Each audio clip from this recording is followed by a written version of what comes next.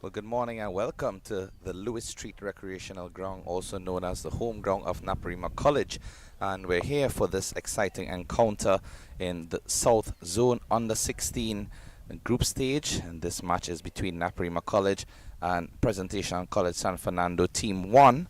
The reason for specifying Team 1 is in fact that Presentation College San Fernando has two teams in this South Zone. There are two groups, Group A and Group B. And this encounter in Group B and the other encounter in Group A, Presentation College San Fernando Team 2 taking on Asja Boys College. So this encounter, we're just about ready to get set. I am Keshav Bahadur Singh, and alongside me is fellow commentator Mr. Dylan Sharma, and we're looking forward to the start of this game. Zion Phillip with ball in hand. And immediately starts off on the target.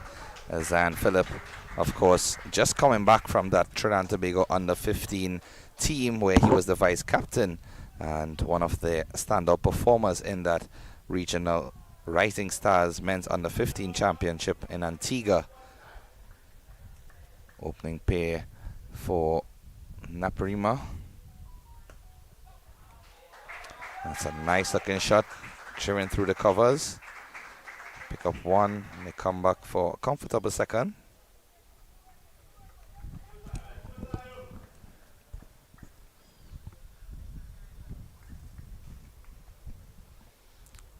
So I say good morning again to Mr. Dylan Sharma.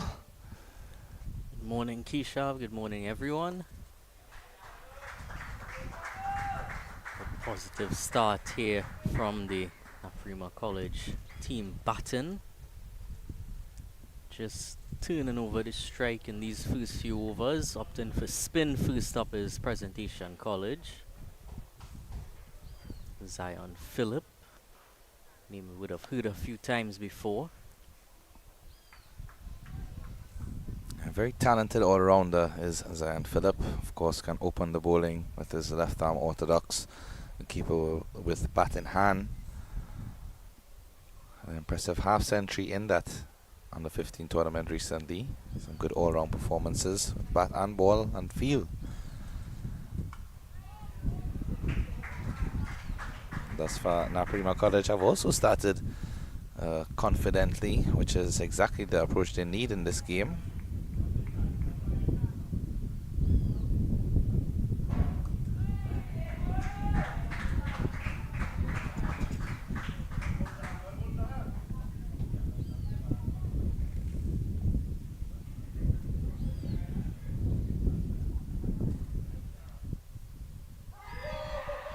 Peel goes up and wicket first over, finishes off quite strongly for Zion Phillip.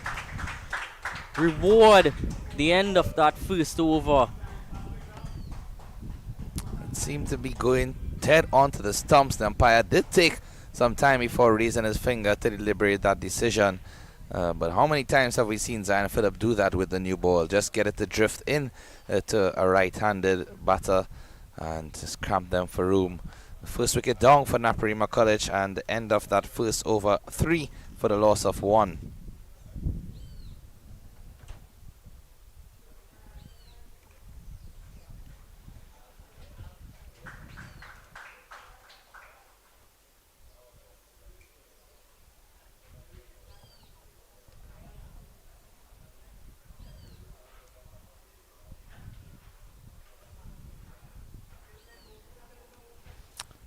That dismissal brings what looks to be the captain of the Naparima College team to the crease.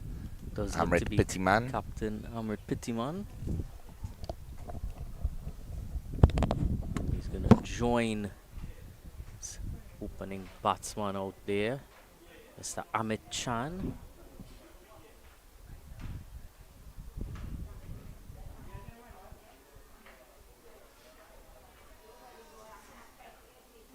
So now about to begin that second over from the southern end of this ground here at Lewis Street, San Fernando.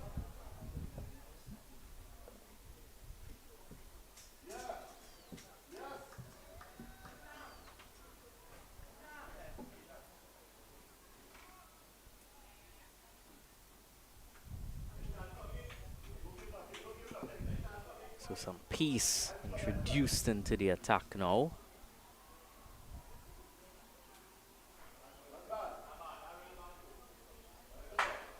Stands just inside that inner circle and now starts his run up. Heavy offside field. Nicely defended into that offside with solid defense right behind that ball. That's Amit Chan on strike.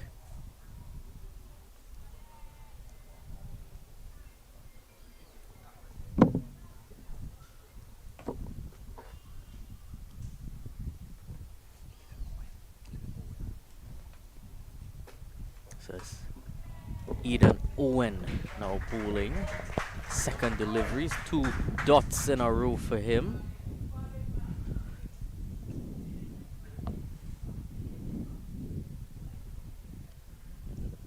Two batsmen out there, Amit Chan and Amrit Pittiman.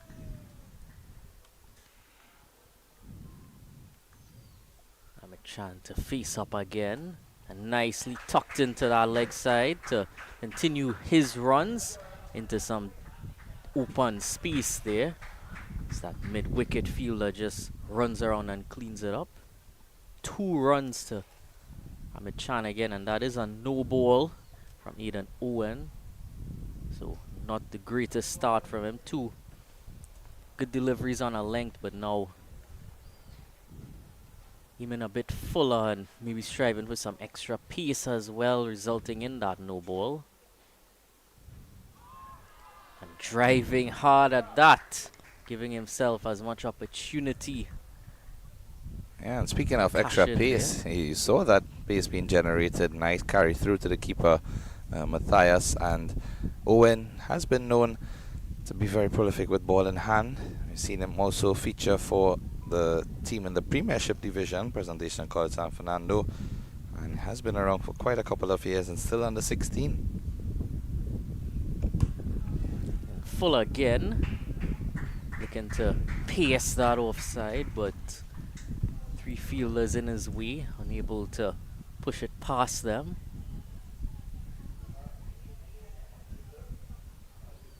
Interestingly, they have almost like a fly slip sort of position just in front of our camera position.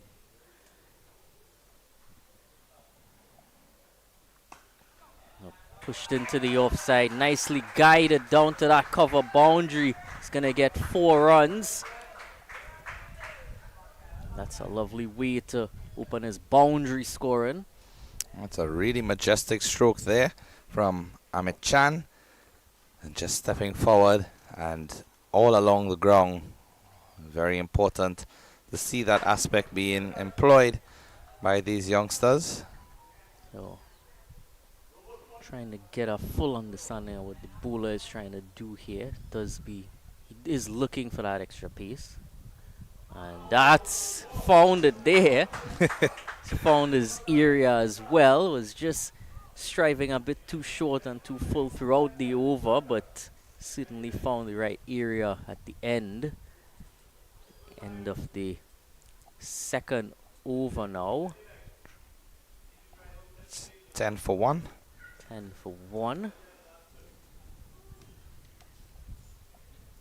Yeah, and the first wicket that fell in the previous over off of that last delivery from Zion Phillip, the wicket of Jordan Julian. Very important blow for Presentation College to strike early on. Julian, of course, would have been a member of that national under 15 team as well from Antigua, and one of their prominent opening batsmen. Certainly impressed a lot of the onlookers, whether in person or via looking on at the Windies YouTube channel stream. Technically competent player, nice strokes, but unfortunately today Phillip, his teammate in the national setup, getting the better of him.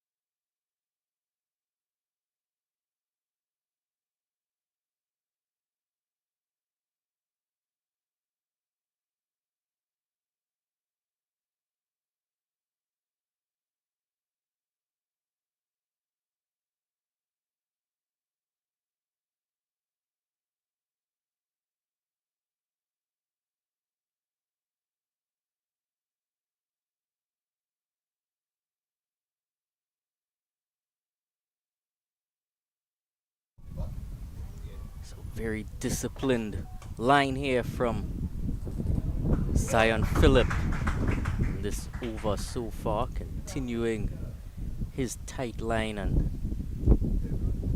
this time to the left-hander Pittiman. That's brilliant there. That third over going down as a maiden, the score remaining on 10 for 1. Pittiman yet to get himself off the mark.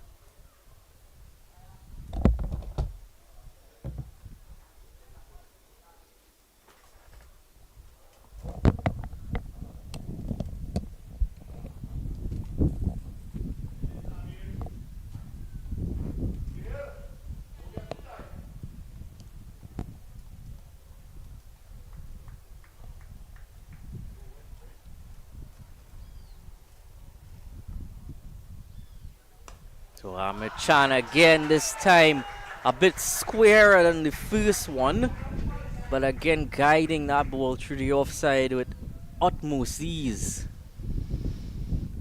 I really like the look of Chan and how he's operating this morning in terms of his confidence and his ability to play those proper cricketing strokes, and especially using the outfield, which is lightning fast. I mean, that ball seemed to have just glistened past the 30-yard circle and raced away into the pavilion for 4.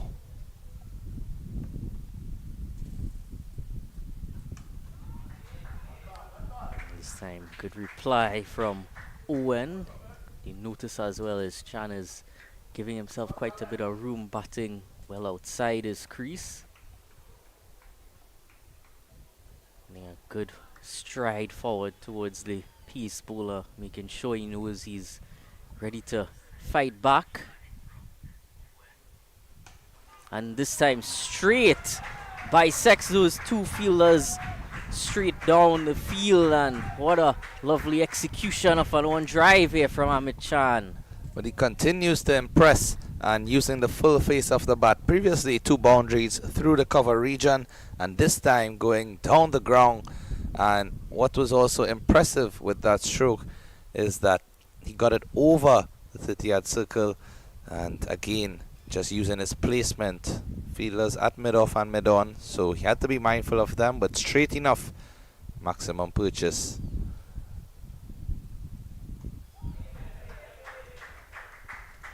Would have definitely been expecting a shorter length delivery there, Chan.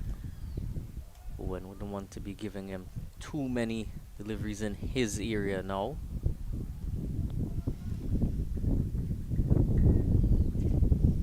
Owen does have a tendency at times to just go a bit too full into that driving length. It's edge, and it's a very awkward bounce for Phillip down at the 3rd man boundary. Went straight to him like a rifle, but did bounce uppishly, and as he braced for impact, tipped over into the boundary ropes for 4. Well, I would have mentioned that fielder down there, sort of fly slip position, Phillip.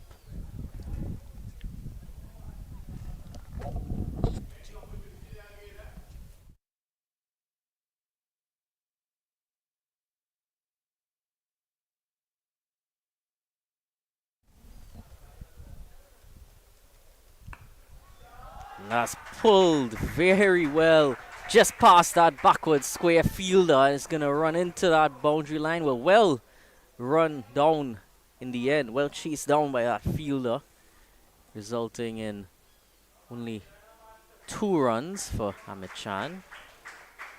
But a good bit of timing and placement there nonetheless. 24 for 1. An expensive over there coming to an end. 14 runs in that over off of Owen's bowling. 3 fours and a double. And all of the runs thus far, well, not all, but majority of them have gone to Chan himself.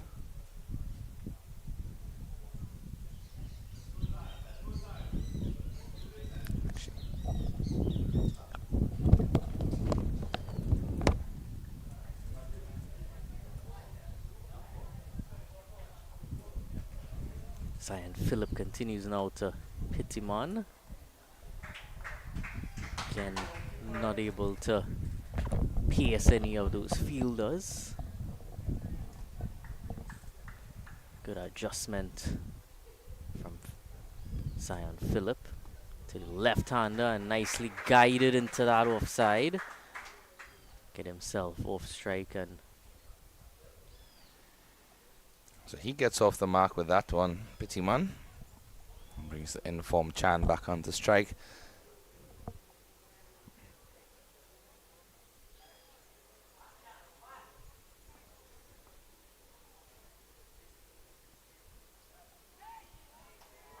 well left. Just coming in to him, wasn't looking to turn that too much, Zion Phillip.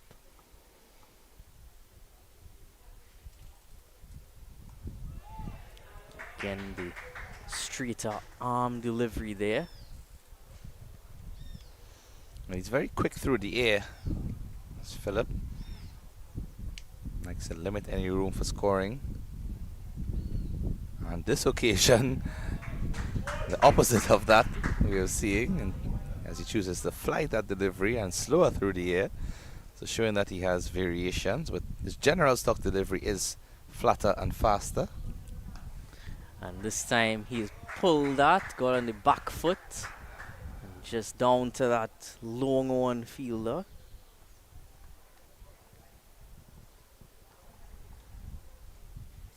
And that's 5 overs going now. 26 for 1.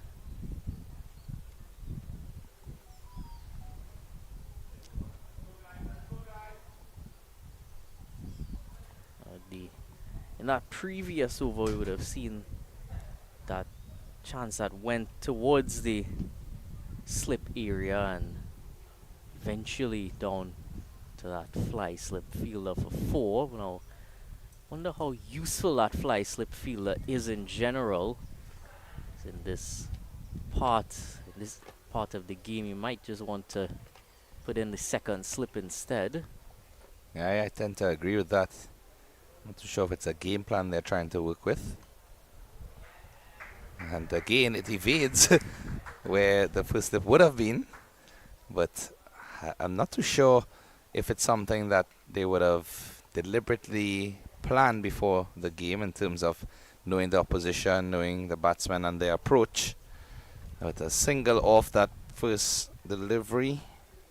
He seems to be doing it for both batsmen. Wonder if he'll stay there now, because now the left-handed Pittiman is on strike, so now he's in a very, very fine leg position.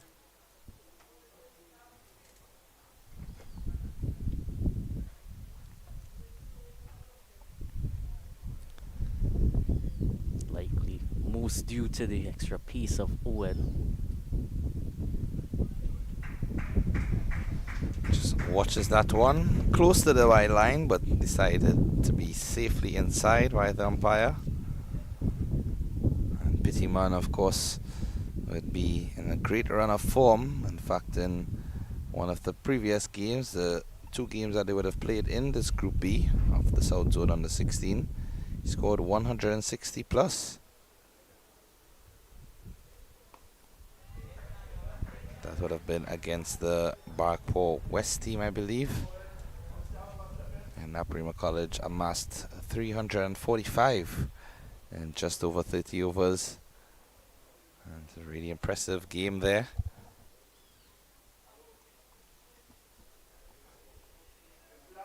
Certainly impressive feat in that game there.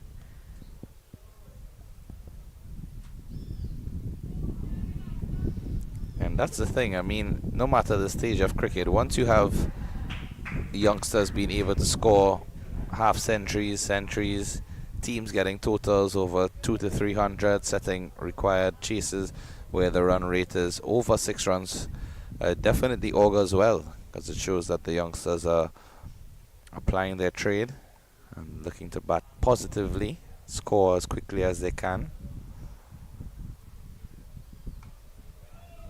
That being in 35 overs as opposed to 50 adds extra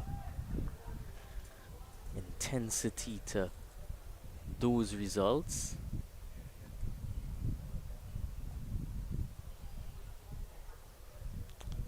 So, no ball there being signaled again. So Owen guilty on a couple occasions of overstepping.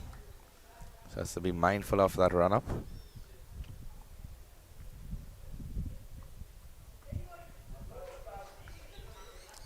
It's a very smooth action. Nice approach to the crease. I know he also played for the Power Gen reserve team in the Premier 1 competition.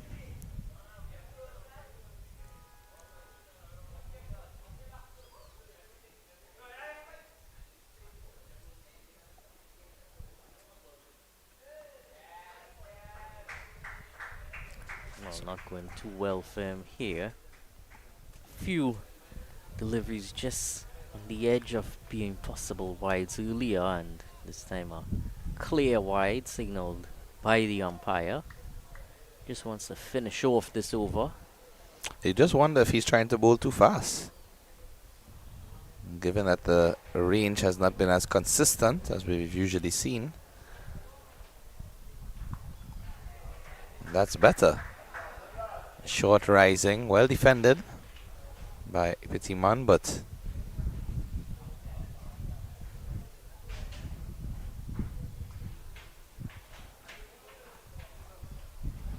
seems as if Owen just needs to be striking here in the last delivery of his third over.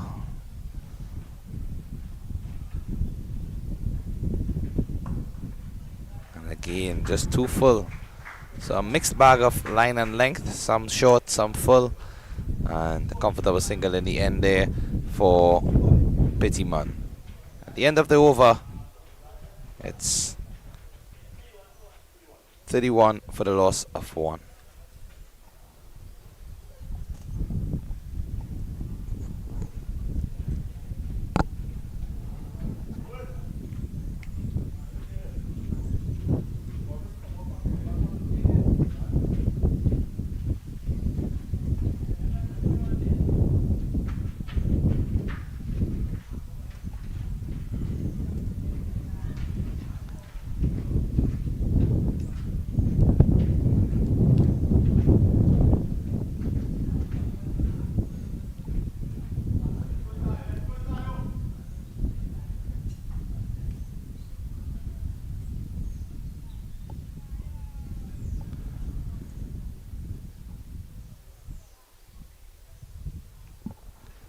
Six overs completed, 31 for a loss of 1.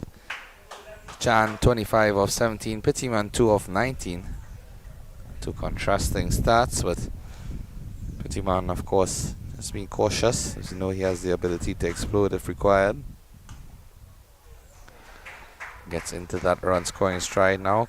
Nice single taken down to mid-off. That certainly is a good game awareness from Pittiman as the captain, wanting to make sure he guides this innings through for his team, and also in seeing that Hamid Chan has started off so well, wants to give him most of the strike and allow him to flourish as much as he can at this point in time.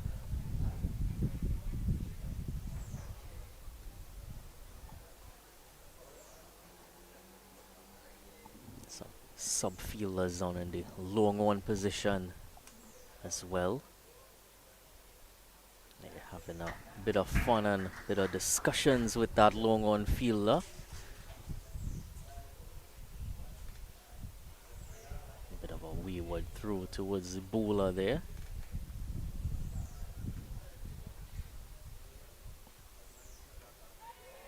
And again, he's really not looking to turn it all that much as Phillip. Even when he does give it a bit of flight, it's just very marginal turn, just enough to cause a bit of confusion in the batsman's head.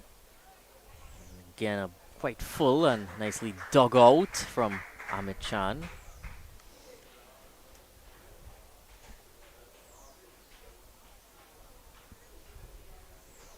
Yeah, it flighted delivery, but it did dip on him. In fact, almost reached a Yorker length. One of those tricky variations you have to be mindful of. Slower through the air, gets the outside edge, and that will run away close to the boundary. Doesn't have the legs to get all the way to the rope, but fortuitous edge there from Pittiman.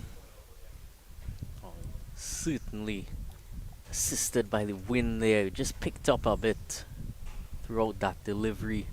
Just coming up to it. Wind would have taken our ball away from Pittiman. Quite extreme. This time tucked from Pittiman. He's gonna look for that second run, and good bit of running. Not the greatest bit of fielding there. Three fielders converged and couldn't quite figure out which one of them wanted it. 7 overs now, 37 for 1.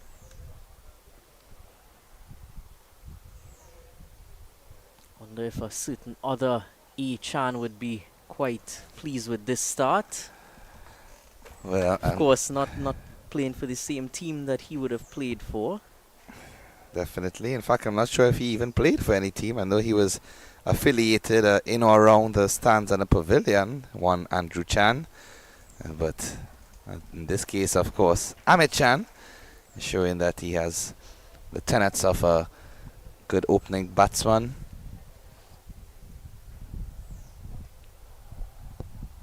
And it's going to be a change in bowling from the southern end.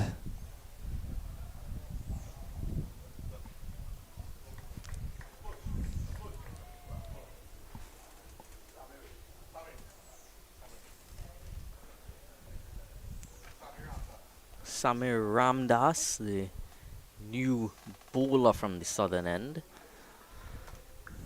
looks to have a decent run up, so coming in with a bit of pace, but certainly not as much as we saw from Owen. I'm wondering if it's going to be spin, in fact. Well, seem to be right about that. And that's a misfield from Owen at short cover. Recovers quickly enough, and they get 2 in the end, but a very interesting run up there for young Ramdas. Certainly caught me off guard with that run up. Seems to be just a couple extra footsteps in that. Usually you tend to see a spinner between 6 to 8 footsteps with their delivery stride. Just has an initial stride there and then goes into a second motion. And of course, by all means, the youngster is entitled to that. You know that bowlers have their unique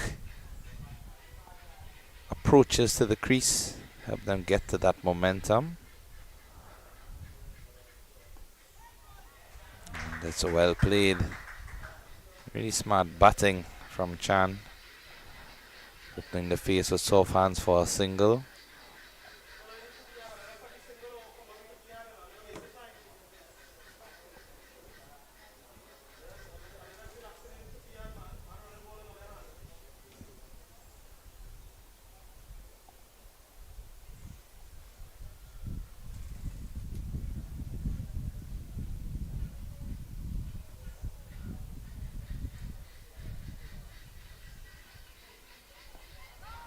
And that seemed to be an off-spin delivery. Initially we saw him bowling back of the hand. Well, certainly gonna grasp my concentration here.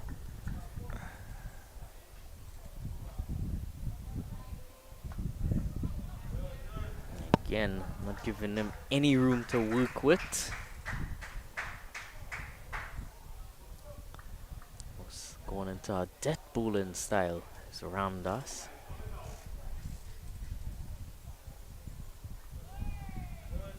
Yep, and finishes off the over nicely with 3 dot deliveries. So decent start from the youngster.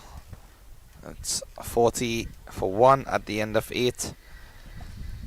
And given the amount of overs that we have in this contest, 35 overs, you would say that projected score ideally for these youngsters, I mean it's difficult given the fact that we were told Naparima College scored 300 and 40 plus in one of the games, so I was going to say average score should be around 200 thereabouts, but Well, would that have been at this ground here, or would that have been at this ground, in fact, well, it's a sizable ground, you know, so I was equally as impressed, because I thought it would have been a much smaller ground or different surface outfield, but it was right here.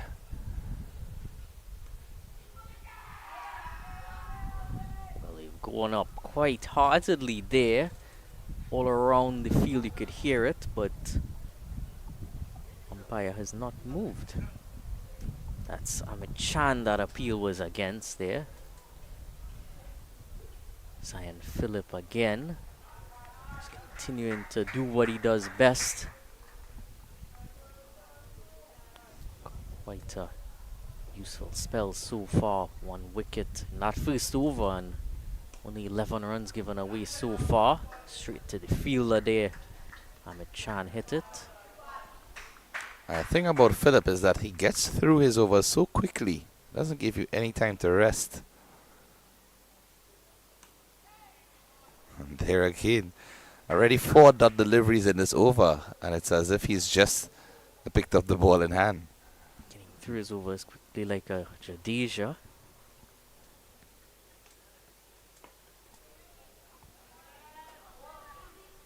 Some hesitation, and throw a bit too high for the keeper to collect. Batsman safe in the end. But you see there the definition of what building pressure and consecutive dot deliveries can do. Of course, 300 score at this ground would have been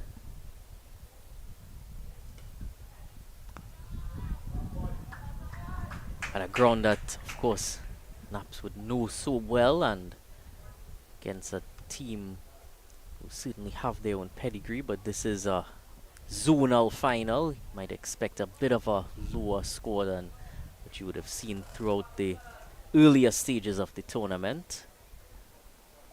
You see there in that previous, that last delivery of that last over from Phillip, some good fielding of his own bowling as well.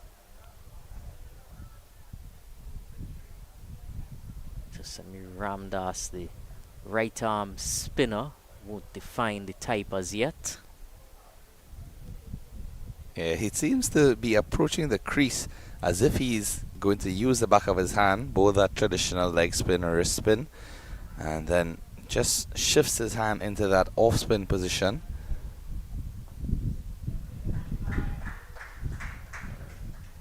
And again, usually when you see that kind of run up, Dylan, you would see that from a wrist spinner. Sometimes where they want to just get that extra push to the crease. You don't generally see long run ups for off spinners.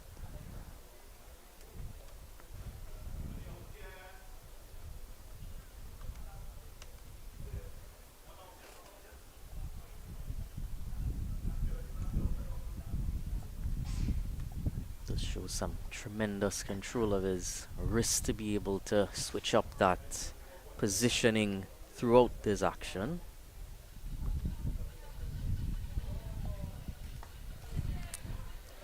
Definitely see that delivery that came into the batsman, even from the trajectory that it was released. You see there again, the batsman not quite confident in that stroke. You see looks to have a stock delivery turning into the right hand batsman, and sort of trajectory it comes from as well doesn't look as if it's a googly, sort of does drift away slightly.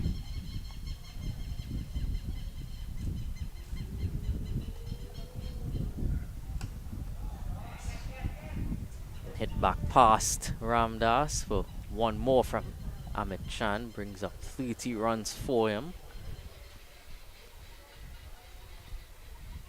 Pittiman 2 deliveries until we reach up to that 10 over mark. Just 1 wicket loss so far for Naparima College. So after that early wicket, some good recovery between these two, captain as well as his star opening batter.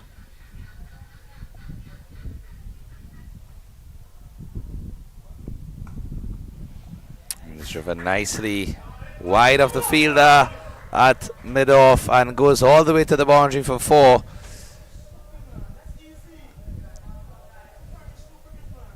seemed to be approaching that ball a bit too casually there. And a nice stroke from the skipper Pittiman, meeting the ball at the full, feet outstretched, and nice placement as well. Anything down to that part of the field is running away very quickly. And similarly on the other end of the field, as this one passes the keeper, and just wait for the signal from the umpire, and it's going to be 4. So seems to have just gotten some bat on that. 2 consecutive boundaries for Pittiman. Certainty I know about those 2 deliveries is the coach was not happy with either of them. Nor with the supporters in the stands. Some of the parents of the Presentation College San Fernando Team 1 just encouraging these players out there to put more effort, give more impetus in the field.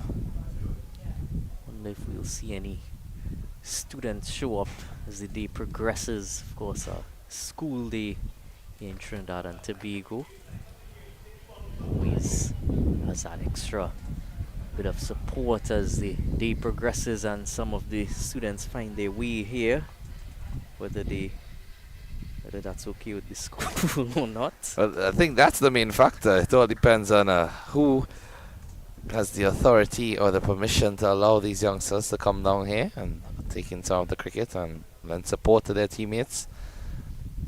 And speaking of support, that up stump is rooted out of the ground, and that will need some more supporting when it's put back into place. What a delivery from Zion Phillip. Chan has to go. Into his 6th over, Zion Phillip, and not relenting at all. 2 wickets now for just 11 runs for Zion Phillip. Amit Chan tried his best and took good advantage of the pace bowlers, but they seem to be quite in a spin here against spinners. 50 for 2 Naparima College, and new batsman Irion.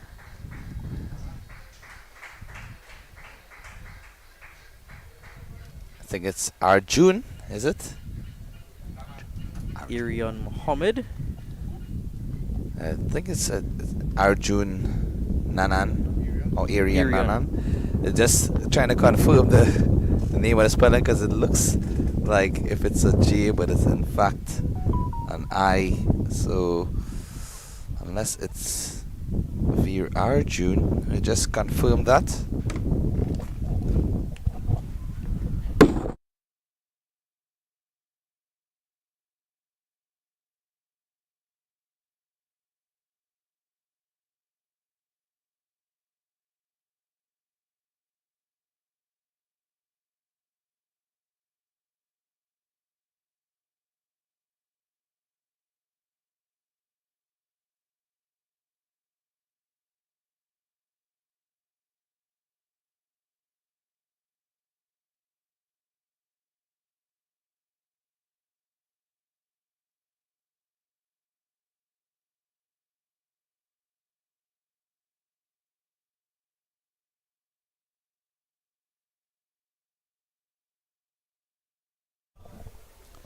So confirmation is Veer Arjun.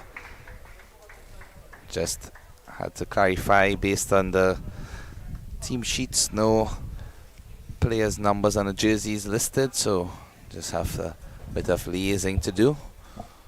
But all's well. That ends well, and Zion Phillip strikes again. Another wicket in the over for the youngster, and really well bowled indeed. That one going all through the bat of Veer Arjun, and he really wasn't able to last too long at the crease. Just a couple of deliveries before that one. And my word, Zion Phillip here continuing in his usual fashion. Take a look at this one again.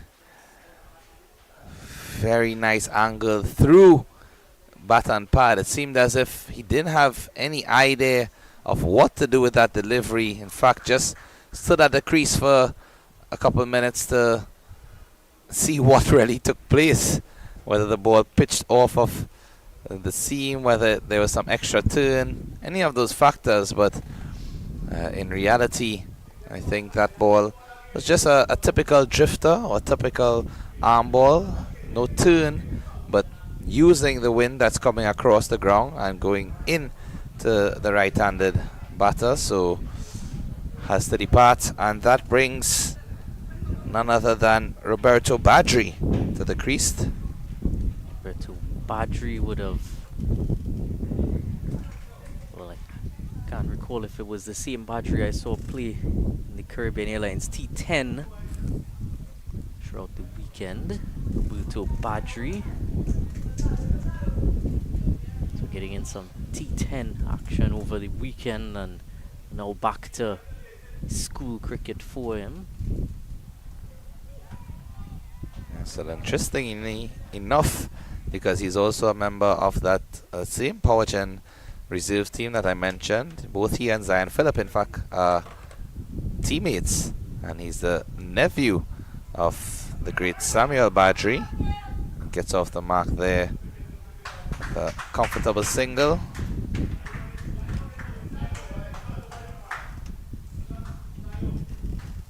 Bring the score up now to 51 for 3. 2 wickets in that over from Phillip.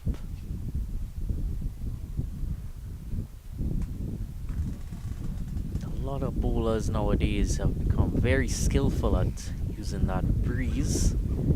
Sometimes you wonder if they use it a bit too much. A lot of bowlers nowadays you see don't turn the ball as much. Both effective ways of getting your wickets, of course.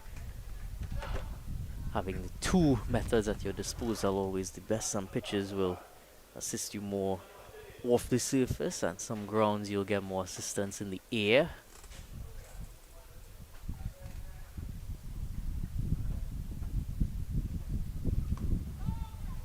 So Ramdas again.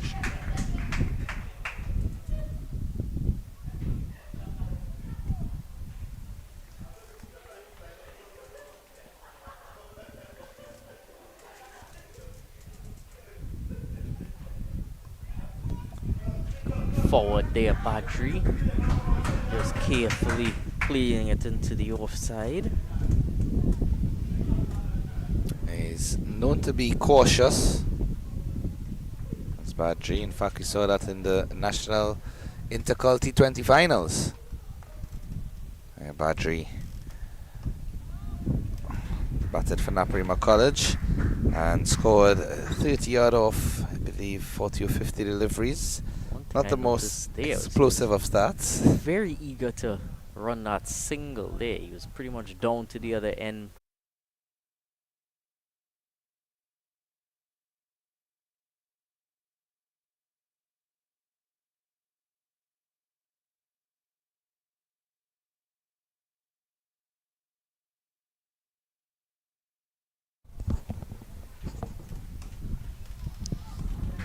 Phillip again with consecutive dot deliveries. Already 2 maidens in his spell, and at this point approaching another maiden. And he finishes off exactly in that manner. Badri unable to score off of him, and finishes the 13th over. And Phillip 2 for 7. Really impressive. 7 overs, 3 wickets, 12 runs. He's been the main destroyer, and with those sort of figures, any day you'd want that from any of your bowlers. Of course, this being a 35 over affair means that he has completed his spell. 5 bowlers would be allowed 7 overs each.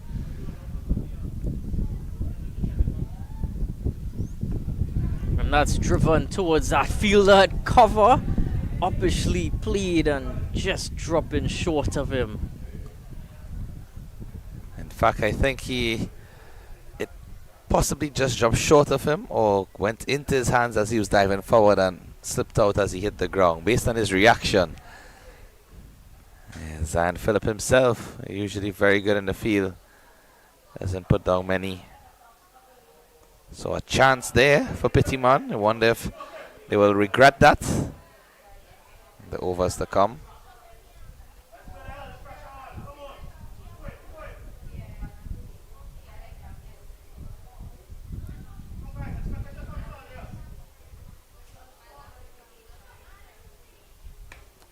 It's a low full toss and played smartly from Pittiman down to the cow corner region. Was hit upishly in the air, but safe enough as no fielders positioned there.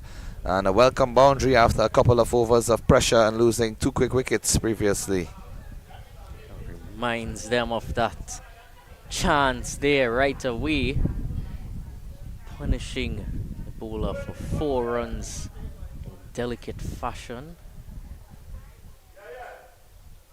As well as look at from Phillip, he was able to do that at the beginning of the innings as well with the new ball. Anything that might have helped him to drift it in. It's always more valuable when you get those breakthroughs early.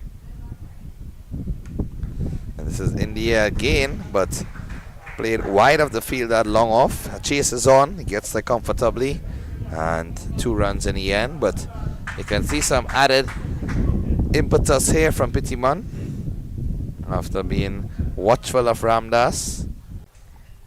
And some of our colleagues across in St. Kitts would be pleased to see those type of deliveries. I wonder if they'd be pleased with the dippers.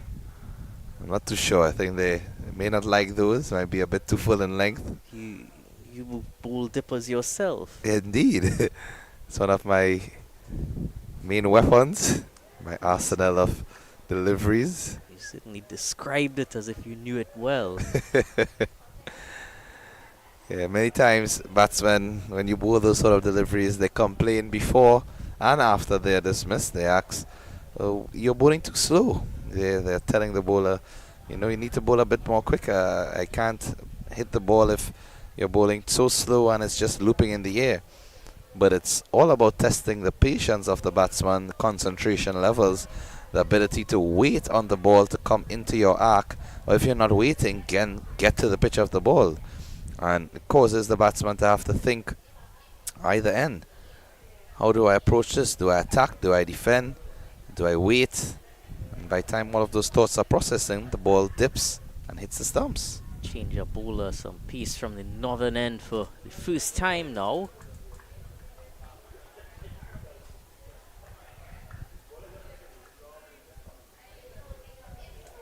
There's a skill to be able to bowl quite slowly as well. Some bowlers you almost wonder comes in again.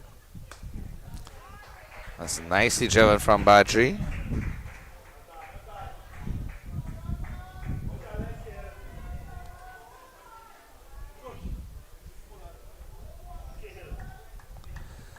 Bowler Cahill Thomas would have been part of that national under 15 setup previously.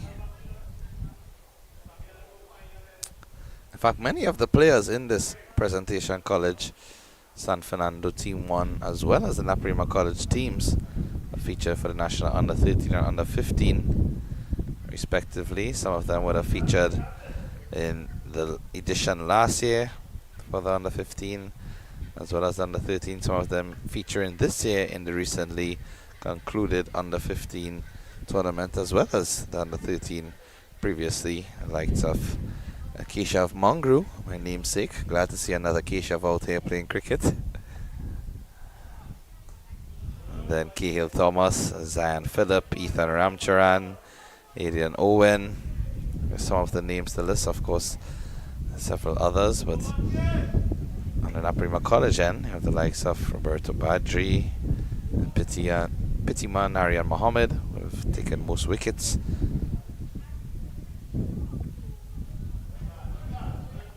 And of course Jordan Julian. So wealth of talent on display. Lots of very capable youngsters. You might think it's just the under 16 level, but the amount of cricket that these youngsters are playing these days, 2 to 3 times during the week, training on evenings as well as playing for different clubs on the weekend. So it's really something to behold.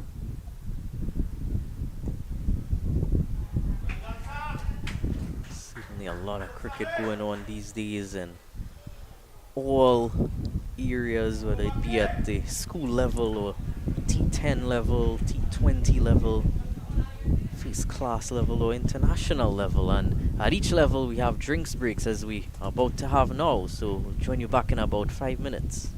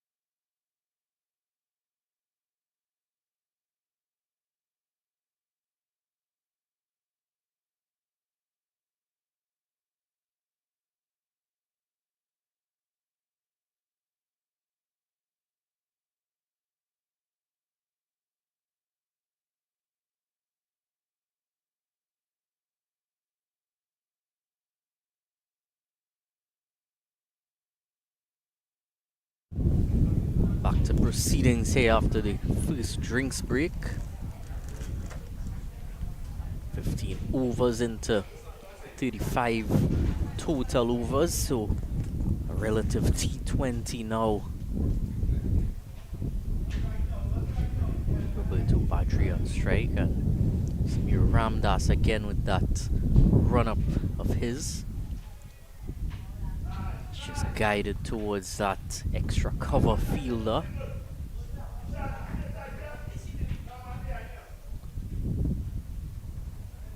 He's had two fielders at mid-off and long, and middle one now push back. Just defended again from Roberto Badri. Those deep fielders at long off and long on, as well as two boundary sweepers on the leg side and off side. Apart from that, everyone else inside the circle. Tossed up quite generously there, and Roberto Badri will just utilize that easy delivery and guide it into the onside. Captain Pittiman now 41 deliveries into his innings. He's back on strike. We'll see if he's back in the mood after that break. Always have those slight breaks in concentration after a drinks break. Ramdas stays over the wicket to him. And again pitched up, almost a full toss delivery, and swatted down to that fielder at long on, who runs around to pick it up. They head back for two. So Pittiman is going to continue in his usual fashion, and Badri, as we've seen, also in his usual fashion, likes to rotate the strike. Not really one of those power hitter players.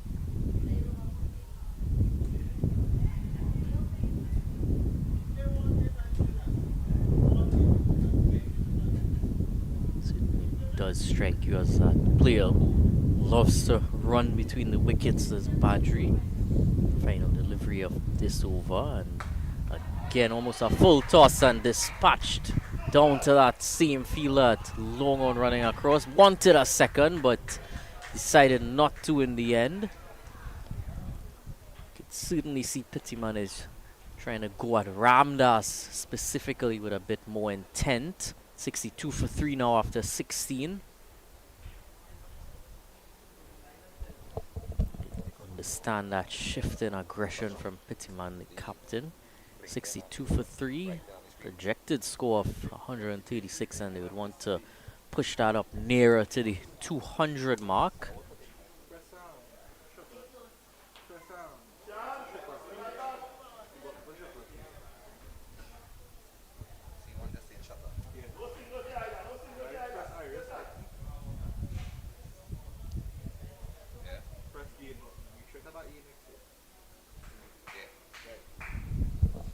So Cahill, the second over now, and cut away from Pittiman, but towards that fielder at point.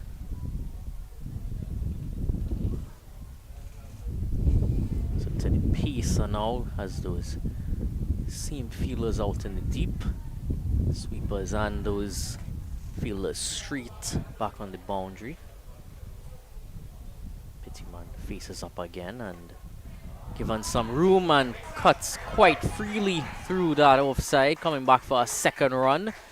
And well fielded on the boundary, so certainly getting to utilize those legs, both of these batsmen.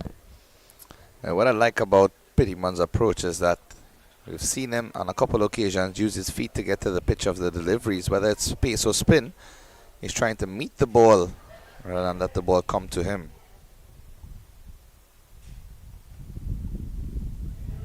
Well, not quite timing that one on that occasion there. Byes signaled by the umpire, didn't make any contact. To me, it almost seems as if he's trying to push forward to the spinners and play the pieces a bit later. Yeah, it seems as if he's just waiting on that back foot for the pacers, trying to angle the ball into the gaps.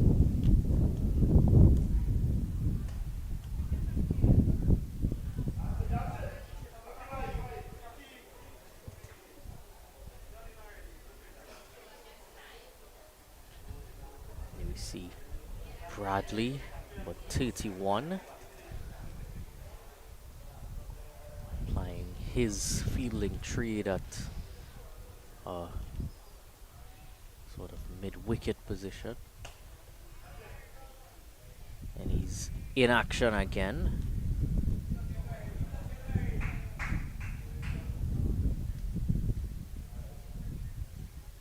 Bradley Jaggeraut, that was. You saw just a few moments ago, and we see umpire on screen as well.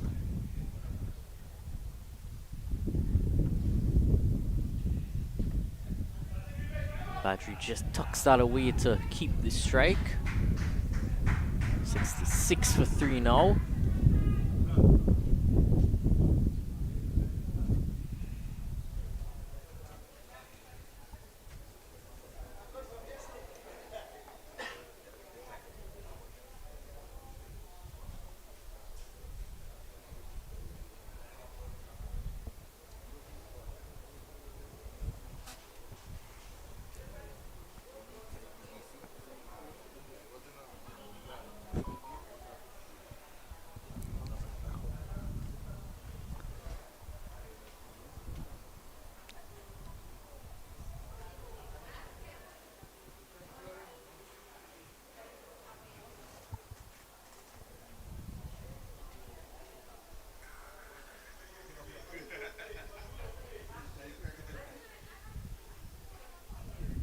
And that's up in the air from Badri and caught by the fielder, is it?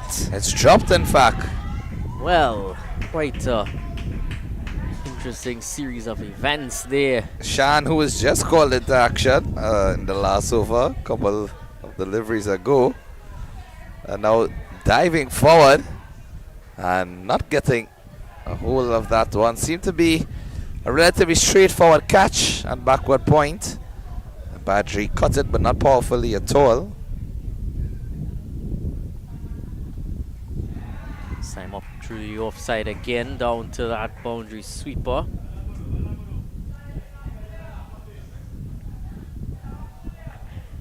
No reward as yet for Ramdas into his 6th over. And that chance score begging there. And he certainly bowled better than his figures would suggest.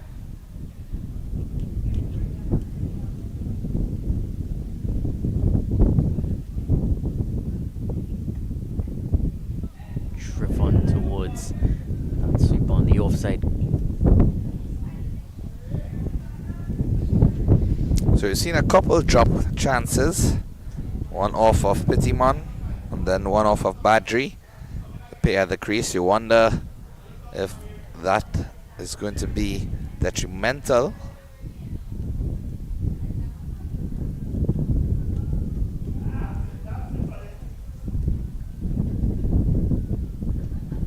Both Pittiman and Badri living charmed lives right now.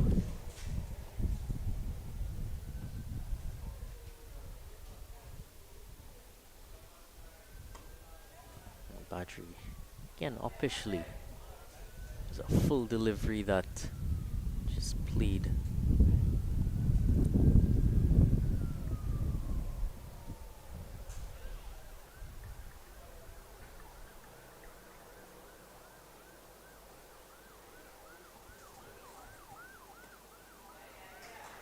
Clipped away again. Just for one into mid wicket. 69 for 3 now. So just one over for Ramdas before he completes his quota. And they're getting through their overs quite quickly. Gonna have to see him turn to a new bowler at some point. So we see that nap sign on the hill. Of course, this is the home ground for Naparima College, the Lewis Street ground.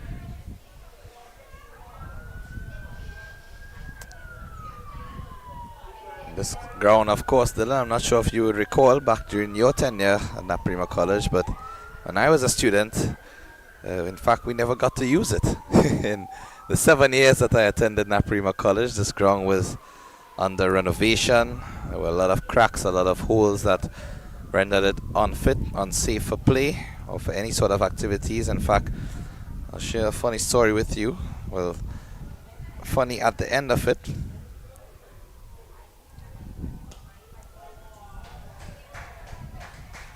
Nicely. Well, Badri just slipped a bit there on wanting to come back for that second run. In the end, would have had to turn back anyway. Yeah, so when we were in Form 1, Dylan, the first term in Form 1, within the first month of school, we came down to this field here for physical education class. Just have a bit of a kick about with the football.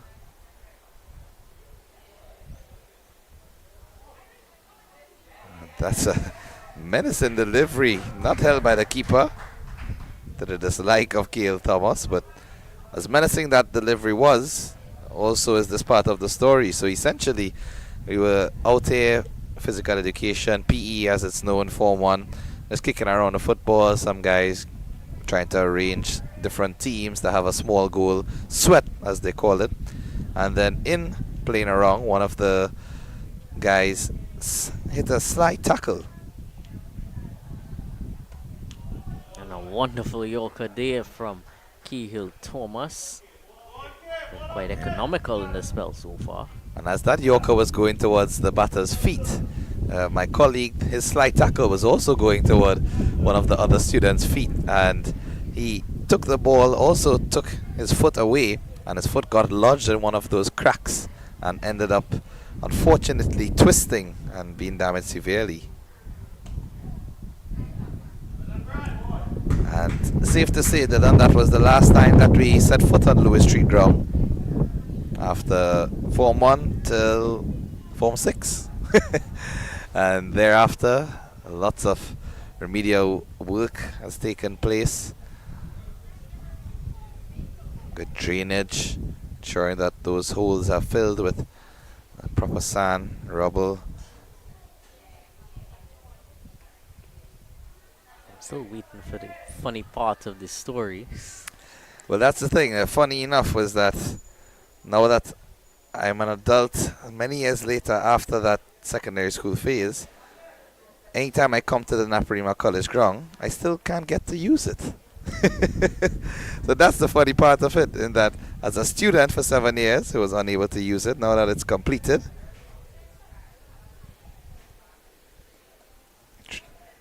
pulled away from Badri.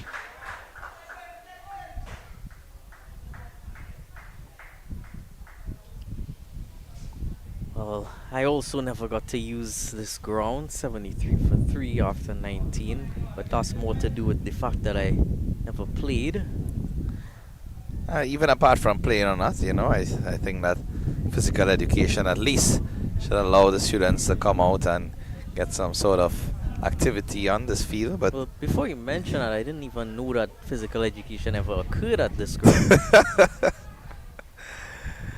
But I know in my first few years as well that they didn't really use this ground much for any activities, and I think at that point as well they were holding sports days right inside the school. Yep, and we had to use the Maniramjan training ground, a stadium, Muskina Park, or several other facilities. In fact, for the cricket teams under 14, under 16, and Premiership, we had to use. Of course, it's a bit funny now that Maniramjan is now not in use, as you would know. Yeah, I wonder if it just happens to be twist of the tail, irony at its finest. As a home ground for all of the age groups, we had to use the Hillpiece Recreation Ground in Hermitage, as well as Chapman Park, or HYO. And for the Premiership team, we had to use Wilson Road Recreation Ground. So there were times where, as the home team, Naparima College, we would have reached our home ground and the opposition was already there waiting.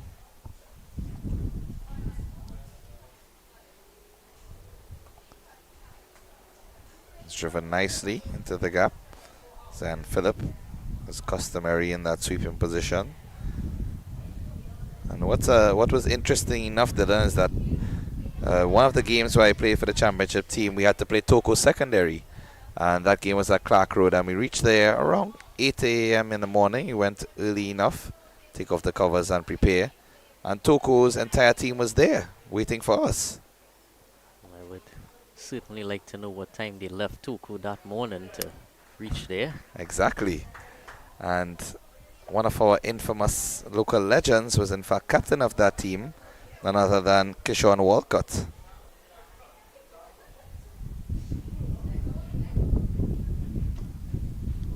Well, now I know where he got all that arm strength from. Would have been from playing cricket back in the day. Yeah, certainly. He was a man of many talents. In fact, I recall even back then, he was a very tall, strong, towering figure. And they said that he played every single sport that Toko had to offer.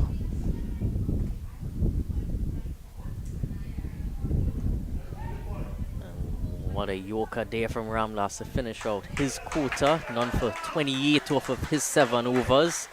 20 overs now Naparima College have batted. 75 for 3. Pittiman just seems to be a bit stuck here. 27 from 53. Looks quite comfortable at most times, but does play a few streaky shots while looking to accelerate. Of course, now having played out Ramdas and Phillip, wonder if there's any more spin to be bowled from these Presentation College bowlers. Gonna see Cahill Thomas continue from the northern end, but still need to introduce a 5th bowler into the proceedings. And I strongly suspect it may be Ethan Ramcharan, who wicket keeps at times, but also bowls leg spin, as we saw in the men's under 15 championship. Ramcharan was used by the Trinidad and Tobago team quite often for his leg spin variations. Well, I definitely have to refer to your knowledge of that tournament. I didn't quite get to see Trinidad play as often. Yes, I recall you had all of the different islands. Got to see the regional talent on hand. Defended there from Badri. Yes, I would have been quite impressed with Riaz Latif from Guyana. There's another Latif as well playing in the West Indies Breakout League. Riyad Latif. I believe it's his older brother. 2 leg spinning brothers. Spin twins to another level.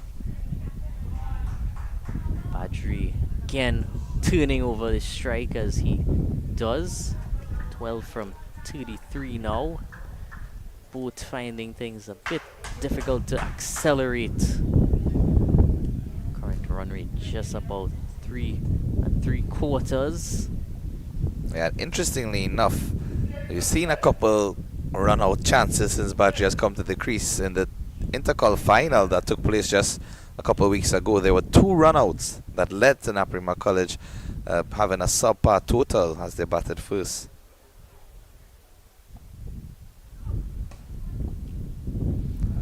Of course, it's difficult to lay blame on any specific individual, but on 2 of those occasions, Badri would have been still at the crease while the other batting partner would have been run out. In fact, Pittiman was one of them, so I'm sure he would just be remembering that. Don't want to repeat. Oh, nicely guided there from Pittiman, given a bit of width and bit of length as well, and allows him to run through for 2. Could have probably gotten 3. It did slow up in the outfield a bit. As well in that area, you could see a few wet patches where the fielders would have just been slipping around a bit. Only seems to be in that area of the field. The other corners, very lush and quick, lightning fast outfield.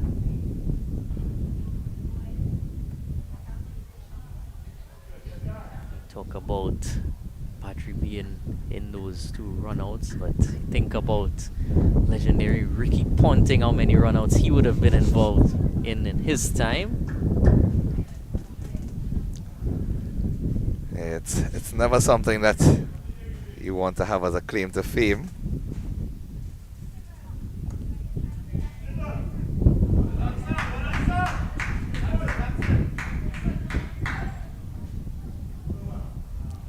Overs now, 78 for 3.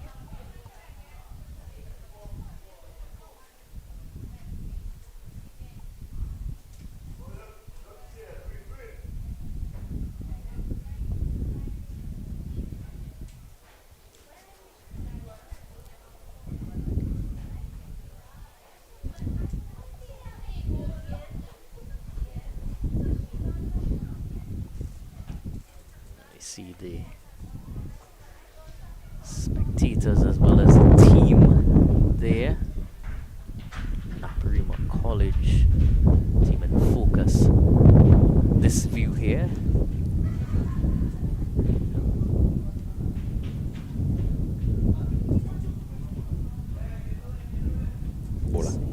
New bowler now coming into the attack from the southern end.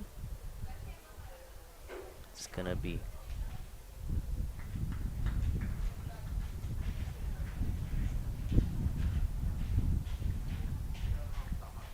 Shan Pranav Ramtal. Definitely more spin being introduced. I still haven't seen Ramcharan being used as yet, so I wonder if they're keeping him back to the end with his leg spin to try and tempt the batsman, see if he can get some wickets, as they would want to be aggressive. Well, it's almost off the pitch.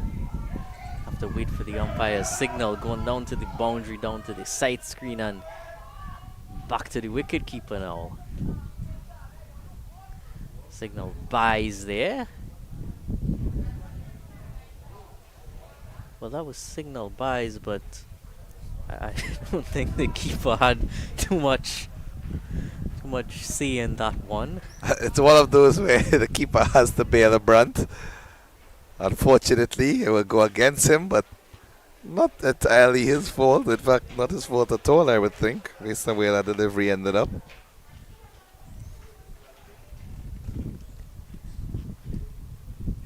I hope the reason we haven't seen Ramcharan is because of the left-hander being out there. That's a really good take. Well, I think he should get the buys removed from the previous delivery for that take. Yeah, he certainly made up for it. And we say made up for it, but it wasn't even his fault again, so. The first delivery was over the wicket from Shan and moving around and not able to adjust either. This time again he's straying way too straight, and Pittiman able to clip that away so easily. He's fed that one to him. Shan has served up some brunch for Pittiman and has helped him to accelerate. And skipper Owen just having a chat with him. And some shouts of encouragement from his teammates. Not accustomed to seeing him bowl this wide.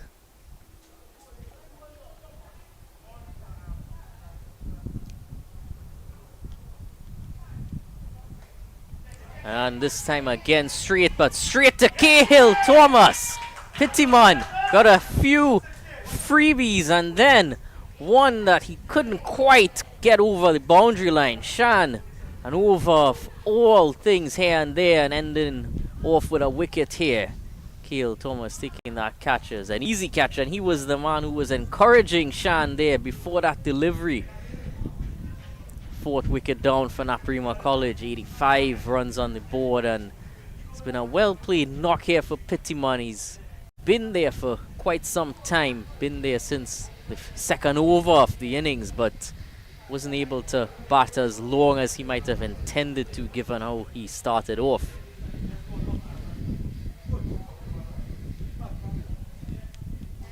Yeah, really important wicket there, because it seemed as if Pittiman was getting set to launch in the last few overs, and I think he would also be very disappointed with himself after that over with the manner in which Shan started.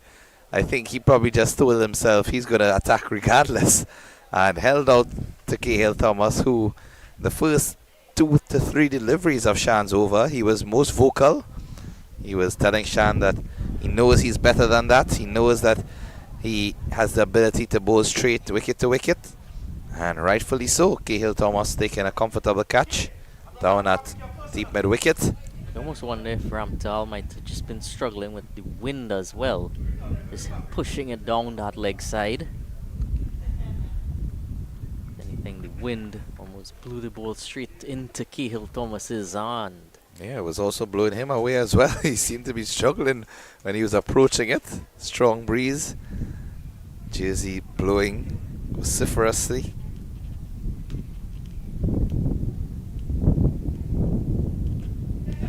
And this time is going up over the offside to Thomas yet again. Area Nanan wasn't quite in control of that shot.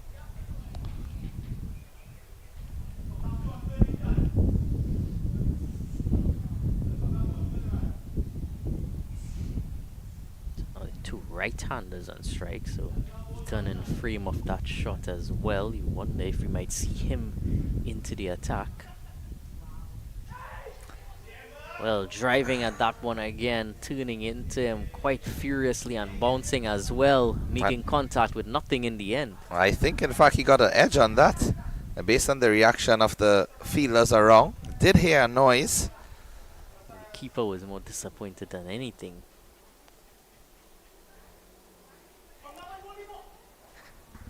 Disappointment showing there, as I think he was reluctant to even grab that ball. Seemed to have probably just given up on it. Well, there's not many well wishes between the fielders and the bowler there.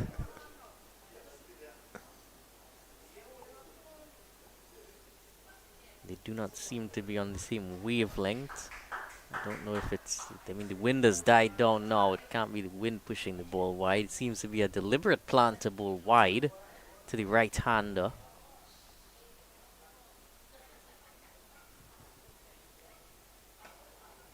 This time it's pitched up, full toss, and safe in the end from Badri.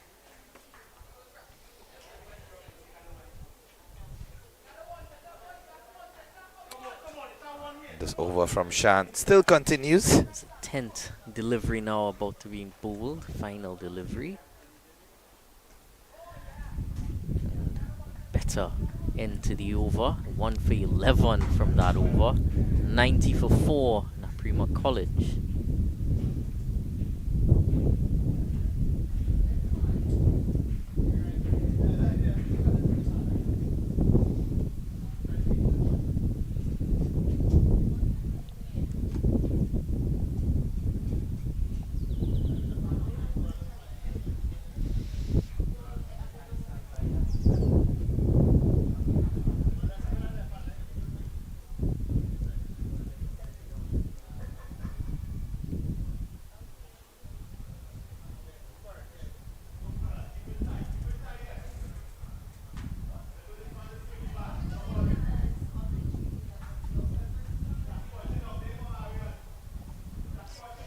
Cahill Thomas, after taking that catch, now back to continuous spell.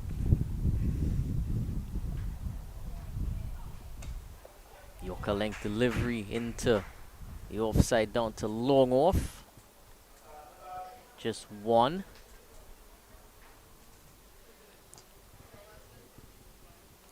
Nanan certainly not quite finding his flow at the crease as yet.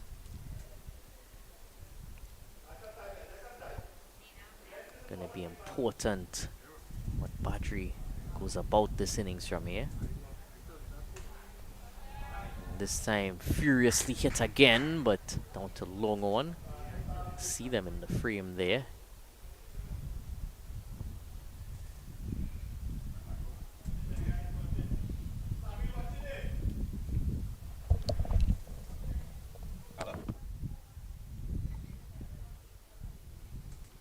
So Cahill Thomas again, and it looks like that was a slower delivery he tried. Definitely came out of the hand differently. Not sure if it came out exactly as he expected, but safe enough in the end for a dot ball result.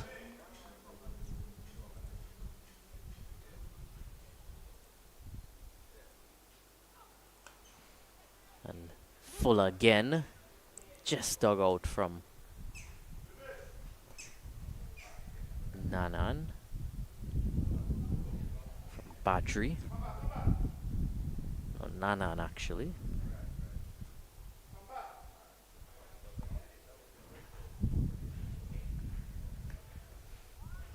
Cut there from Nanan.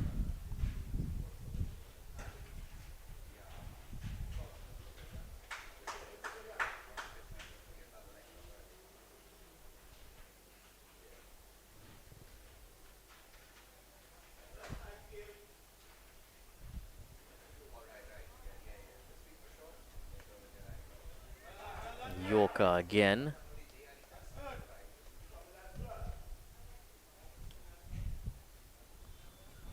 Cahill Thomas keeping things tight. Hasn't gotten any wickets as yet, but he's bowled very economically.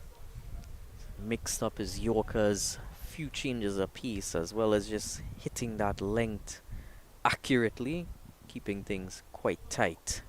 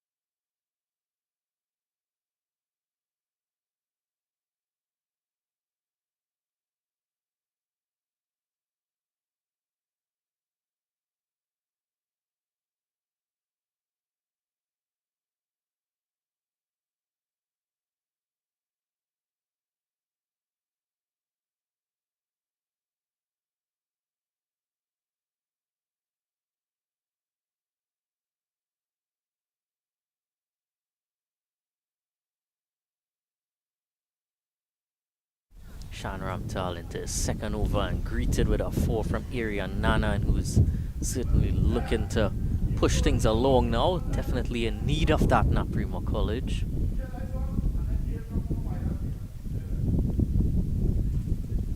Strong offside field here from Ramtal.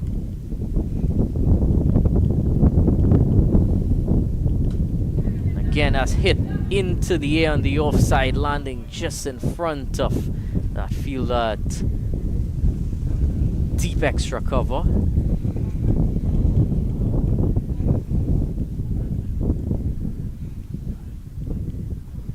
So both Badri and Nanan looking to strike the ball a bit more aggressively. Badri coming down the crease that time and just pushing it down to that field on the boundary. Interestingly enough there, you saw the ball just hit one of the cones on the edge of the 30-yard circle. I wonder if that happens and it causes any untoward deviation, what would be the outcome? And again, has gotten down on his feet there. Played that through the covers for another run. Never seen those cones in use too often for cricket. Not really seen it cause too much of an issue when I have. And a reverse sweep attempted there. Half an appeal, but not too confident in it. And most times I've seen those cones used would in fact be for warm-up or practice games. Looked to be striking him outside and marginally bouncing over, and he's going hard at that as Badri down to low one. And it's been misfielded there on the boundary. It's right on the edge of that boundary line. Coming forward to that, hitting it with a straight bat, and fielder down there just not getting his hand placement right. 106 now. This score, 4 wickets down and 24 overs completed.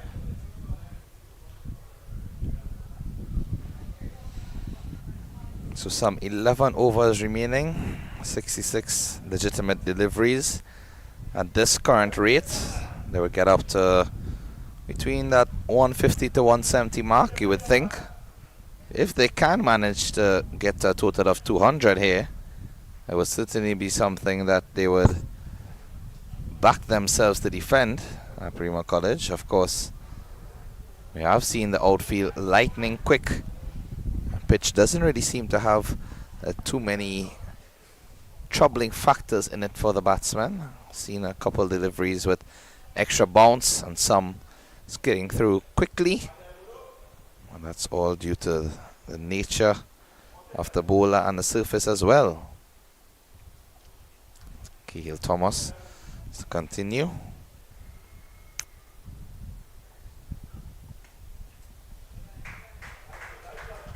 Full delivery again. Thomas has been very good so far.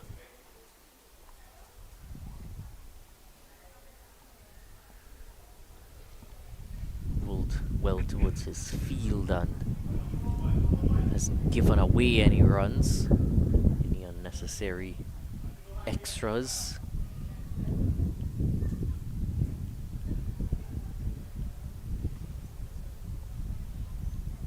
This time a definite change of pace for him again. So I'm executing that a few times before.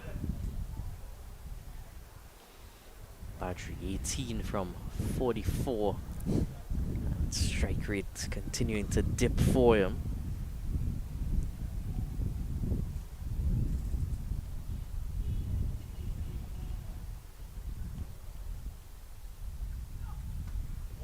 Advancing, but hit straight to that fielder again. Now I've seen this a couple of times from young Badri, where he is a capable batsman. He does have the ability to bat, but I think in terms of rotating the strike is where he struggles a bit. Sometimes tries to hit the ball a bit too hard. And even so, when he doesn't, then he hits it straight to the fielders, as you've seen on the first 3 to 4 deliveries of this over, as well as many of the deliveries that he's faced. In fact, that strike rate, as you mentioned, Dylan, would be under 50, most certainly, and I think nearing the 30 regions, thereabouts. Not too good at my mental mathematics after secondary school, but definitely need to improve on that. At least be 50 and above in this 35 over game. And pulled away from Badri, but again straight towards that fielder. Saw that deep backward square. That's as deep square as you get, really directly behind the square leg umpire. Not too far back or forward. I think he's directly in line with the square leg umpire on the boundary. Interesting position. Strike rate just around 40 is Badri, but Nanan has hit that hard. Straight towards long on though. They both seem to be finding the fielders quite frequently. Nanan only got that one boundary away earlier.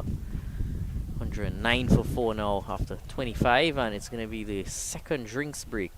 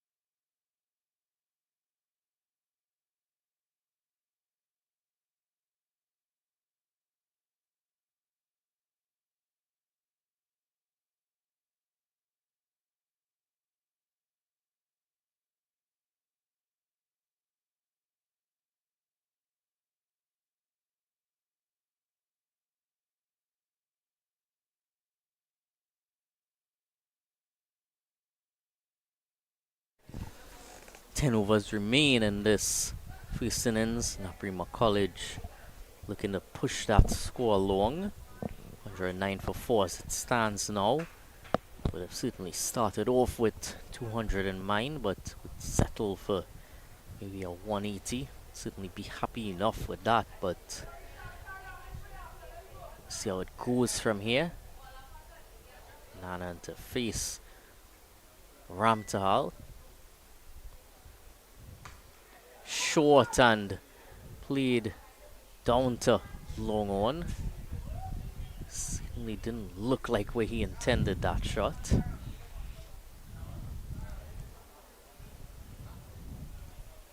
was played back past the bowler actually, but couldn't get a hand to it.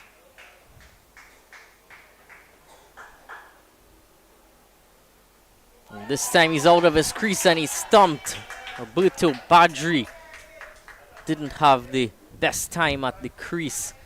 19 runs only to his name. To strike rate quite low.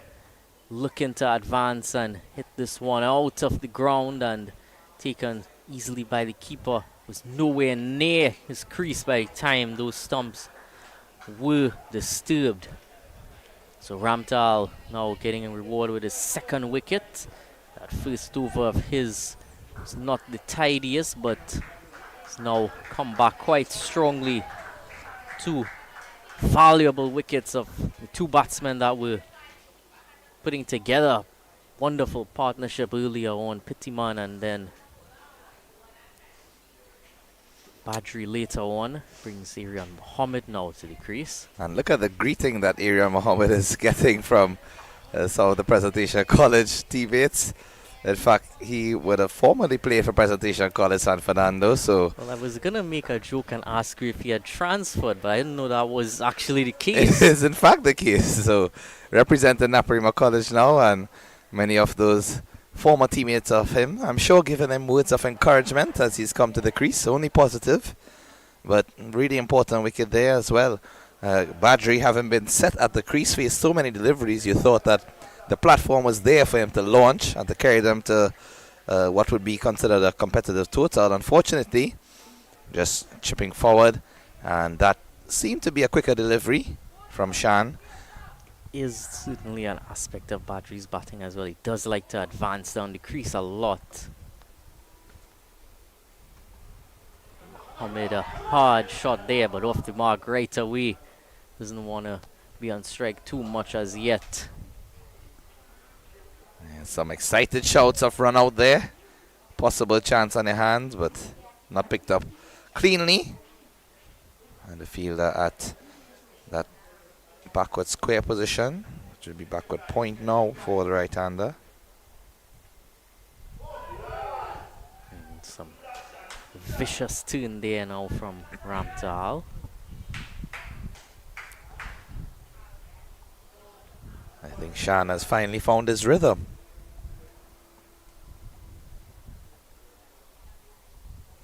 And up in the air this time. The fielders in the deep are coming in, but they'll land well before them. Come through for two area on Nanan.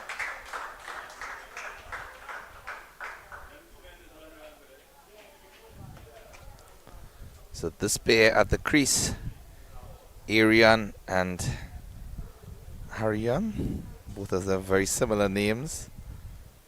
Seem to have a good understanding of running between the wickets as well. Again, hit through the air, down to long off, and they'll come back for two again. So good running being shown by Arian and Arion. 115 for 5. Still looking to push the run rate along, regardless of that wicket falling. Well, one ball to go in this over still.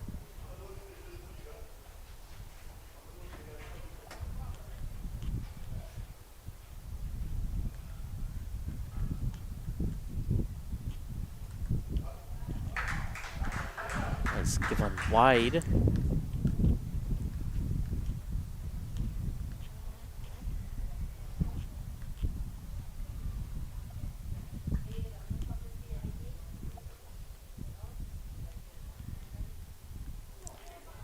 again, he's rushed him there with that flatter, faster delivery. They'll sneak through for a single. Did you get any bat on that? Looks as if he would have gotten some bat on that. So 117 for 5 at 26 overs. See some more of the players this time from the Presentation College side, waiting if they're needed. See a Red Force hat as well on Alves Kalipasad. Yeah, if it's one thing, they have come out in their numbers. 4 of those guys there off the field of play, as well as one other of their teammates assisting with the scoring. So a full complement squad out here. Presentation College San Fernando. That's the biggest squad I've ever seen. Indeed. But I think when we were in St. Kitts, Dillon, we saw the biggest squad that we ever saw because Raheem Cornwall was included in it. There's a bit of a conversation going on with the umpires and some of the players. So I think the umpire was just consulting with the skipper as to whether the pacers were required to bowl any specific amount of overs. And I think after that initial deliberation, he's decided that it's fine. Yeah. Owen is going to continue. So it's Eden Owen now switching around to the northern end. Cahill Thomas completed 6 overs, 16 runs, coming off of those 6 overs. So switch of ends for Owen. Let's see how he goes from this end. And that flew off that outer edge down to that fly slip that he's had in place ever since his first spell. And this is the first time that we have seen him actually come into play.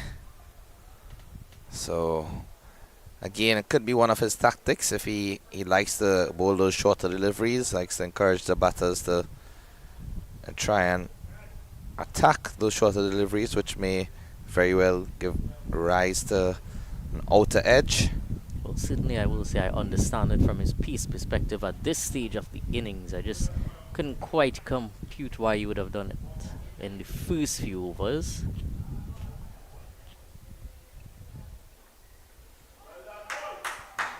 Just beaten Mohammed there. Certainly have a few words of encouragement to him after completing that delivery.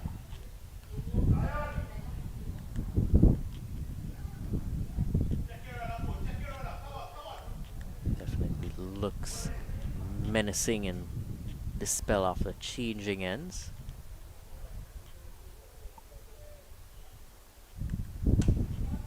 Hit hard from Mohammed, hard down to long on. Bit of a fumble allows them to get 2 quite comfortably in the end.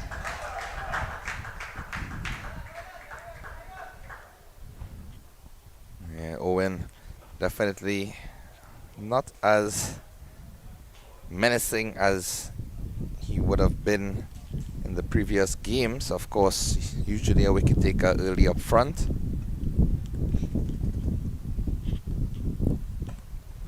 Driven so beautifully there from Mohammed.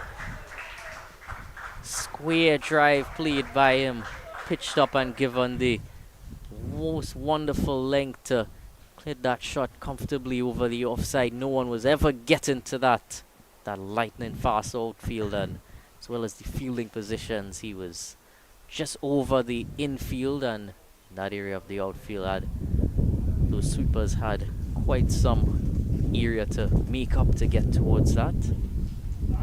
Apart from the long off, long on and boundary sweepers, fly slip in place. So those are the 5 deep fielders. You have a pointer backward square. And that's hit. That's hit so hard. Is that going all the way?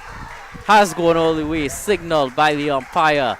Arian Mohammed has come out with intent here and certainly wants to remind his former team of his quality. Well, that has gone all the way over the road into the car park, and in fact almost bounced into the building that's located on the opposite end of the car park. So a really lusty blow there from Arian Mohammed, and showing that he has the ability to use those long levers and deposit the ball with quite some ease. Massive strike there from the youngster. I think that would have been 6 on any ground ideally. Well, good thing he hit it so hard that it cleared the drain, because it going into there would have been quite difficult to retrieve, would have probably needed a new one.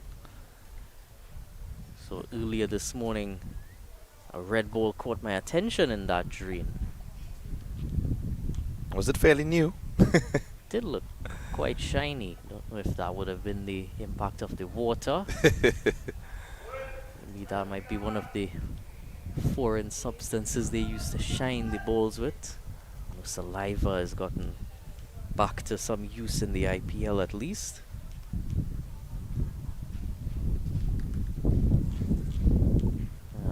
Gust of wind has almost knocked Aidan Owen off his feet.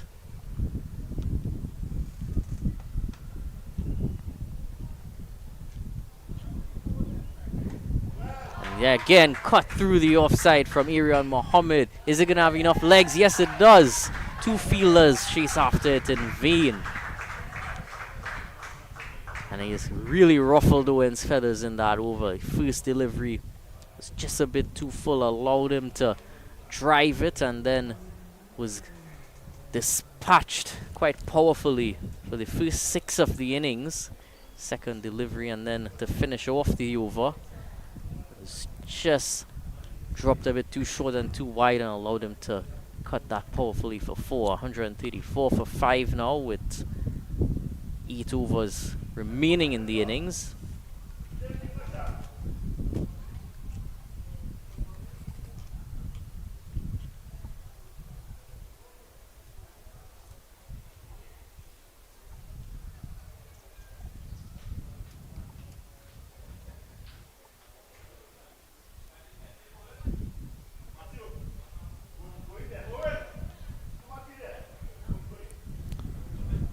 So Owen, just wonder if being the captain has put some extra pressure on him, because the bowling, in fact, ironically, I think he has conceded the most runs out of the Presentation College bowlers, and usually is one of the most consistent. And that's hit over the bowler. Coming back for a second, a misfield there. It's been quite a bit of misfields. Especially down to that area as well. I mean, from our vantage point, the grass seems to be well manicured. Seems to be even enough in the outfield, but of course there might be some little twists and turns there, which causes the ball to deviate. Hit up, but that's hit high in the air. And that same fielder has lined up and taken the catch as if nothing had happened before it. That's Bradley there. Long one. Irion Nanan trying to hit the off spinner through the onside, but not getting it where he wanted to. Just went up and never went over. And Bradley, with a very nonchalant celebration, just throws back the ball and stays in his position. And Irion Nanan, unfortunately, has to depart. A new batsman coming in, Levi.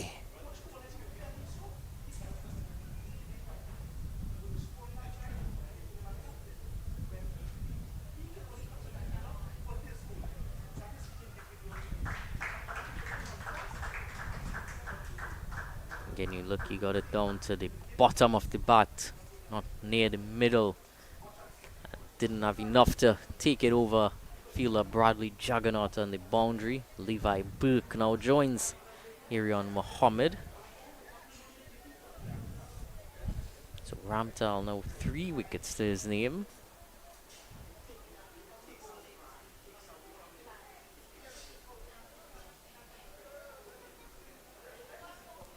Quite interesting. Took him so long to get into the attack. What we've also seen in this 35 over game is most of the bowlers just bowling their full quota straight through Haven't really seen many mix-ups.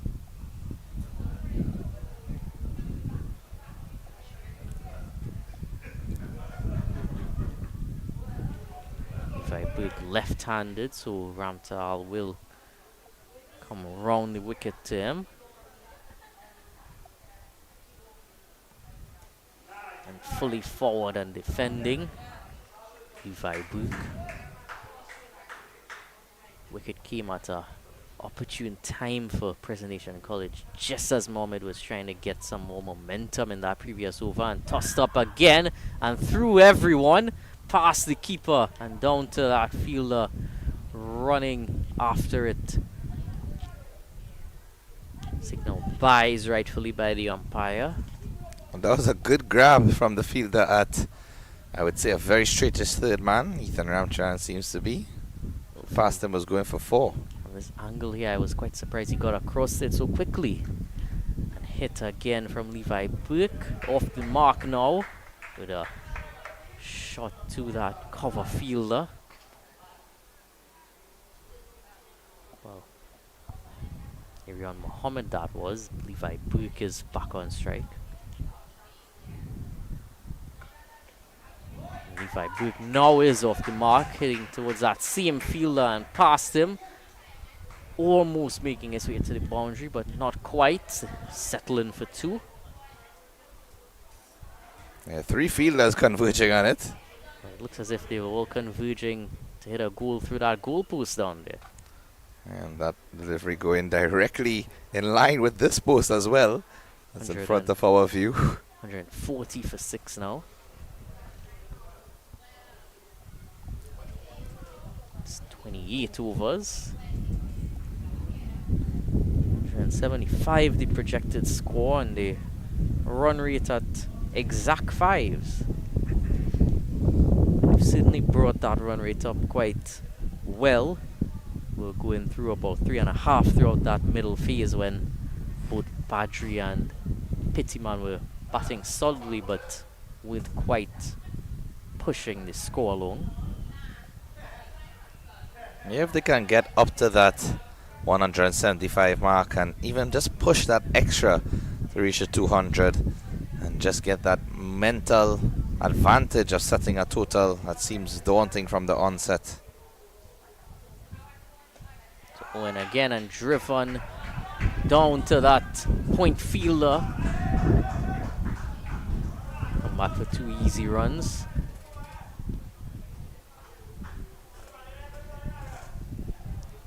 Mohammed has really looked quite comfortable.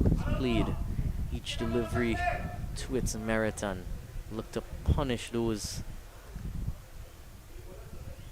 not up to mark. Then Owen comes in again. That one there definitely presented some extra difficulty to Mohammed. Practices his shot. Yeah, in fairness, I thought that Mohammed might have probably come in a bit earlier in the innings because he's shown quite some competency with the bat, and anytime that I've seen him with bat in hand, he's known to strike the ball very cleanly. So could be very well that he's still here at this stage. And again, that's hit powerfully through the offside. Fielder runs around, and it's a wonderful effort on the boundary there, saving all those runs that he can. Seems in a bit of discomfort on the boundary though. And Shan is in some discomfort at the boundary, and at the same time the throw came into the wicketkeeper and the wicketkeeper threw the ball away, so there was some extra runs, some overthrows See there. Right away as he fetched that ball, was reaching at his back and he rolled around a few times and it got back to the wicket. You see them now running to him. Eventually in the end his work didn't result in the result that he might have hoped for, but now thoughts are with him on the boundary there.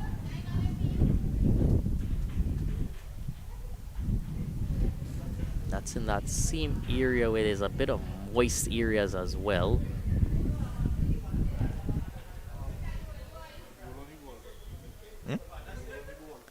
Basically what seemed to have happened there was he rolled on the ball while trying to fetch it did help him as far as fielding was concerned, but not as far as his own well-being was concerned. Take a short break as he gets himself checked out.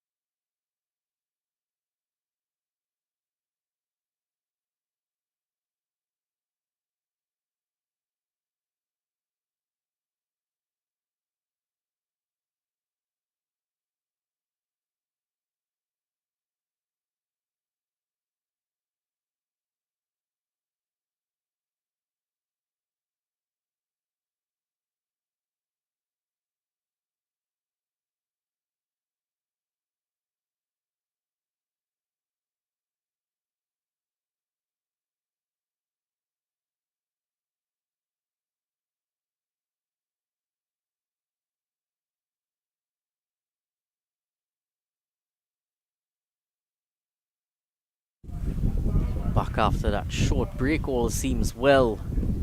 Now after a bit of care from the staff. And a short delivery to greet him. Just applying some aggression for his teammate. Mohammed up to the task.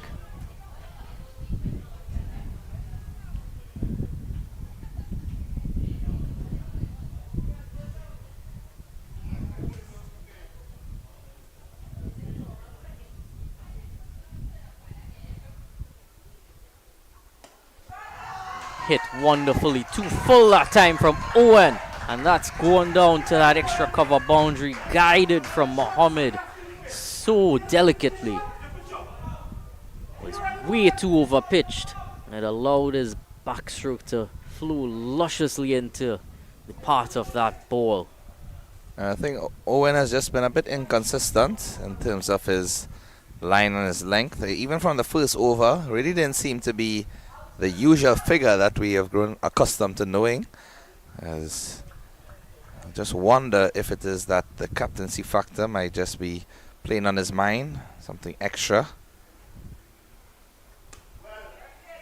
This time shorter and pushed on the back foot down to that same extra cover region. 2 more runs for Mohammed. And of course, you would have expected a bit more from Owen Presentation College with that experience of producing some great fast bowlers in recent times. Yeah, I think the reality of the situation is, how many times have you seen it, Dylan, from watching cricket over the years, where you see someone being given the captaincy and then their performance with bat or ball tends to be affected. And again, all of this is just in terms of assuming what could be affecting his bowling performance, because we really haven't seen anything else apart from the fact that he's the captain in this game, so he has to be making decisions, he has to be concentrating all the time. But whenever we have seen him with the senior Presentation College team, really looks to be set on his bowling, achieves what he's out there to do, maintains that consistency. So it's just one of those things that may be on his mind. So Ramdas continues, and the 1 run taken by Burke easily there. It is quite a task as captaincy, especially at this early age, and you don't have the experience of putting it in quite regularly before. Mohammed on strike now, 30 from 13. Adding to that, to the offside, one more. Yeah, and as you mentioned, as a young age, even if we look at the senior team, I mean, we can recall West Indies teams, even international teams, the legendary Virat Kohli, and he was captain, he would have struggled with his batting a bit. Rohit Sharma, same could be said. One will recall Jason Holder, when he was given the captaincy at quite a young age, and even Nicholas Puran. They all encountered some difficulties with performance because it's a lot to balance and to juggle those aspects. I'll go back even more. This is another single, and he's gonna come back for a second. Well run by Burke, a chance of a run out there, and well, umpire has raised his finger, so he is gonna be out. So pushing for that second run, I would have called it a single just before that period, and just not getting back home in the end. I also noticed there as well, he didn't ground his bat as soon as he could have. I don't know if that would have helped him in the end, but I think he was quite some distance away from the wicket based on when the keeper took the bails off. So unfortunately has to go. Good cameo comes to an end. I wonder if that really was necessary. Looking to push all the extra runs, you do understand they want to push the extra runs, but Irian Mohammed has been out there striking it quite well, and Burke could just give him the strike and allow him to add to that even more. Just see there, took eternity to ground his bat. Was well out of his crease, but maybe that just magnifies how far out of his crease he was. Lucas Orozco now comes to the crease. Yes, brother of Jessica Orozco. Played for the Trinidad and Tobago Russia under 17 women's team.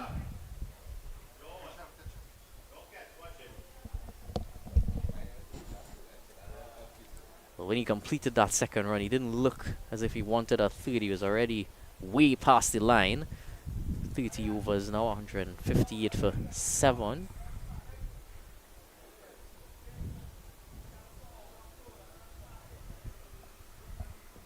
Then even something simple like the difference between a left-hand and right-hand batsman. You also have to account for the field changes each time those players rotate strike. And brings me back to early on when he had that fly slip in place and there was a left-hander on strike. He left the slip there and was a fine leg. Of course, it is always difficult to get across that whole message about changing the field to the left-hand and right-hand fielders when you're watching away from the ground, but it is always an involved task for all those on the field. So it looked as if Owen was set to deliver another over, and last minute decision has been made, signal from the coach off the field in fact. And well, as you suspected, it is going to be Ramcharan down at the death.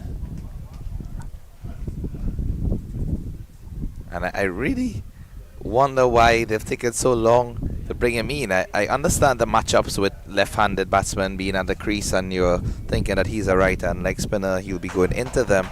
But based on how he performed in that regional under-15 championship, he was bowling to left hand, right hand, and still very consistent. I do have to say these matchups do begin to get a bit confusing at times because they were bowling the off spinners to the right-handers. So why would you not bowl the leg spinner to the left-hander? Exactly. If you're gonna go that deep into the matchups, might as well agree with it both ways instead of one. Yep. And even more so, he does have the variation of bowling a googly. So he can take the ball away from the left-hander if he needs to. Here he is now.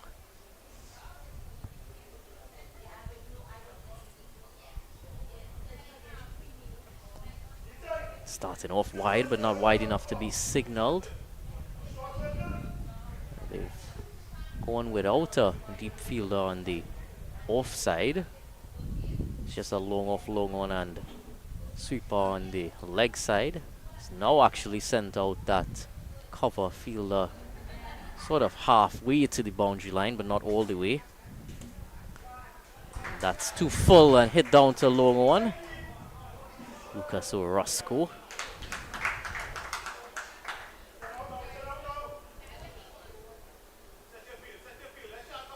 And now we're going to see that fabled matchup and how much of a positive or negative factor it would be for the leg spinner against the left-hander.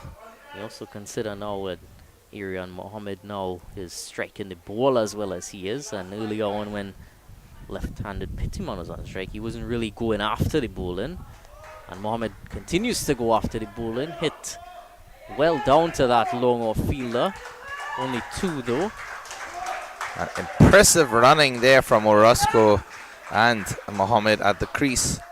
Saw that Phillip came to the ball. It traveled quickly to him. He approached it, but a slight fumble. Just didn't pick it up cleanly. And they came back for a second.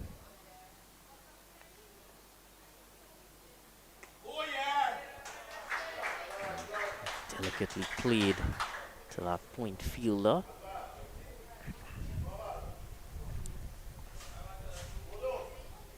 One thing that Ramtran's introduction has certainly done is it's not allowed the game to get away from them. That new bowler having to just examine what he's giving them first.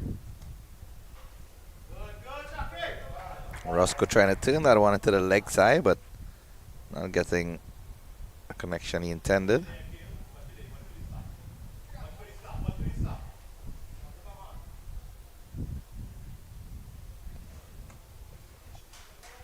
That's nicely timed over the offside, just past those fielders there. Lucas Orozco getting another full delivery. Ramtran has been quite full this over, and he got to the pitch of that quite nicely and guided it past the fielder in the circle, and then he had enough on it to carry it past the running fielder from long off, 166 for 7. Yeah, that delivery was also very well placed, I must say, from Orozco. Two fielders down deep on the boundary. And he got it just wide enough of Owen. And also wide off the fielder on the inner 30-yard circle. So, smart batting there. And based on his quickness between the wickets, I think they're going to look to turn every single delivery into a run-scoring option. Whether it be singles, twos, pushing for the extra, and the boundaries in between. That's hit hard there from Irian Mohammed. That's going as straight as they come. Ramtal back into bowl again. And this time it's a heave, a wind up, and hit back as straight as they come. Yeah, it's gone into that mixture of leaves and dry grass there. Players trying to retrieve the ball, but dead straight from Mohammed, and just below the side screen. He's been really impressive at bat in hand. Ramtal's been an interesting bowling figure here. 3 for 45, taking crucial wickets, but quite expensive while doing that.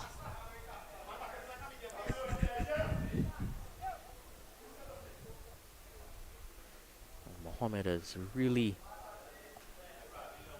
pushed this innings along, almost rescued this innings.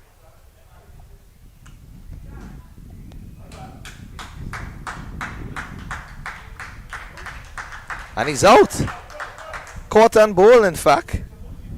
A very, very calm celebration from Shahan. I really was trying to figure out where that delivery went. He's looking all the way down at the boundary. Then I saw him walking back towards the pavilion. His almost no celebration at all from the bowler as well, because they understand at this point that Aaron Mohammed has played a wonderful knock here for his team. Brought them up to 170 for 8. Lucas Orozco is out there right now, and he's going to be joined by the new incoming batsman to the crease.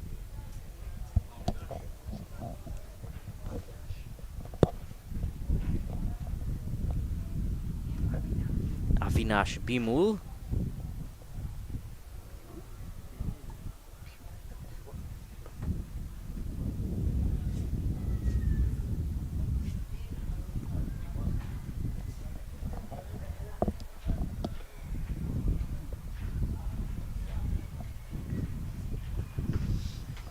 It's a very anticlimactic dismissal. Just when you thought that Mohammed was going to launch into Shan this over, he picks up another wicket, and that's his 4th wicket. It really just goes to show you he's been, I would think, maybe the most expensive bowler, or is it that Owen has given him a run for his money in terms of the economy? But I think regardless, the 4 wickets would it trumps anything.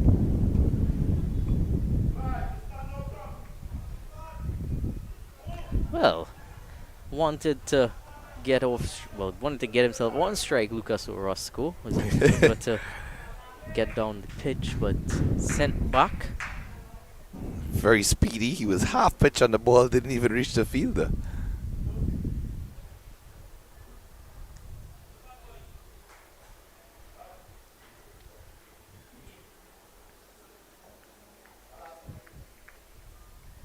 Do have to question whether Irian Mohammed was sent in a bit too late, as you were wondering just before. The mark is Avinash. Yeah, that's the thing. I can understand if he is, usually a more aggressive type of player. You want to keep him for lower down the batting order if he's required to launch at any stage. But I've never fully agreed with the logic of keeping those players for the latter stages only. That's hit straight to our fielder at cover. Guided to him, Lucas Orozco. 5 wickets for Shan Ramtal. 5 for 46. Brilliant bowling here. It's really been the type of bowling you want in a limited overs game. It's not been quite consistent, but it's really sort of bowling with the batsman in mind, looking and thinking at what he's going to do next. First over was the most scratchy, but since then he's really been quite a revelation. Innings has been expensive at times. They're certainly going to have to bat well Presentation College, but these wickets have certainly ensured that Naparima College haven't been able to get away at the death of this innings here. Justin Ramner is the last batsman to make his way to the crease. Ramner is with a very popular nickname that I was hearing earlier, Cricks. Cricks like the biscuit. Indeed, like the everyday vital supplies. I heard everyone around the field in the warm-up saying Cricks, and I was just wondering if that was the breakfast option, but in fact, no. They told me that it's the nickname for the youngster. But would the nickname have come from the breakfast option? It's a very good question indeed. I'm not too sure. But he is known for his exploits with the ball in hand.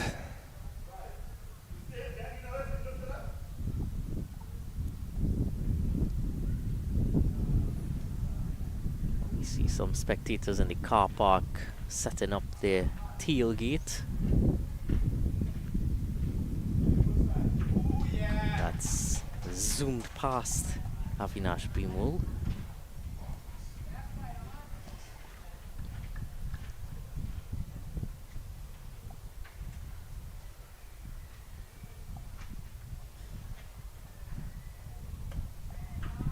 Oh, that's swept by Bimul. Come back for a second and throw just a bit wayward.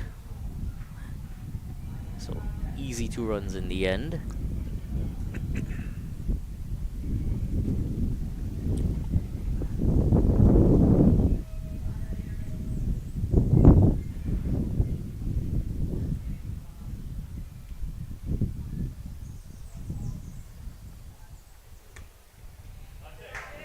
cut straight to that fielder at cover. Ramdas gets back strike again. He's gonna get his chance to get off the mark and maybe hit a few boundaries for fun. Be a difficult task though. Taking all the piece off at this ending stage of the innings is Presentation College, not giving them any piece to work with.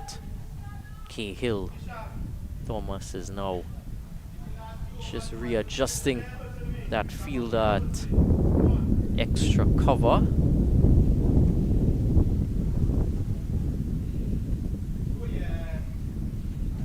Turning away from him. Made absolutely no contact with that.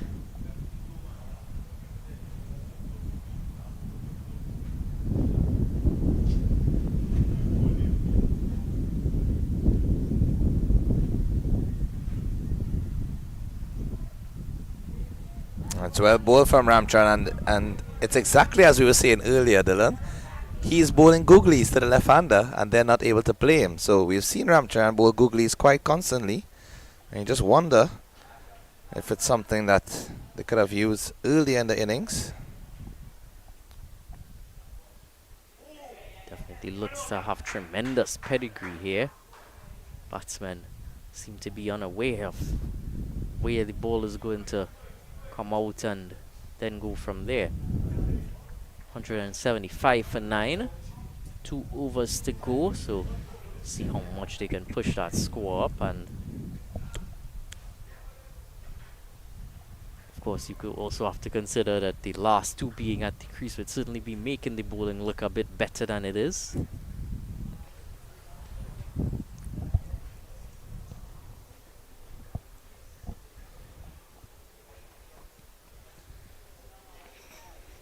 So Shan Pranav Ramtahal to bowl his final over.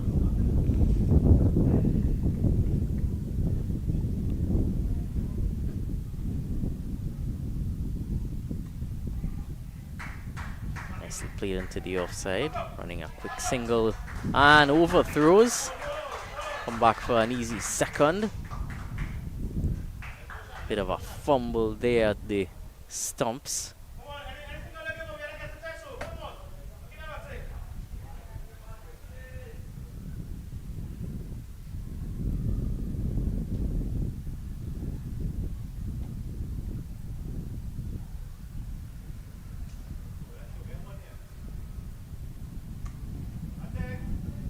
Almost a Yorker linked type delivery that time. Ravner is not able to get that ball past the bowler.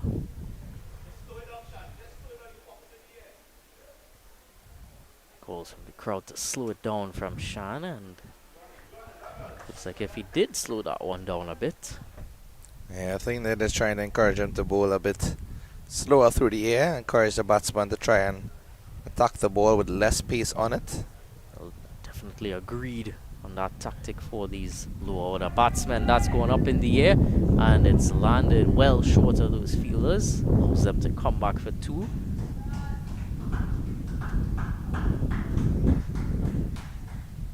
Of course, if at this stage the only option you have is you're having difficulty clearing that boundary line is to run those singles and doubles.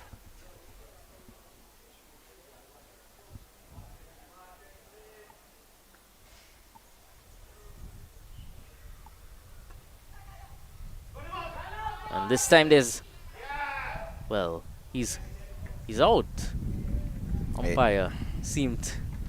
He raised his finger very casually, but seems to have been given out there, and that wicket would be the fall of the last wicket.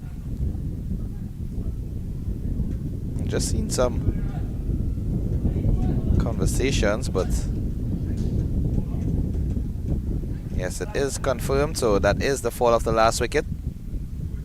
He has to go run out. So 179 all out here is Naparima College. 180 exactly will be the target for Presentation College to achieve in their second innings if they do hope to go on to win this encounter.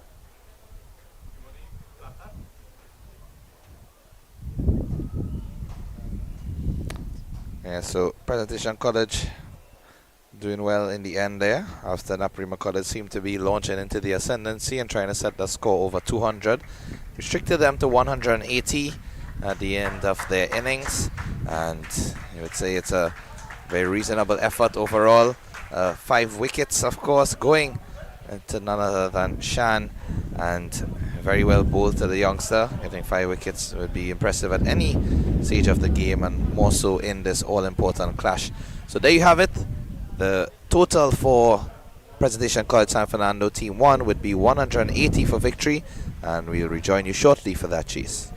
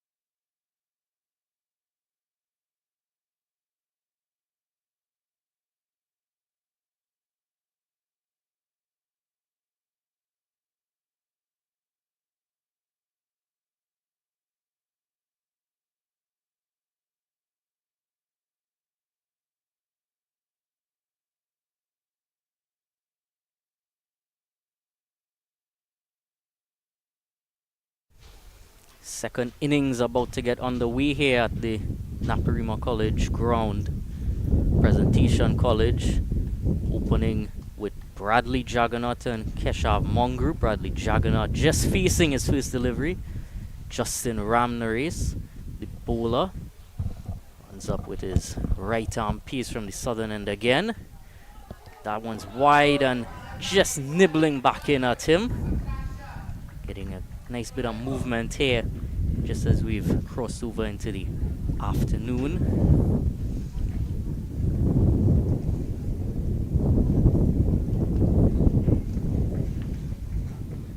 You see Ramdas with quite a generous run up, just like what we saw from Owen. He'd be open to provide some early breakthroughs, unlike what we saw from Owen. Here he comes again.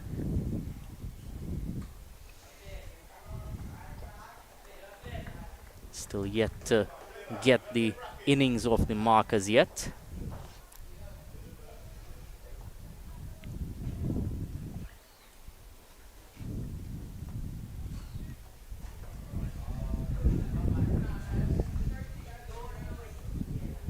So we have two slips in place here for Ramdas, different to what we saw from Owen and his piece this morning. No one deep behind the behind square. And he's gotten his account open here. A nicely timed shot there on the back foot, just guiding it down to that fielder deep point, and 2 to his name, Bradley Jaggeraut. He is on the boundary doing the fielding at point. The deep early. The only deep fielder, as a matter of fact, Amit Chan, patrolling on the boundary. Well, apologies, but the deep fielder was hiding behind a post.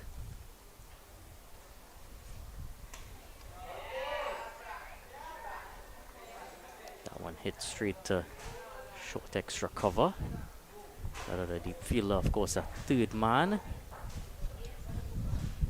He's gonna wanna stay as much outside the off stump as he can, Justin Ramdas.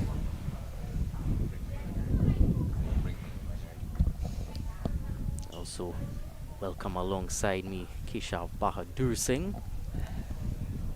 Good afternoon to you, Dylan, to all of our viewers as well. And that one is not timed quite as well as the previous, but Jaggeraut will keep the strike. After first over, it's 3 without loss. In fact, exactly as it was after the first over of the first innings. Yeah, in fact, the only noticeable difference is that the first over of the Naparima College innings, there was 1 wicket in that column. The wicket of Jordan Julian, which fell to Zion Phillip early on, judged LBW. But cautious start here from Presentation College. Of course, that required a total of 181. Would just need some sensible batting. All they need to do is to take their time and bat wisely in terms of rotating the strike, putting away those bad deliveries, those boundary scoring opportunities. But the main thing is to not lose too many wickets and not to lose them early as well. So Irian Mohammed, the former Presentation College player, having his say with the ball early here as well. As if he has quite a lengthy run up as well. Gonna see a nice bit of pace from both ends for this innings. Yeah, I saw him in the warm-up and he was generating some pace, and that was just from a casual run-up, so very excited to see what he has to offer here. Now what's gonna be key is that both of these paces are gonna have to be on point. Had the luxury of the spinner to open with, did Naparima College.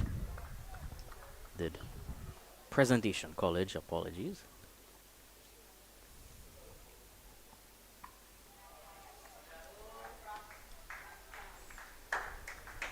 They didn't want any freebies or too many freebies being given away, of course, when we saw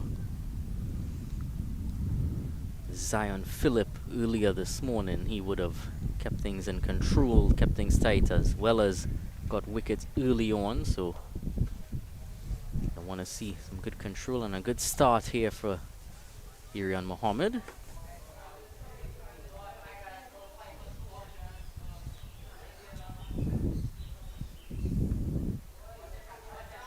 That one's just dabbed down to that gully fielder. Yeah, that was fended a bit uppishly, I must say, from Bradley. It was just short of that fielder at backward point. So he just has to be mindful of those rising deliveries. Mohammed, of course, will generate some extra bonks as well.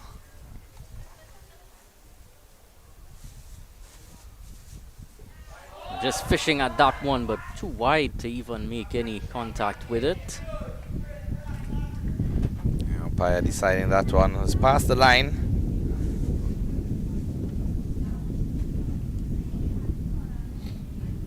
And he has a very strong offside field set, so he's trying to bowl that outside of the off-stump line. Of course, left-hander naturally will get the ball to seam away from the right-hander, and even more so coming from over the wicket.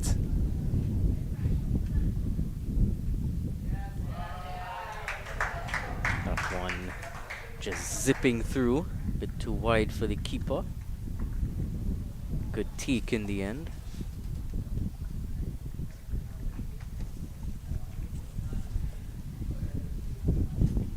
He just has to be mindful here in terms of the extra swing and movement. We do see some noticeable breeze coming across the ground.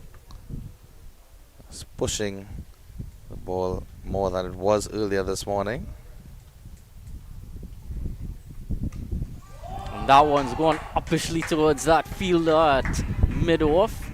No harm in the end, just sneaking through for a quick single. Give Mongrel the first strike of the innings.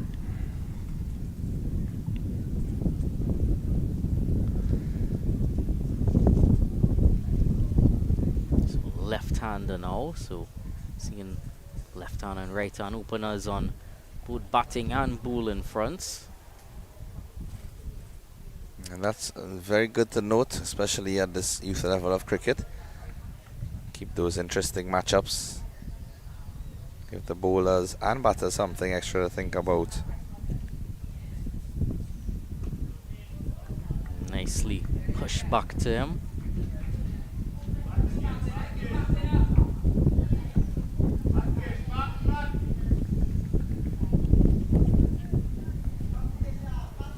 Keshav Mongrel was in fact captain of the national under-13 team and would have featured for them recently, also a product of the Ganga Cricket Academy. A very competent player indeed.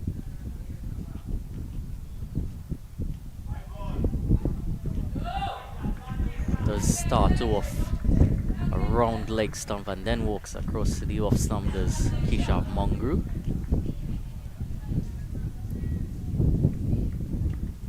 Just in his stance. Apart from the wides, has been a good start from Irian Mohammed.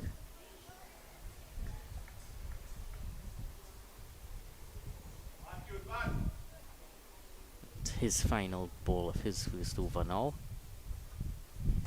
And just a bit too straight there. He allowed him to clip that through the leg side quite easily. He'll just get one. So he's off the mark now, Keshav Mongrel, and Jaggeraut is on 4-7 without loss. Yeah, looking for two. Was certainly encouraged not to take it from one of the supporters in the stands. I think maybe if he pushed the first one harder, could have come back, but seemed content in the end. Bradley didn't want to move either. So Mongrel now will be facing up to Ramdas.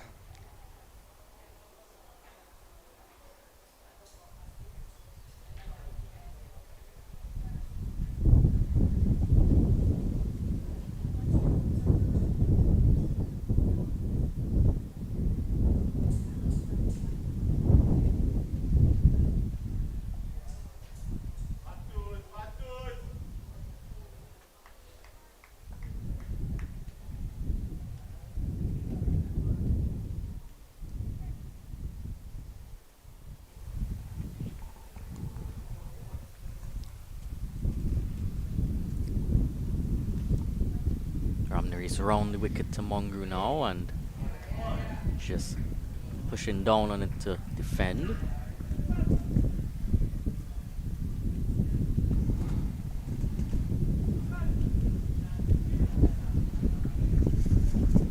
Still keeping those two slips in place for both of the bowlers.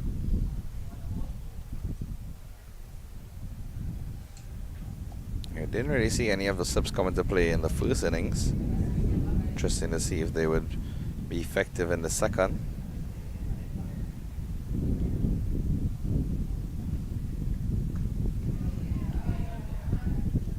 Just getting it to keep holes in its line as Ramdas from that round the wicket line. He has actually taken out that deep point fielder, so now just the third man in the deep.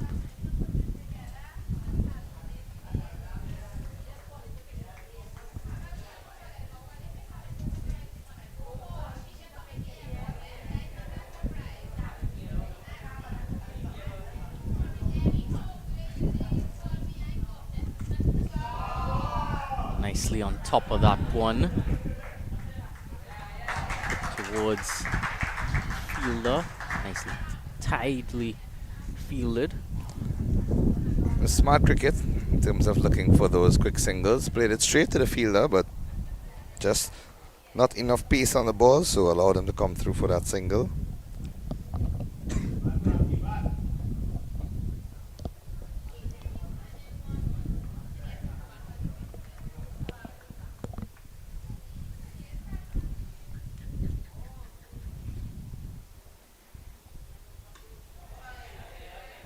Just pushed through the offside there, not able to get to that ball as that fielder inside the circle, so easy single in the end. Interesting thing is, to the right-hander, he does have that deep cover point sort of fielder out, and to left-handed Mungru is keeping all of the fielders except the third man in, so a bit more attacking to Mungru. Probably just assuming that because of his size, may not be able to get over the infield, but of course, we've seen that's not a factor to be determined. Once you can time the ball, once you can play it properly. I will say his size definitely was something that stood out to me. Definitely is the smaller batsman who's out there right now. Always finding ways to identify them. Of course, making it quite easy since he is left-handed as well.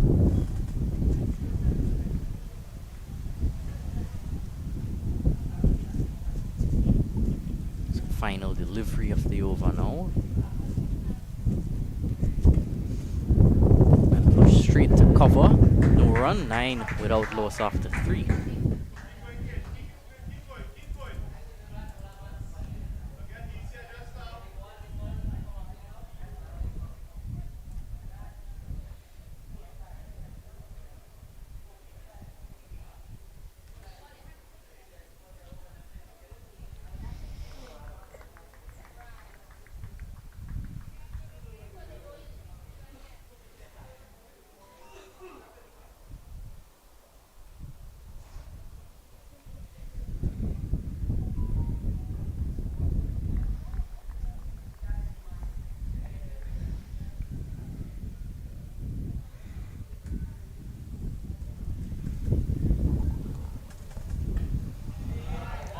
Moment continues, and that's nicely tucked through the onside by Jaggeraut. Only results in 1.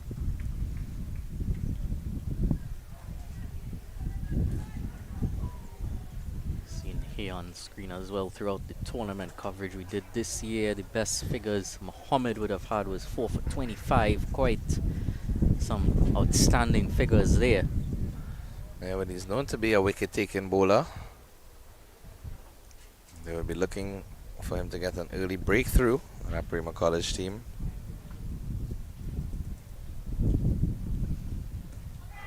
And he's going up in an appeal. The umpire is raising his finger, albeit as slowly as he can, just to raise the suspense. It's an early day here for Keshav Mungru. Yeah, so unfortunately he has to go Having another leg look before at wicket. it there. And it's very leg side-ish. Of course, not the most ideal angle to look back at an LBW decision, but as far as height went, looked good. It's just about question of the line. Didn't seem to get any bat on it either. So now Phillip is going to join Bradley Jaggeraut. 10 for 1.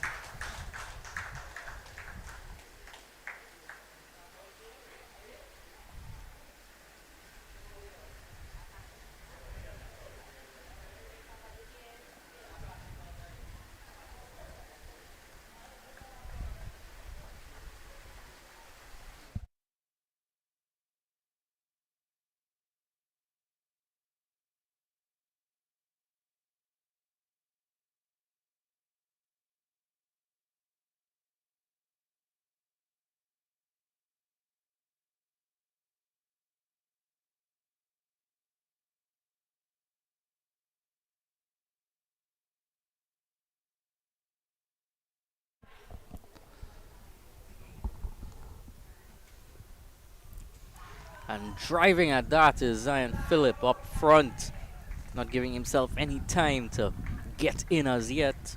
Was tossed up from Irian Mohammed to entice him.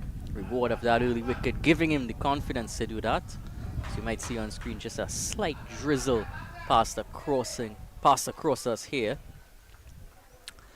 Yeah, Phillip, first delivery, looking to drive that through the covers. Might be encouraged just to look at a couple first before playing those expansive shots. And that's much better, much more solid from him. Zion would have played a excellent half century for the Trinidad and Tobago under 15 in one of their games in that regional tournament at the Coolidge Cricket Ground, and got his team home to victory in that encounter. Coolidge Cricket Ground, a ground he is so well known at. Yep. That have been against the Jamaica team. And what a delivery there from Irian Mohammed. Beauty. Just as some clouds come over us here, it's almost brought up some extra oomph from his deliveries. Probably just giving him that tad bit of movement that he didn't have in the first over. Also, that drizzle and the clouds helping to keep him cool as he races in.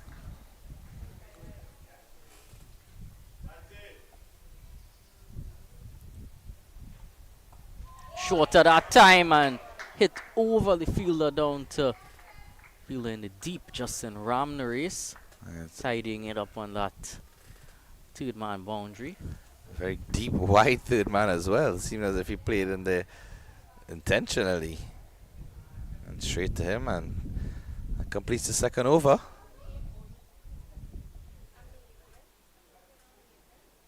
22. 11 without loss. Apologies.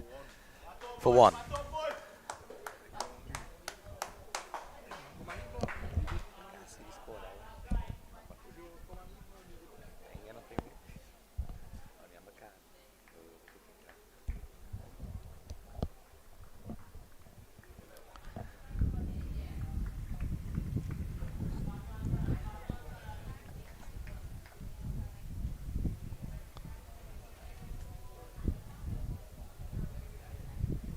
And the race to continue.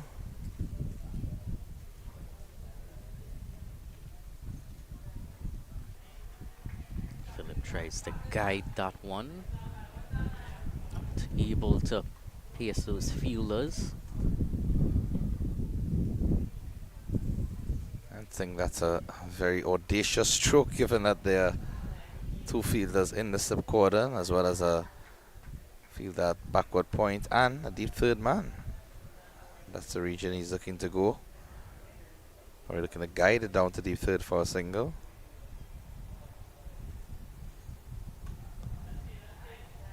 Full of that time from Ramdas and just pushed from Phillip quite lightly.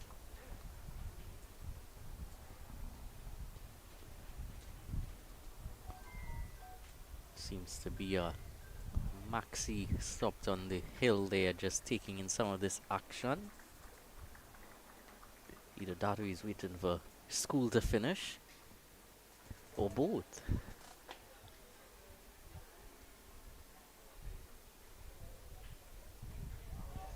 Oh, and just a bit close that time from Phillip. And again, trying to dab it into the offside, but it's a very packed offside field.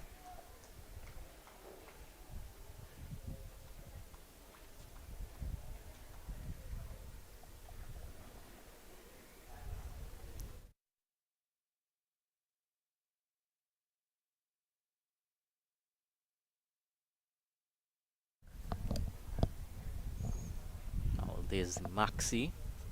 Seems to be completely vacant.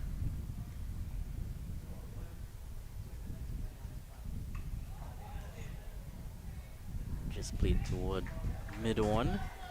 Good over so far. Dots building pressure.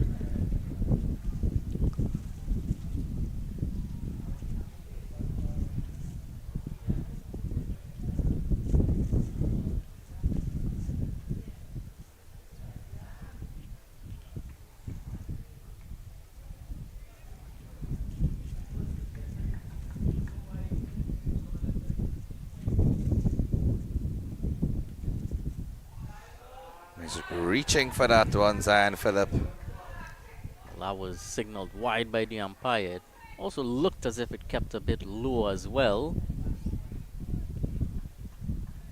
Was very close towards getting a maiden over there. Would have been the fifth delivery, fifth dot, but it's a wide. I think more importantly, even though it's a wide, they'll be encouraged by the fact that he's trying to play those shots when the ball is far away from his body. That's better. Just needs to get solidly behind it. Back himself. Does like to get on with it when he has the bat in hand. Young Phillip. Loves to play the sweep shot as well, which you might see being employed if some spin is being introduced anytime soon. Pace seems to be going well thus far.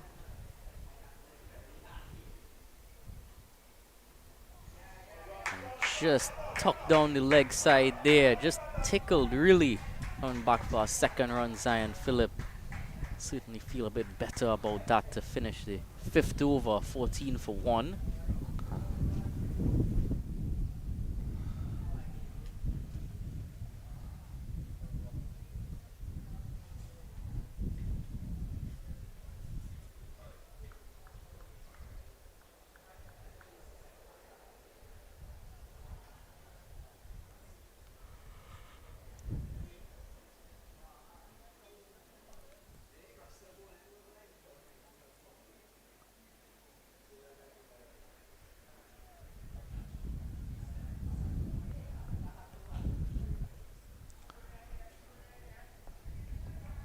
Mohammed to continue. Looking for another wicket if he can get. After that early breakthrough. Dismissing Mongrel in the previous over.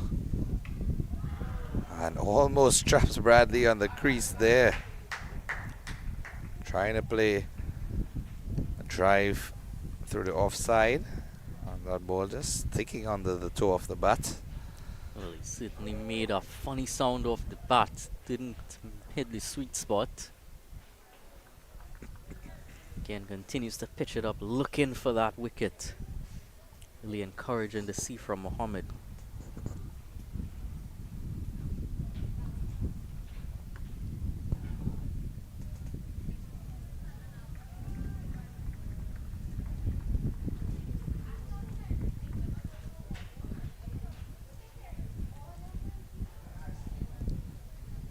So disciplined start so far.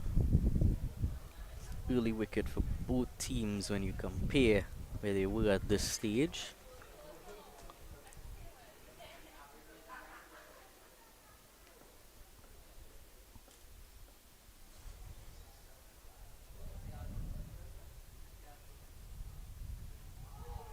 You just can't meets that ball with his bat. Another play and a miss there from Bradley.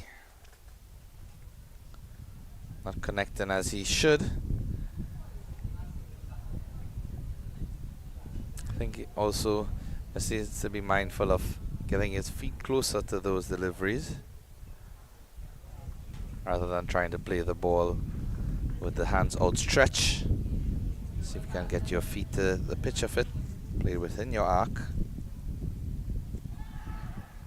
Yeah. Half-hearted appeal there. And even a shot as well, half-hearted. Didn't really seem to play any specific shot. Just tried to tab it, but didn't even open the face of the bat. So that prompts Zion Phillip to have a discussion with him. He feels out there as if there's a glitch in the matrix. Well, can't get any bat on the ball. What's going on here? Is that ball magical? Starts to play tricks on your mind.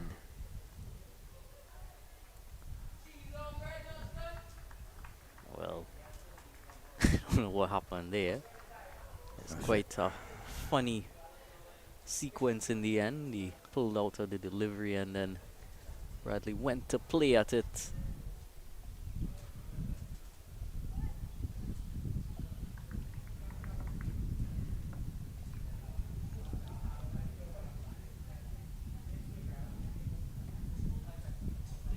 This time on a length and on his bat and nicely tucked away down to that fine leg area. Three fielders chase after it and they're not gonna catch up with it. This time was a bit shorter, allowed him to have enough time to adjust and play that delicately down to that fine leg boundary for 4. So Bradley Jaggeraut will feel much better now. Not the best line delivery from Mohammed though. Straight into the leg side, into the body of Bradley. Certainly doing all the right things up until that point. No need for delivery like that. This time straying leg side-ish again. His line is not on point to finish off the over yet, and it's a wide, so that means it's going to be another delivery to be bowled here.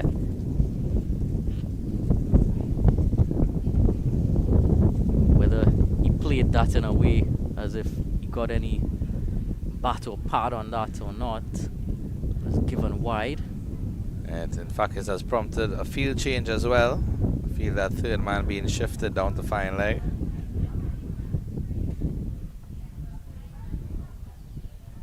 Of course, breeze is coming from left to right of screen, so it would be maybe be an impact here. And it may be an impact there as well, as there was an appeal, but certainly looked a bit too high.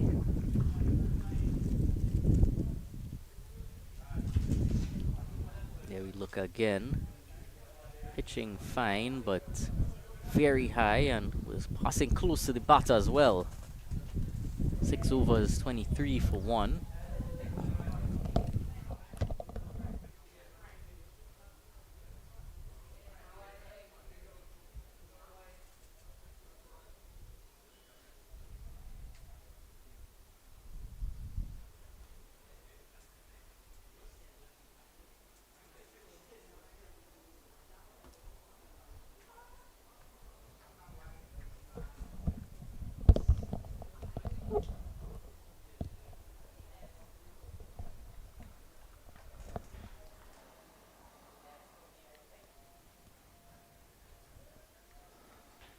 The race to continue.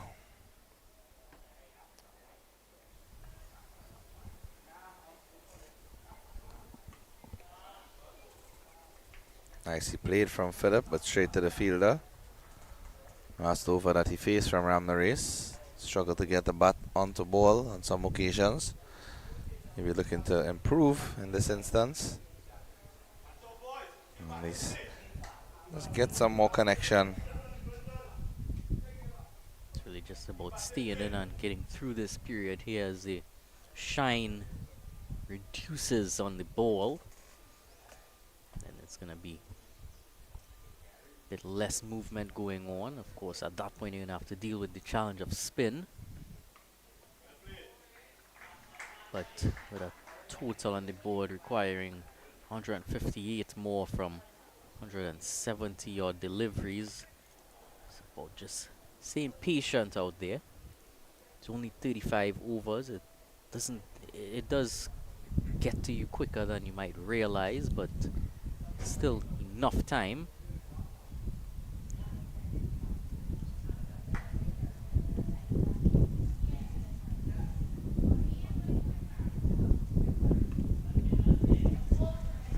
Well played by Phillip again. Still early days yet in the innings, as you said.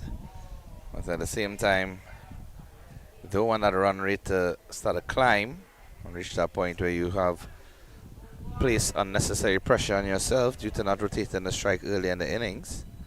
And you're forced to try to play more attacking shots, more inventive strokes to accelerate the run scoring. Well, just as we saw from Irian Mohammed, by far the best innings that we've seen so far for the day. And that's down the leg side, appealing as if to get rid of the wide, but definitely there was nothing going for that. The players seem to be shocked at that decision. Possibly thinking that we'd have got some bat onto it as it went down the leg side. Well, they must have been seeing something else. They must have been going off of some sound that they heard.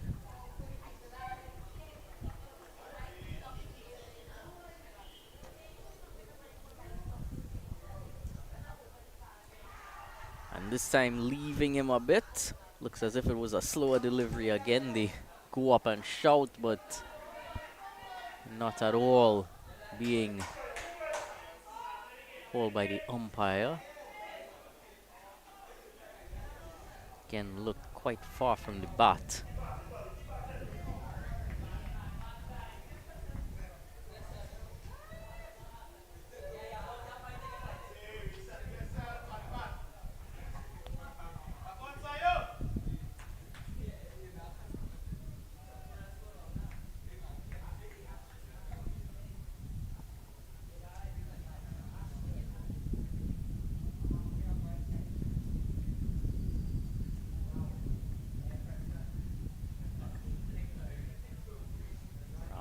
Again.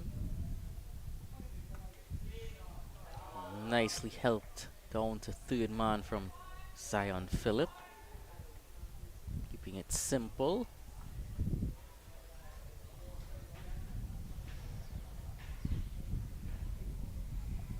Very disciplined opening partnership from the bowlers here.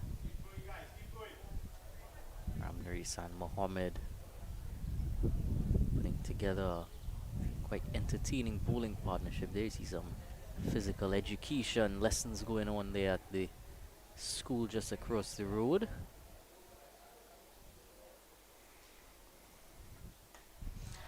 That was a Yorker, nicely dug out there from Bradley Jaggeraut down to that sweeper on the boundary.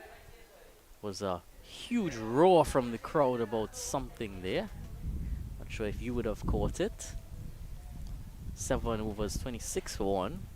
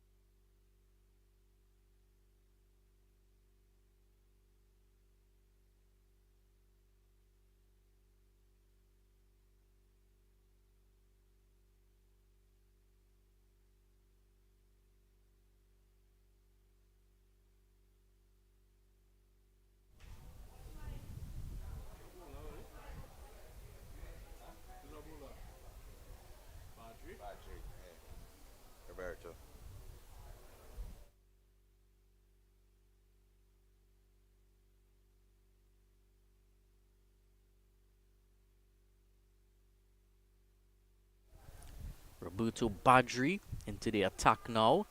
Leg spin early doors here in the power play. Starts off with a wide.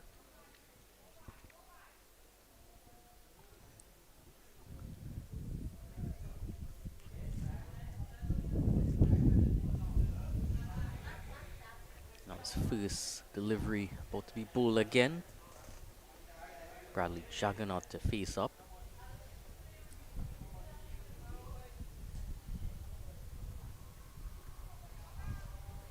That was a slow delivery with a bit of, seemed as if it had a bit of top spin on it with the extra bounce, but too wide again.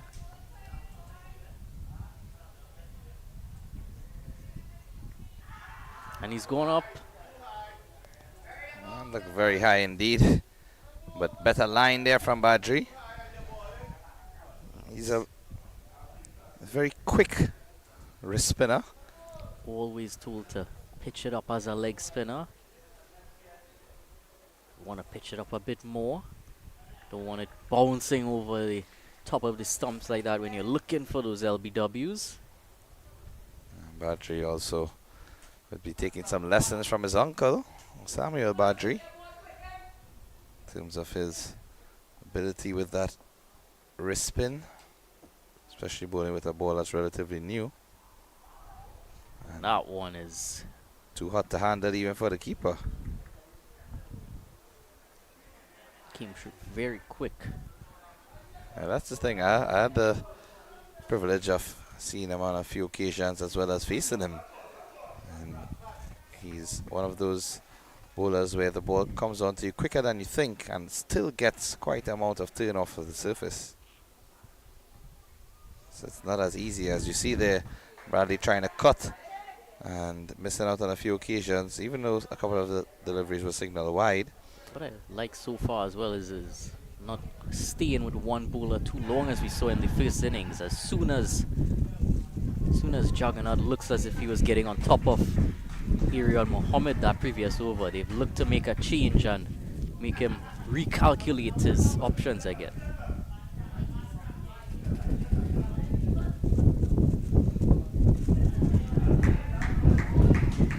Good over here from Badri after starting off with those two nervous wides, but 28 for 1 after 8 overs now.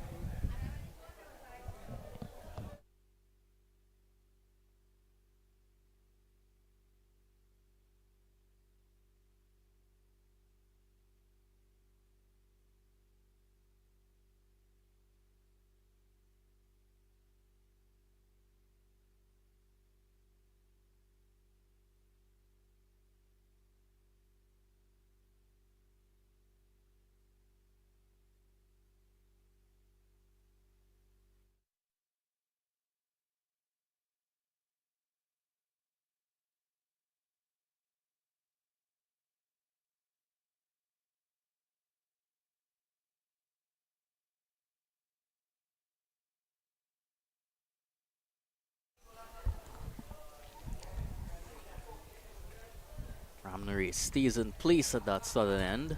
On for 11 so far from his 4 overs. No wicket as yet, but certainly kept the pressure on Zion Phillip in particular. That round the wicket angle. Ball just leaving the batsman ever so slightly. Left-hander. It's angle that it's very troublesome to the left-hander, but not all right-arm bowlers can do it to the devastating effect.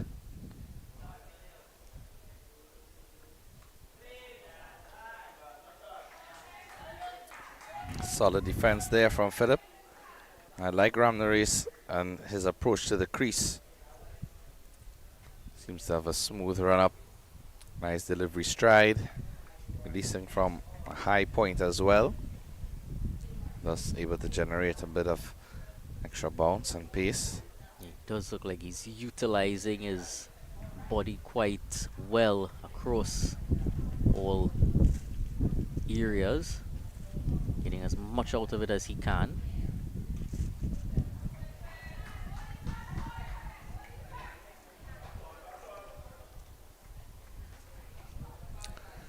And it's good bowling in the sense that even though they've only picked up 1 wicket, they are just restricting the run scoring. Really haven't seen anything loose given away. A couple extras, yes, but expected at this level of cricket. Of course, it's difficult to remain perfect at all times, but a lot of room for growth and improvement, learning as they go.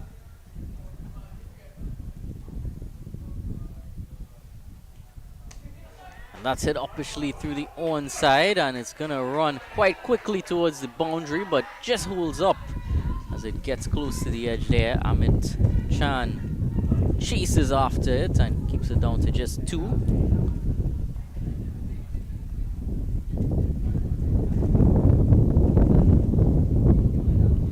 Getting there from Ramdas. Might have been a bit straighter than he was looking for, but it did make Phillip play just a bit uppishly there. Wouldn't call it a chance, but certainly keeping him on his toes. This time it's flashed through the offside past that diving point fielder, but third man runs around and picks it up, restricting it to 2 yet again. And that's better from Phillip. Rather than reaching for the ball, play it when it's within your arc, within your ability to get that front foot closer to it. As coaches always say, it's best to play the ball when it's right underneath your eyes. Not always possible, but can be achieved. Flashing at that one again. Straight through to the keeper. 9 overs now past. It's 32 for 1.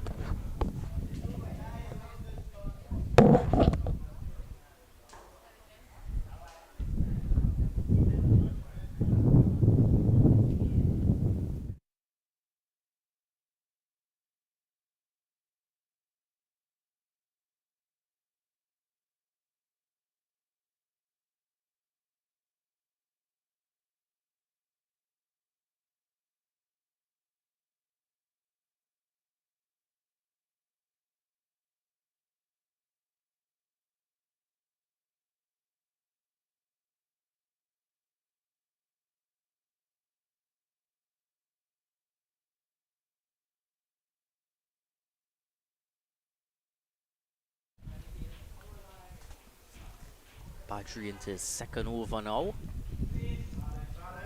Definitely tossed up a bit more that time. Jaggeraut still just defending at it. Not looking to do anything too wild as yet.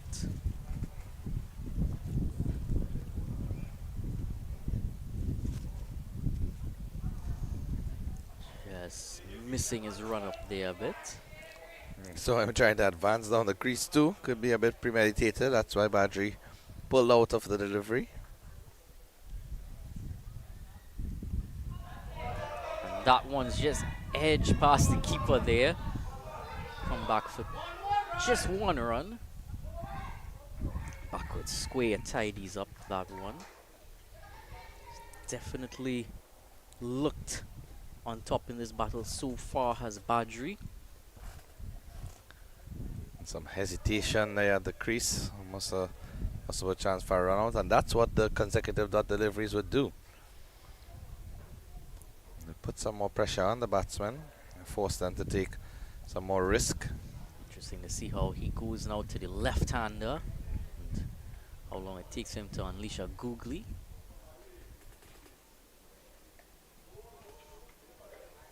Nicely bowled and well played.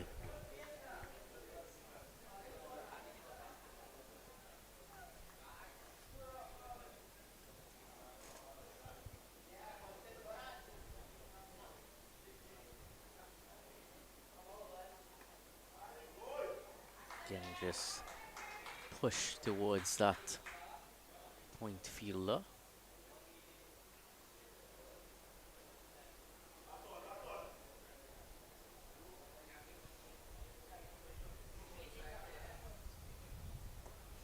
Sweeping now, sweeping powerfully for 4 runs, Phillip.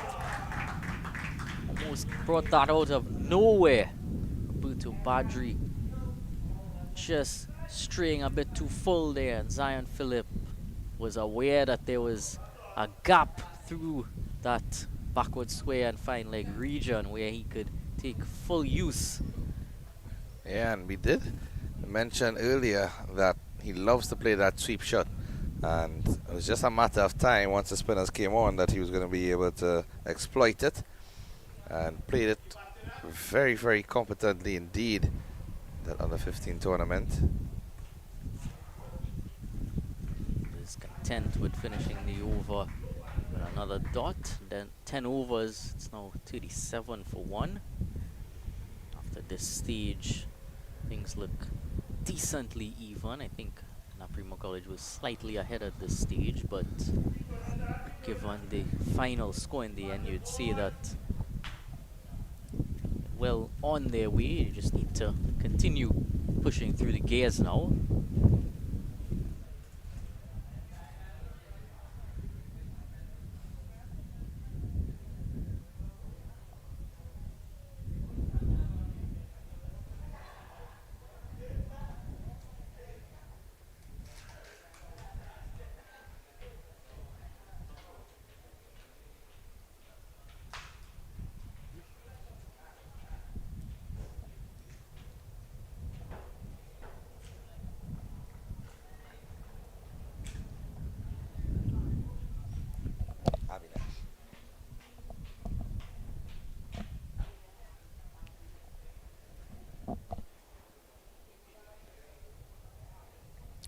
New bowler into the attack.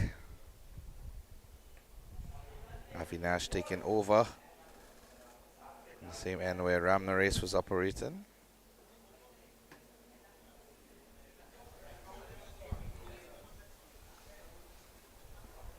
So, first change pace bowler now.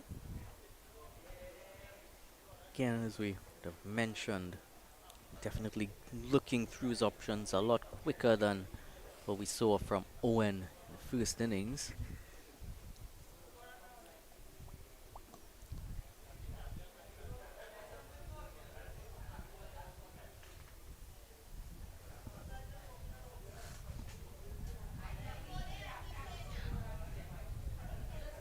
Just a third man out deep.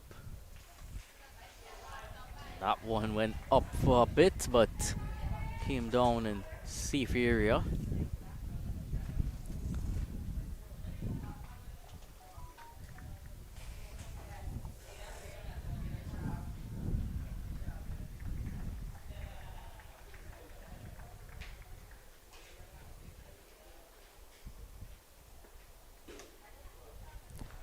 This one is played up in the air.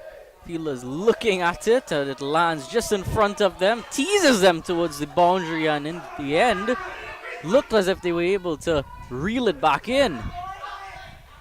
That's excellent work there from Amit. My word, look at that attempt. Pulled it back just before the boundary rope. It looks as if 2 runs would have just been added to the total there. It was a frantic effort that resulted successfully in the end, but it was too restricted. Just a bit displeased with that shot there, Phillip. Quite expressive after playing it. Yeah, he tried to flick it, I would think, more towards the mid-wicket or backward square region. Instead took a leading edge, went more down towards the cow corner region.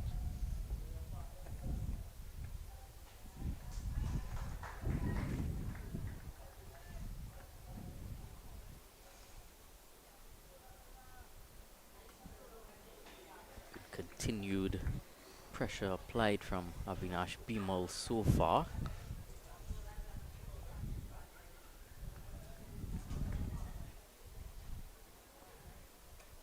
Bit less pace here, a bit more skiddier, you would say. 3 runs from his first over. It's 40 for 1.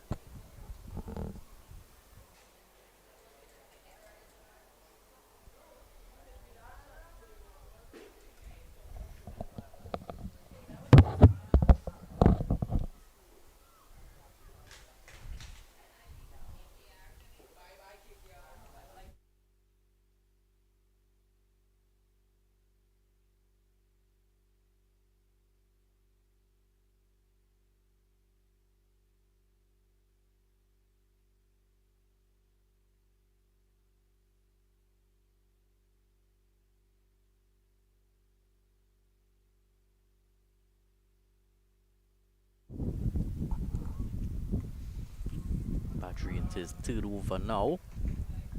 Bradley Jaggeraut just getting stuck a bit.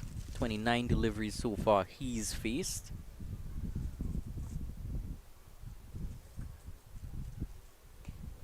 That one drifted in quite intensely and played it straight towards that fielder at mid-on.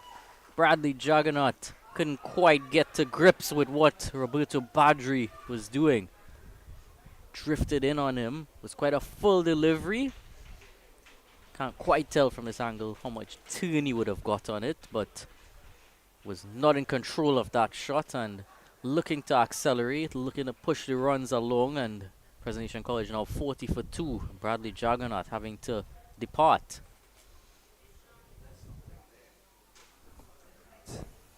And unfortunately, he has to go. Badri using some extra flight on that occasion, as he's been encouraged to do more recently, rather than going a bit too flat. Just put it up in the air, encourage the batsman to go, and rightfully so. Mistimed, miscued, and into the safe hands of Arian at mid-on. So the fall of the second wicket, and Naparima College allowing that period where they built some pressure to lead to a positive reward.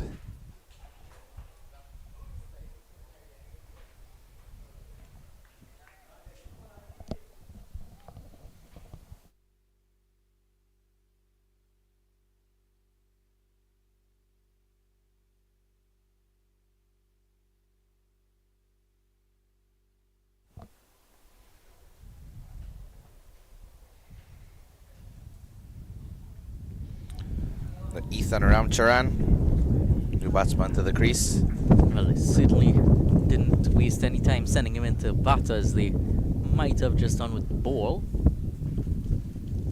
Took an eternity to come into the bowling attack. Again, that one coming in at him furiously from Badri. I think they know that they can't really mess around with the target. Having some stronger wind gusts every now and then as well. That one too full. Pretty much getting to him on the full.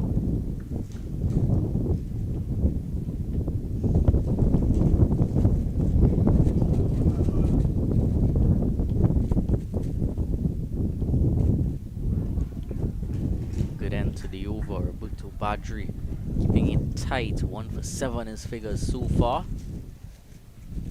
Total 40 for 2.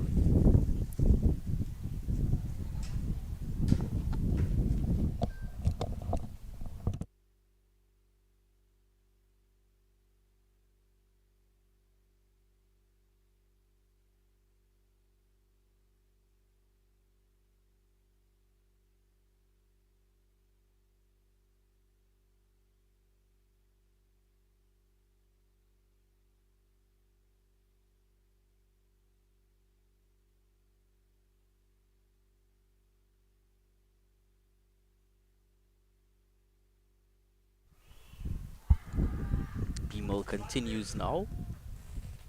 Continuing around the wicket to Zion Phillip. Zion Phillip has looked quite comfortable so far compared to Jaggeraut. He's gotten a few shots away. He's also combined that with some good game awareness, knowing that there's no need to rush as yet. That's driven nicely by him, just coming off the outer edge of the bat though, down towards our third man fielder. Brings Ramcharan back on strike, yet to get off the mark.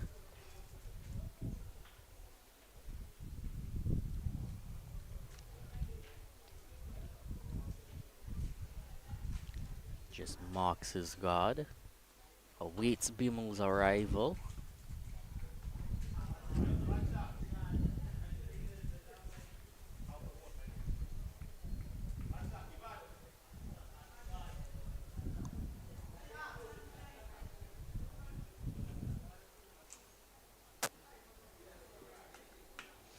Bit short at that time, cut, but just stopped by that fielder. Restricts it to just 1. just a bit of a half stop at extra cover, and then bowler himself was able to recover that ball.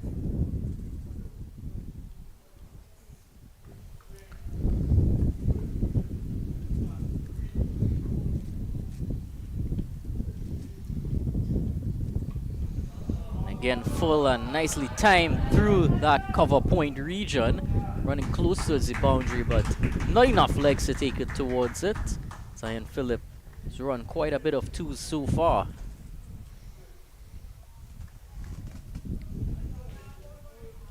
Muller straight a bit on the fuller side than we might want to be, but it's not been bad from him, you would say.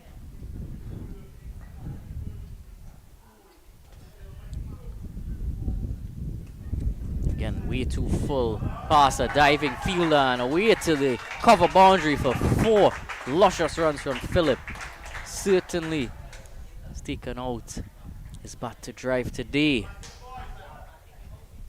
It was a really nice looking shot there from Phillip indeed. Finally getting into his stride after facing a few deliveries. And plays and misses when he just came to the crease, trying to be too aggressive at the start, but then went back to defense, got himself middling the ball. Now seeing the results of that. And what a delivery that is from Avinash Bimal. He has the last laugh here against Zion. Phillip was looking set at the crease, ready to take his team here down to the end, but it's 48 for 3 and he's going to have to go back just after the power play has been completed a few overs ago. Having another look at it here. Did he make any contact? Well, didn't seem as if he did, but he would have been blocking the bat path at one part of that frame there, so difficult to tell for sure. The umpires say is the final word though, so 48 for 3 after 13 overs, and Ethan Ramcharan is going to have to face the rest of this with new batsman Cahill Thomas, both of them relatively new out there. Yeah, Zion Phillip, just as I was singing his praises in terms of getting into a more comfortable batting space where he was looking to drive that ball nicely along the ground. All of a sudden, a peach of a delivery from Bimal, it must be said. And the umpire judging that it would have taken the outside edge and gone through to the keeper. With a very well played innings indeed from Phillip, and now he would look towards his teammates Ramcharan and Thomas to try and establish a partnership, see if they can get Presentation College San Fernando Team 1 closer to that victory target that's required.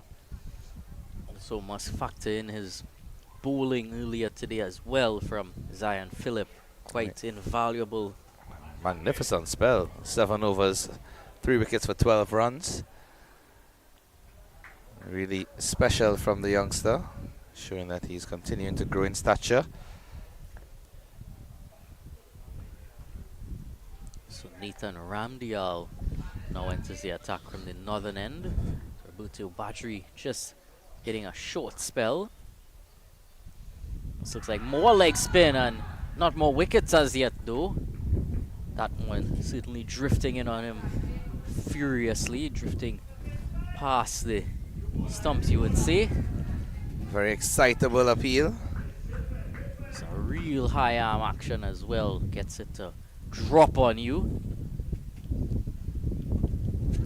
Again, not giving him any room to work with, giving him it at a Yorker length is Nathan Ramdial. Ramcharan, of course, would be well equipped to handle this sort of bowling.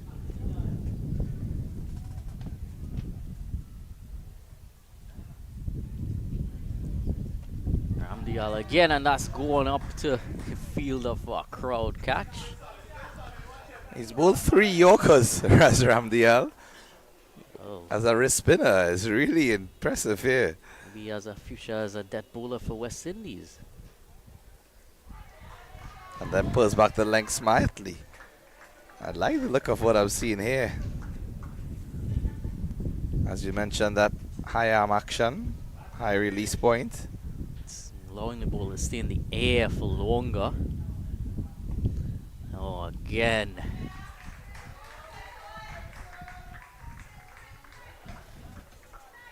Five dot balls. And he start off here with a maiden.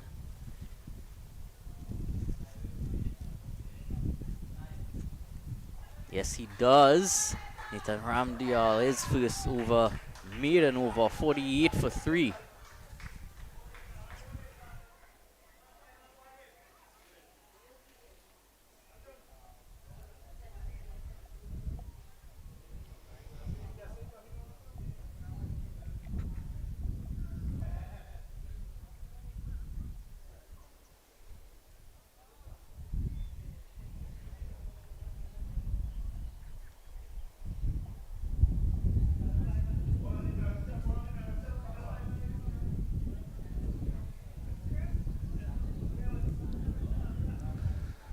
So Bimal to continue, and umpires just signaling to the pavilion that it's going to be a drinks break after this over.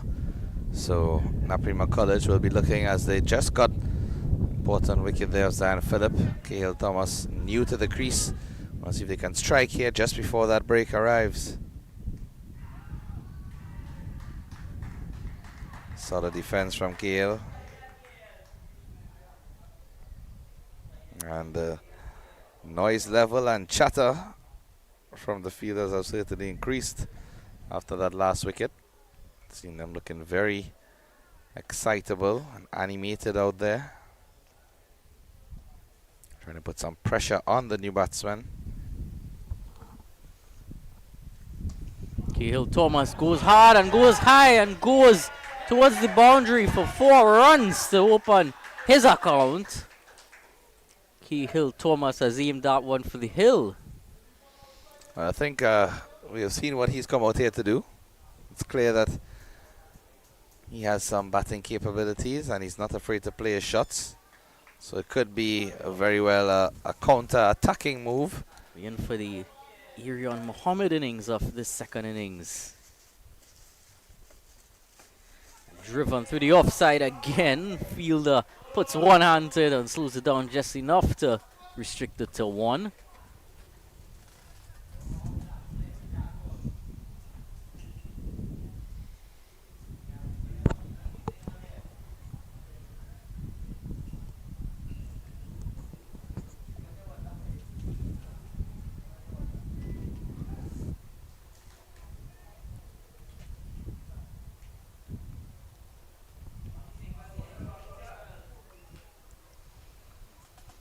So Ramcharan now faces up to Bimal. Just leaving that alone.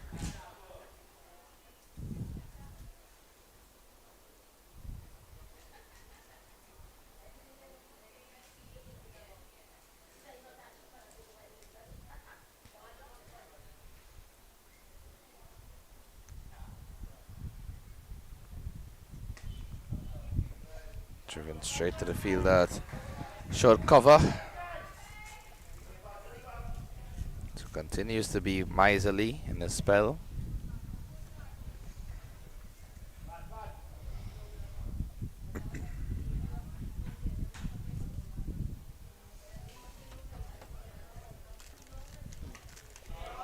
And nicely timed through the offside down to that sweeper on the boundary. Just 1 run to finish off the 15th over. It's 54 for 3. And we're gonna have a drinks break. Rejoin you in a few minutes.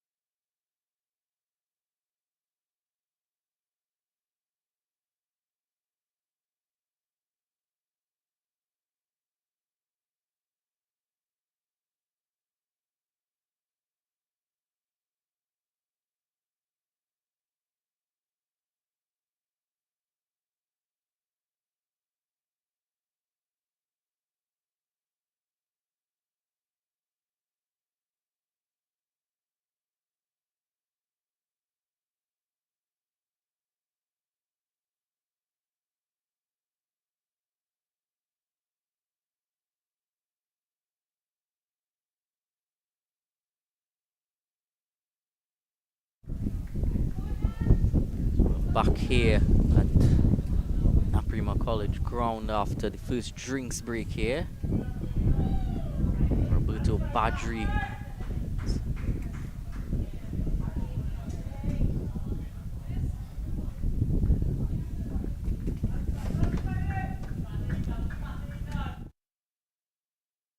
was in him.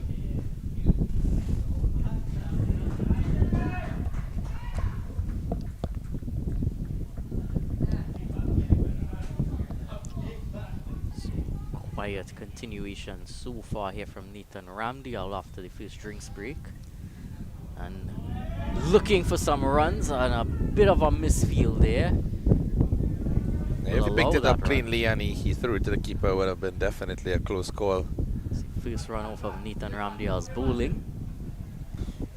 126 more runs required and 117 deliveries, so required rate has climbed over 6 now.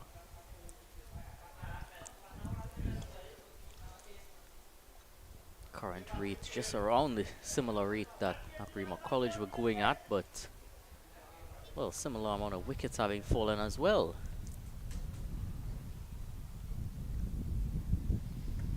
Ooh, and could you just imagine if they were allowed to have those close-in fielders? Yep. It'll change the nature of this game, but it's causing a lot of problems here.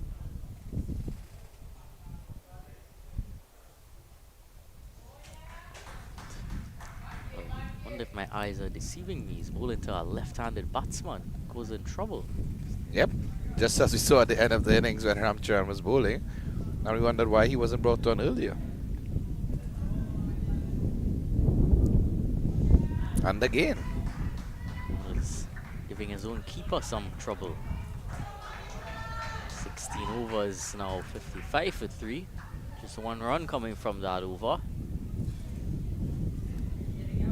And the thing is, when you usually talk about matchups, you want to have a right-hand off spinner bowling to a left-hander. You want to have a right-arm wrist spinner bowling to the right-hander. In the modern game of cricket, I think anyone should be able to bowl to anyone, because that's what you have to do most of the times. You can't just strictly keep your bowlers based on the batsman's orientation, how he holds the bat, where he faces. You just want your best bowlers on. No matter what. I think that should be the name of the game.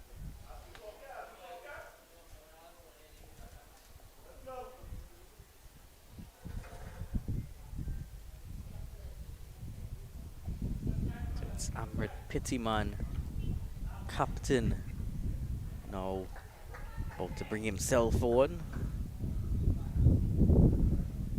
This is going to be interesting here. Left arm spinner being introduced.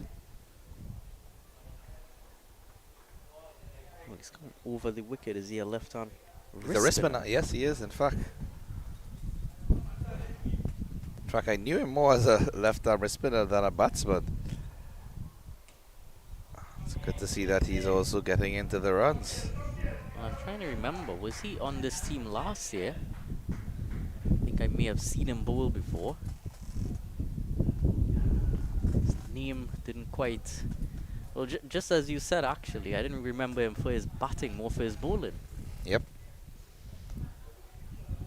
It's not often you get to see those left-hand wrist spinners, especially in the youth level of cricket, so tend to take note.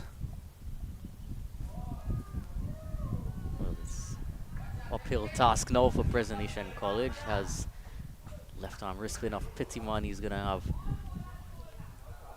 5 more overs of Ramdas and 4 more overs of Roberto Badri. And that's nicely played through the leg side. Just going to be 2 runs. Restricts it to, nicely tidied up on the boundary. But it does when you get into a game situation like this with the early wickets, and then you see the pitch responding to wrist spin in such a manner, and you know there's so many overs to come at you, it does become difficult from a mental perspective. And that's going up in the air, and it's going way over that fielder at long on. It's hiding in the trees. See some of the leaves there just rustling off of the branches. Ball Again. went just into that shaded area under the tree. A massive strike there. Telling Cahill you. Thomas aiming for the hills. Well, I'm telling you, he likes that hill. Cahill Thomas will have some of those cars parked on the road in danger.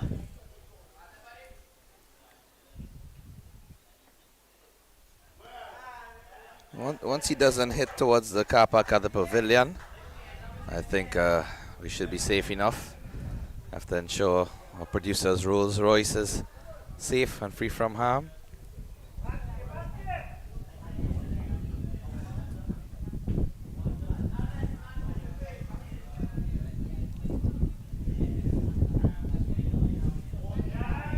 That one again, Cahill Thomas knew nothing of what to do with it.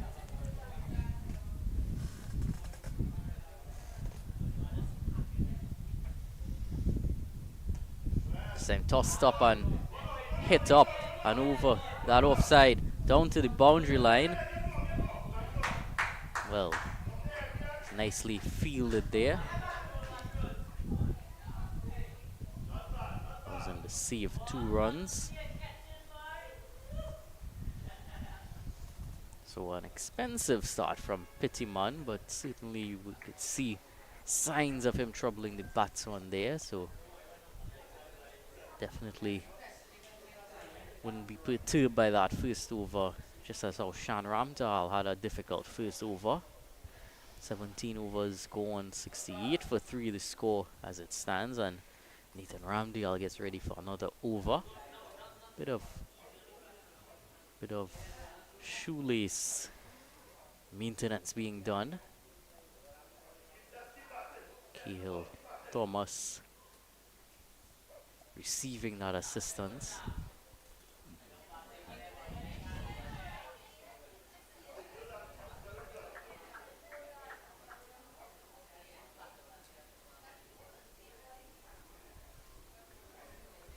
Just didn't seem ready as yet, did Ramcharan.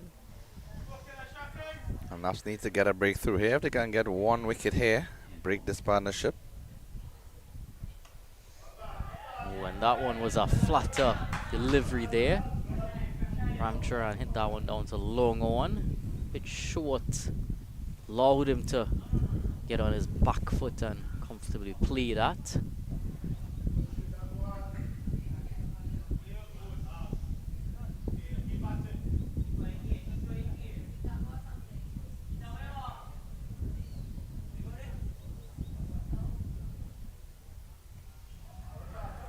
Cahill Thomas in a spot of bother there. That one just pitched around middle and leg, and him in a bit of discomfort, wanting to play it into the leg side, but not wholeheartedly. And this time trying to guide it past, but guides it straight into the hands of the keeper, Cahill Thomas. Only 15 runs, flashy runs, 2 sixes, but early shower. And look at the irony of that dismissal, Dylan. He tried to play a soft shot, and that's how he got out. When he was most likely succeeding with those aggressive strokes, seemed to be very confident and didn't have any trouble playing those shots up and over the infield. Tried to be but turned back in and hardly turned away even. Just that subtle bit of trickery and use of the air. So Eden Owen now joins Ethan Ramcharan.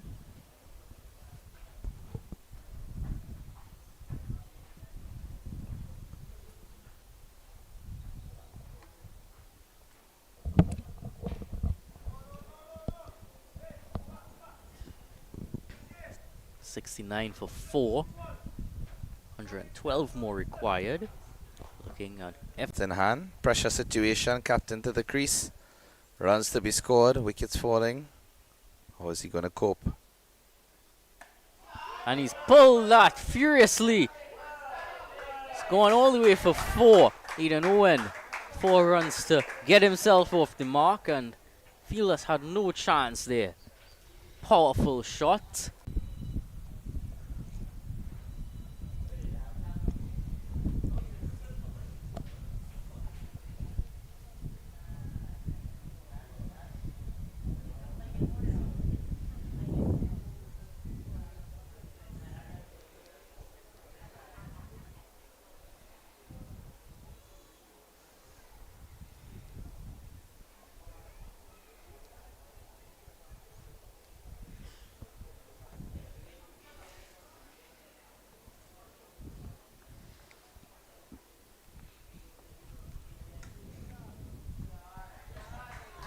back at him.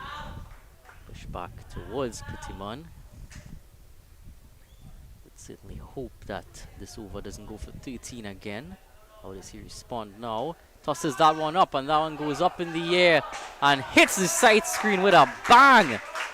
Hayden Owen is not wasting any time here. Wants to get that game back in his team's advantage right away. Was pitched up and he played straight through the line of that.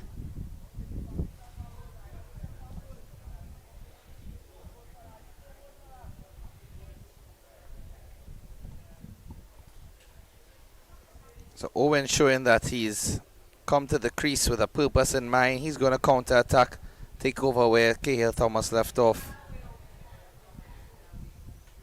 Goes again this time more towards the leg side, but not timed as well. It's only going to be one. On that approach, to me as a bowler, I would be a bit encouraged. Yes, he's hit a couple boundaries, but all I will do now is try to just pull back my length, try to bowl a bit slower, and try to encourage him to play the same type of stroke, but not give him the same amount of revolutions or pace on the ball, so that he has to put extra timing and force into it. Does seem to be targeting Pittiman.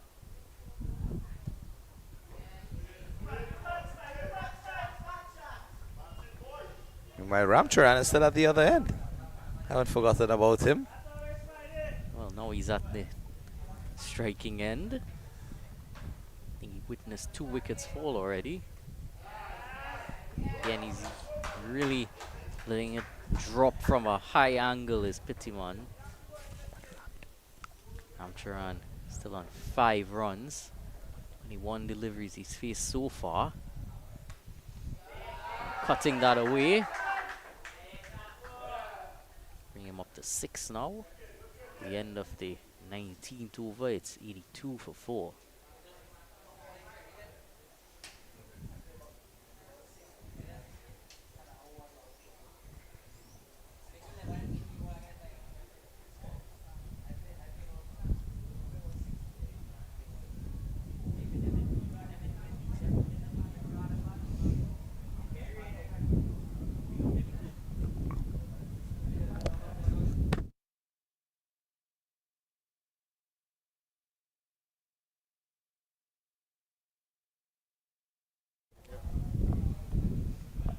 See a view of the 2 teams out of the Presentation College squad. You can see the picture.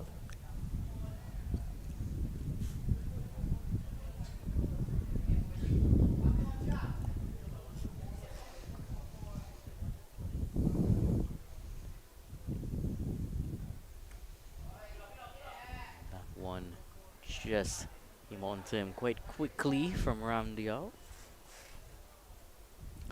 Well, they need to be bowling in partnerships, because Ramdas has been very good from this end. This Pittiman has just been leaking some runs. Is definitely a concern because each wicket has gotten, the run rate is still being kept in check.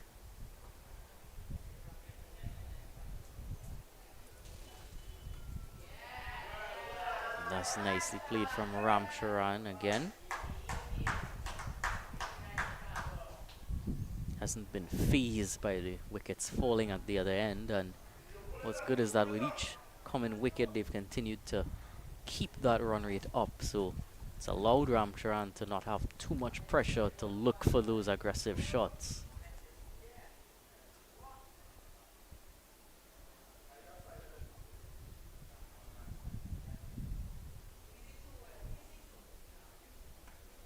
Owen cuts that, but straight to feel that cover.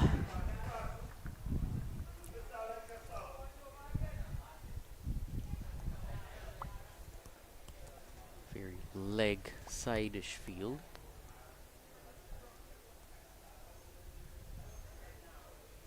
As far as the deep fielders go, that is. Offside field mostly inside the circle apart from long off. And that's played down to long off himself.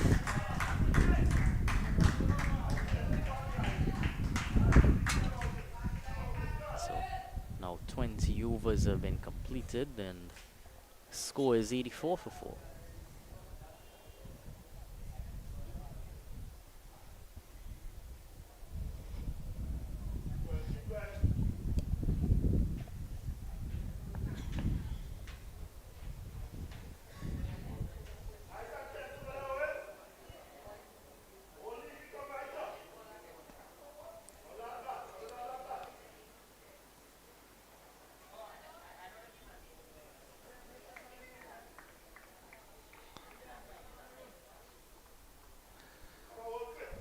So it's bowling change. Pittiman has come off and Badri has come back in. Deciding to stem the flow of runs from that end, as Pittiman's both overs were a bit expensive. So Badri starts off a bit too wide, and that's racing away to the boundary. Not able to pull it inside, but good effort on the boundary. Really well played from Owen, must be said. Badri coming very quick again through the air, and Owen just using the pace of that delivery as well as the turn and angle, opening the face of the bat and guiding it past the fielder at that short third position. And that's a disadvantage of bowling with that pace that he tends to bowl with. Badri, we were talking about bowling slowly earlier. This time he's more on target, allows just 1 run. Still definitely on to pitch it up a bit more though. Just needs to realign after switching ends. Breeze would be coming across and assisting the ball going away from the right hand batsman now, so would be working against his drift but assisting his turn.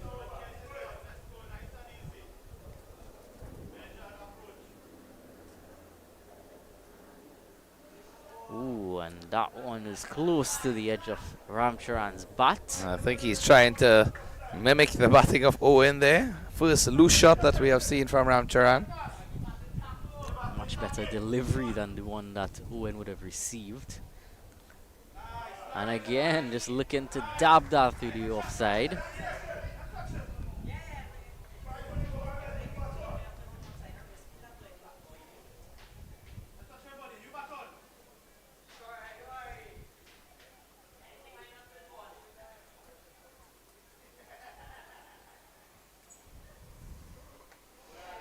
This time still unable to break that offside fielder.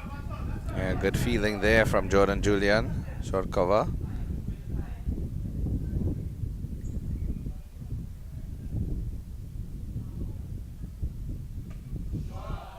This time again, that fielder is in action. 89 for 4.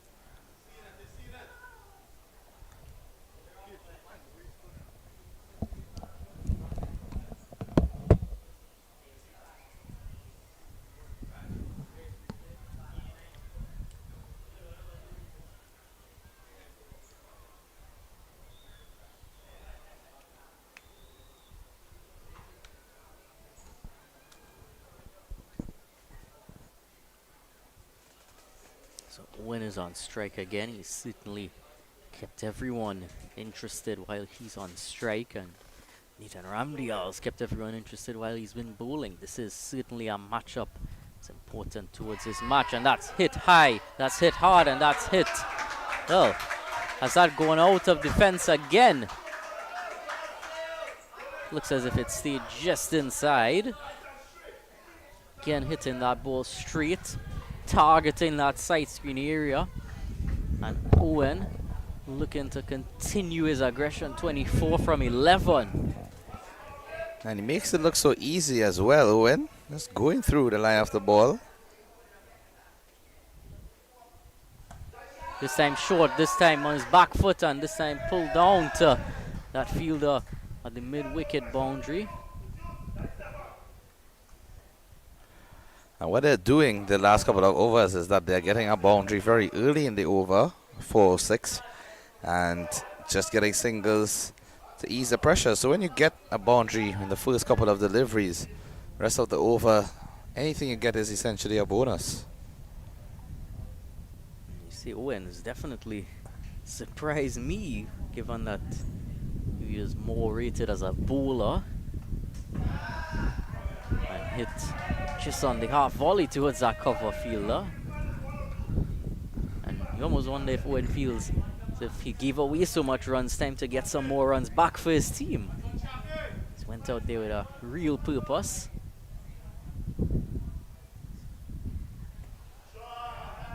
Again, nicely looped up there from Ramdas.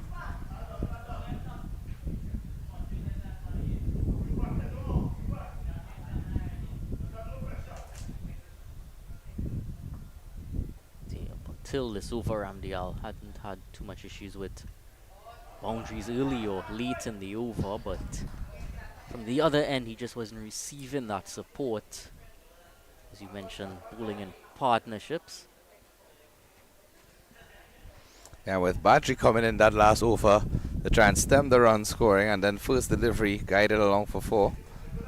Came back nice in the end, only 5 in total of the over, but again, need to keep the pressure on from the start. And again, tossed up, and it's going up and over that fielder mid-off. He was stretching at it, but couldn't get his hands to it. And you could see some pressure just telling on Ramcharan.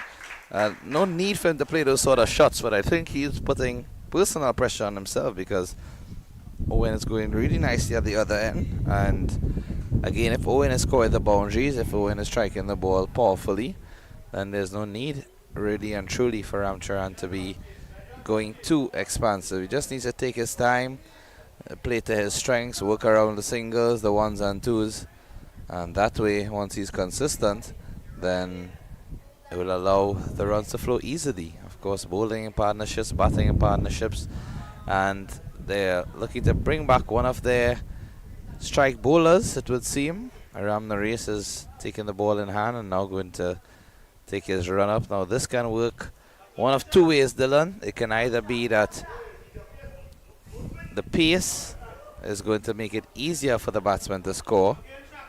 The ball is going to come on quicker to the bat and also run more quickly to the boundary. What would you have done? Would you have brought back pace at this stage, or would you have stuck with the spin? Oh, this is an interesting question. Ramdas from one end has certainly been keeping the challenge on, but this end they would have certainly been banking on Pittiman being able to give them a bit more with that left arm leg spin variation. That was not what happened in the end. Good start from Ramdas, and then they tried Badri. I think they could have maybe stuck with Badri for one more over given his success at the other end, but they may just want to keep him to continue from that northern end later on. So don't disagree with the bringing back of Ramdas as long as they know they have the options of Mohammed and Bimul to still give them pace. Cut nicely, but just 1 run. And of course, so far Ramdas has been the most economical of the pace bowlers. So in this game situation where they do need someone with that discipline type approach, I can understand it. Yeah, definitely. I think it's a intelligent move in terms of bringing them back, because the spinners just weren't able to control the run scoring from that opposite end. And in fact, only Ramdas and Bimal.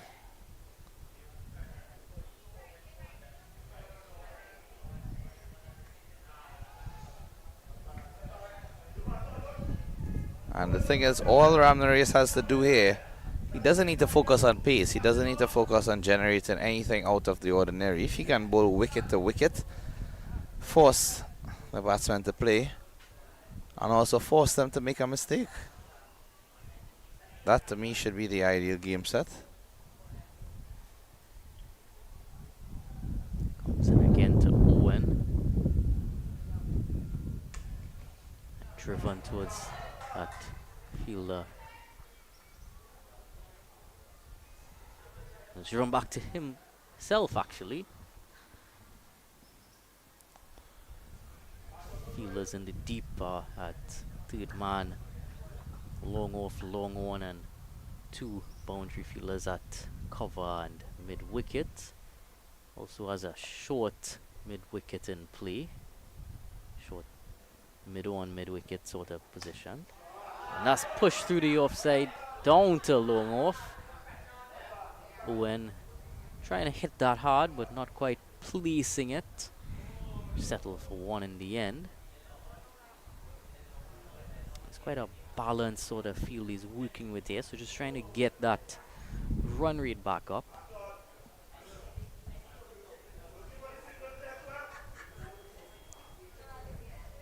So wonder if Ramdas is going to continue from the other end, or if he's going to look to bring Badri back from that end as well. Hit back past him, down to the long on fielder who runs across. Then Ramcharan moves on to 10, 37 deliveries though, and Presentation College score goes on to 100 for 4. 100 being raised in that over. Important milestone in this run chase. 81 runs required.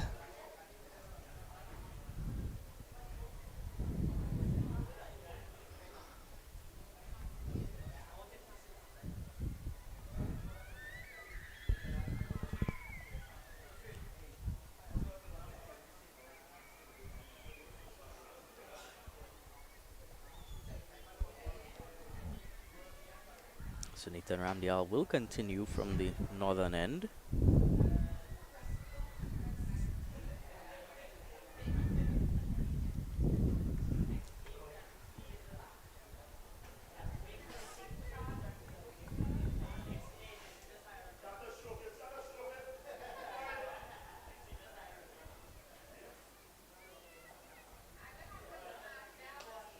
And that's going up, and it's landing just short of the field at long off.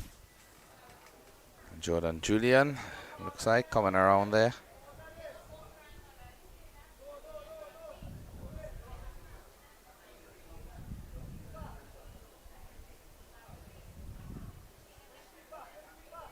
Owen back on strike now.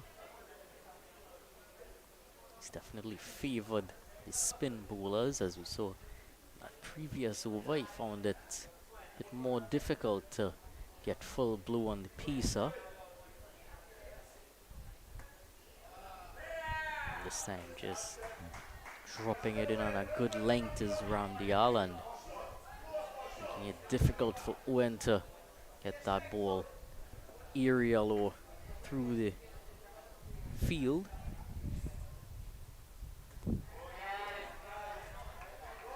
So a bit quicker and a bit fuller.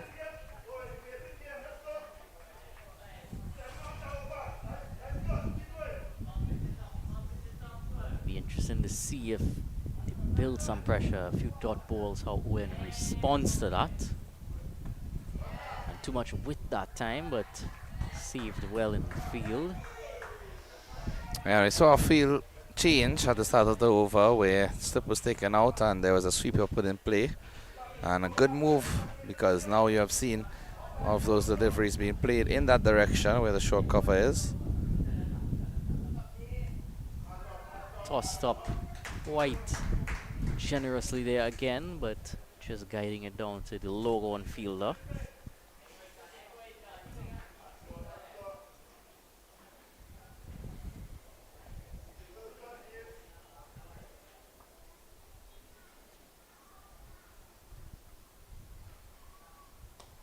And that's gone very high in the air. Nathan Ramdial has his second wicket.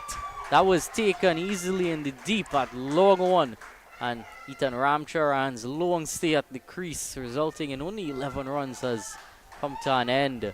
Pressure definitely built on him, as I would have mentioned. Those dot balls in succession, that pressure being built, that bowling change previously at the other end, resulting in this wicket here. Not that of Owen, but that of Ramcharan, who was at least staying at the crease to bat with the other batsmen as they played more aggressively. 102 for 5.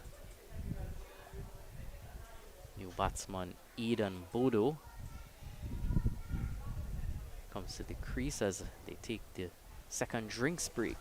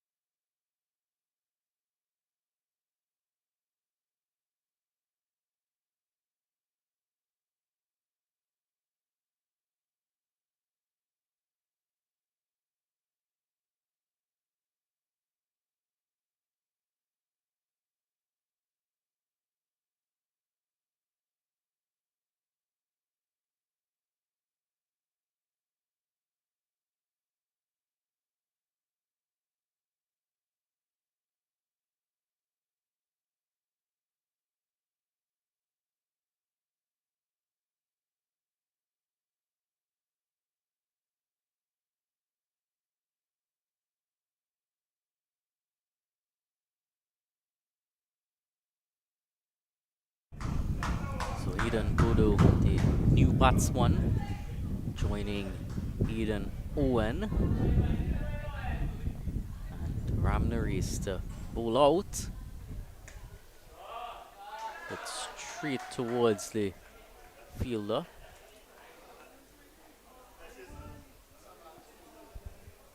So 79 and 66 overs. 66 deliveries remaining. 65 now.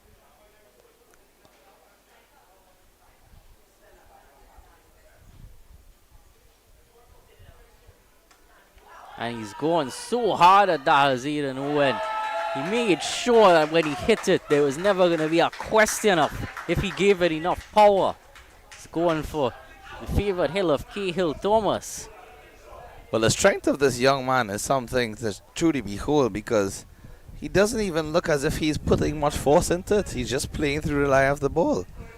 He's not really winding up, or to say that he's, you know, playing with excessive force. He's playing normal cricketing strokes. And that's going through the leg side this time. Gonna come back for a second, running quickly between the wickets and gets back home in time.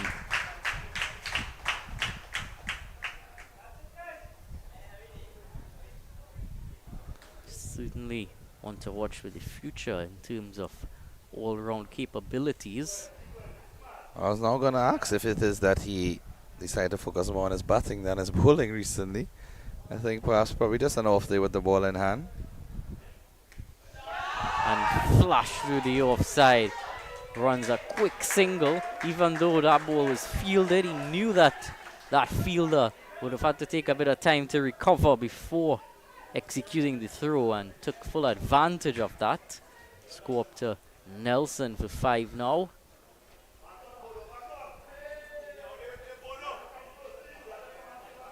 Eden Bodo. Now this is where they need to strike. Once Owen is off strike, they need to take advantage of whoever is on the opposite end.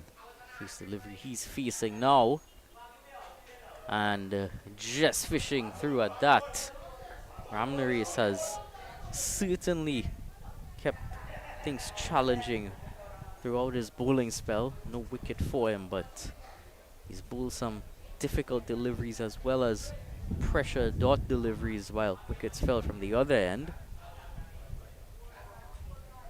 I think he bowls quite a heavy ball as well.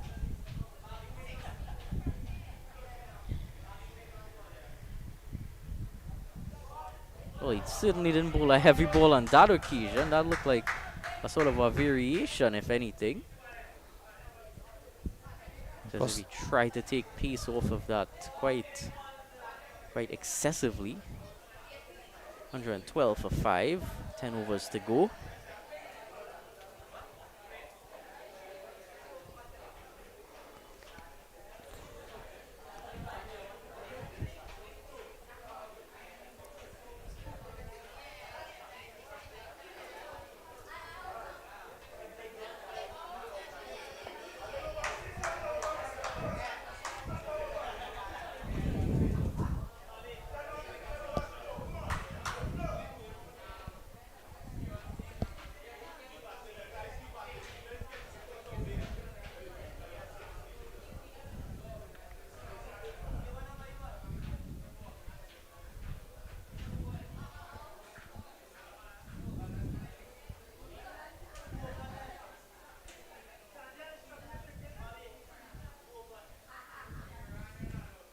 Ramdas into his final over now. Bowling to Eden Bodo, so it's going to be a double change at the end of this over, because Ramdas is bowled out and Ramdas is going to bowl out here. Oh, and that one was just cutting away at that. Played it late, played it a bit uppishly as well, but played it into an area where he knew there was no one there to get in its way. 2 skillful runs from Bodo.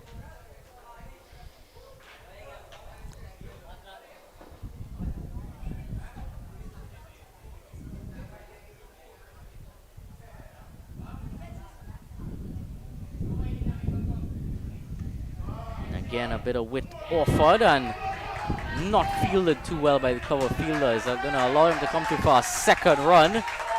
There's definitely one run in the end, but that misfield allowed them through for the extra. And met by thunderous applause from the Presentation College supporters. Of course, closer to the end of school time. In fact, school is over now at 2:30. It's minutes to 3. Seeing some more of those students arriving, some parents, supporters, friends, family. Well, we're in that period now where some school is over at 2:30 and then some still isn't over until 3.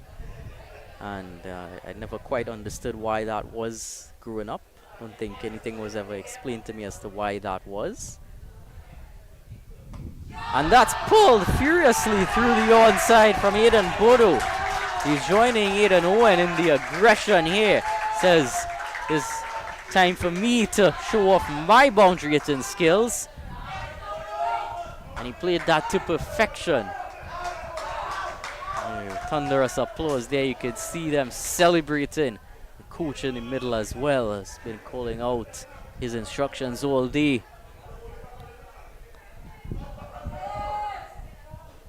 I think when you examine that 2:30 and 3:30 finish this school, I think, well, 3 o'clock is probably due to traffic more than anything. I always thought so. I thought to give half an hour for the secondary school to over. It just never made sense other than explaining it by that reason.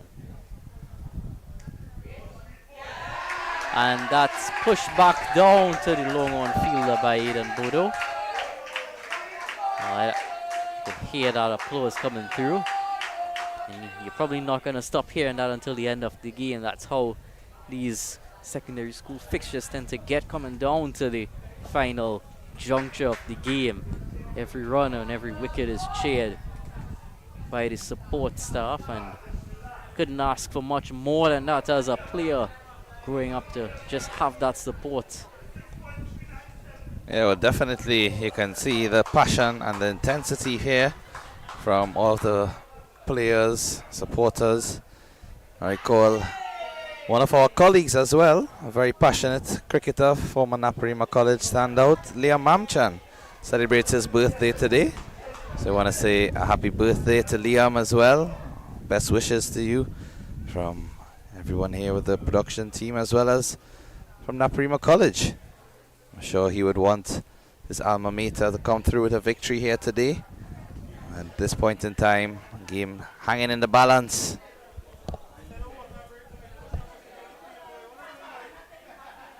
Looks to be Arian Mohammed coming back into the attack. So a change of ends for him. Started off at the northern end where the wind would have been assisting his outswinger. Now outswinger to the left-hander, and now it's going to be bringing it back into the right-hander. Well, assuming that ball at this age gets that much movement from the wind.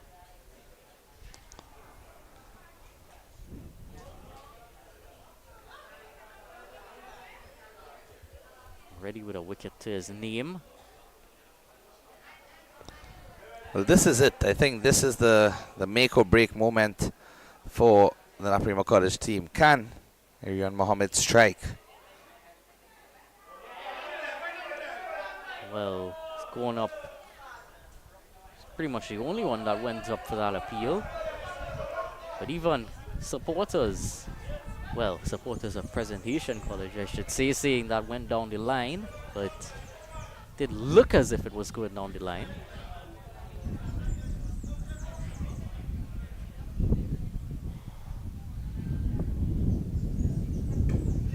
This time it's gotten him on the full and just driven it down to that cover fielder on the boundary. June. What Bodo's done well since coming to the creases. He's pretty much played at on around the run rate. Owen has, well, played at quite a positive strike rate, 36 from 23 so far. So neither batsman has allowed the run rate pressure to build, and only 5 wickets down. Still have a decent amount of batting to come. And that's flayed away down to long on. Playing a cross-batted shot to get it down there, but still effective for 1 run nonetheless. No ball being signaled by the umpire. Cardinal sin from the bowler. It's going in favor of Presentation College right now. The pendulum swinging in their favor.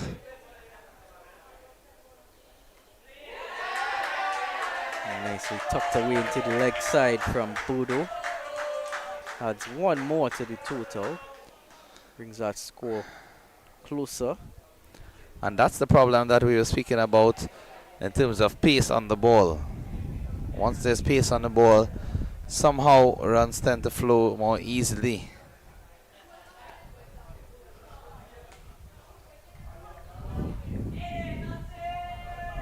That also really puts into perspective how well Ramnari's bowled his pace. Kept things really tight. Never allowed any of the batsmen to be in control of what he was producing for them. And this time just trying to rock back and pull that, but couldn't get it much further past the fielder backward square.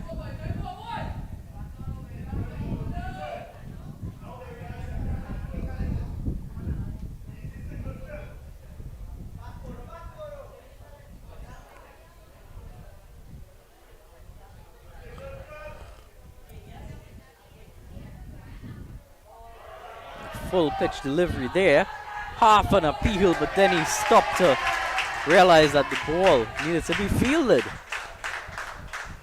Meanwhile, the batsman scampering through for a single, and that single you would have sworn was the winning run, the way that the celebrations came about, but rightfully so. They're playing smart cricket, hard cricket, and they're gaining from the disadvantages that the Naparima College team have let happen in recent times.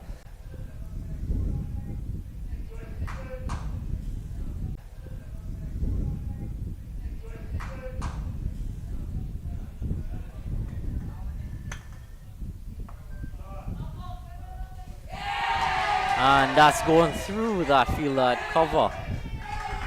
Sneaking through for a quick single. Alberto Badri not pleased with that effort in the field.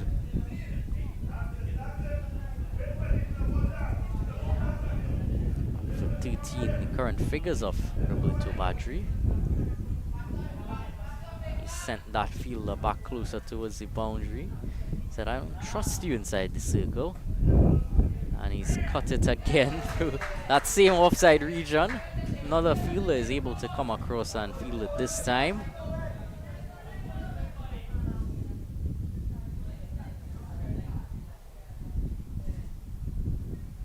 Tossed up, one up high in the air.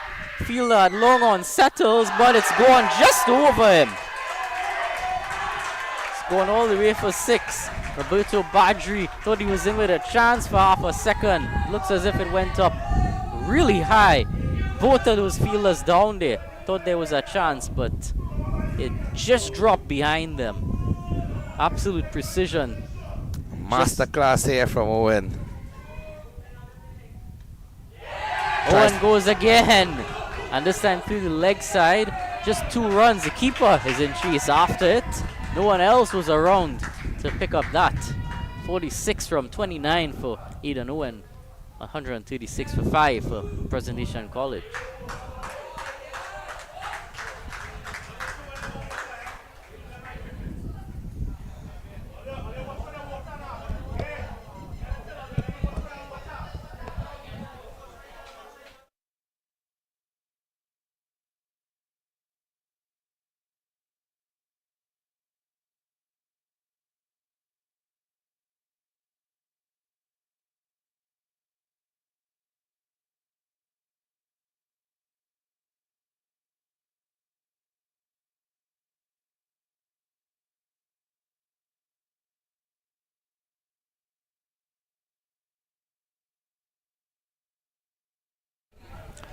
.45 required in 42. Aryan Mohammed to continue. That's played back past him down to long off.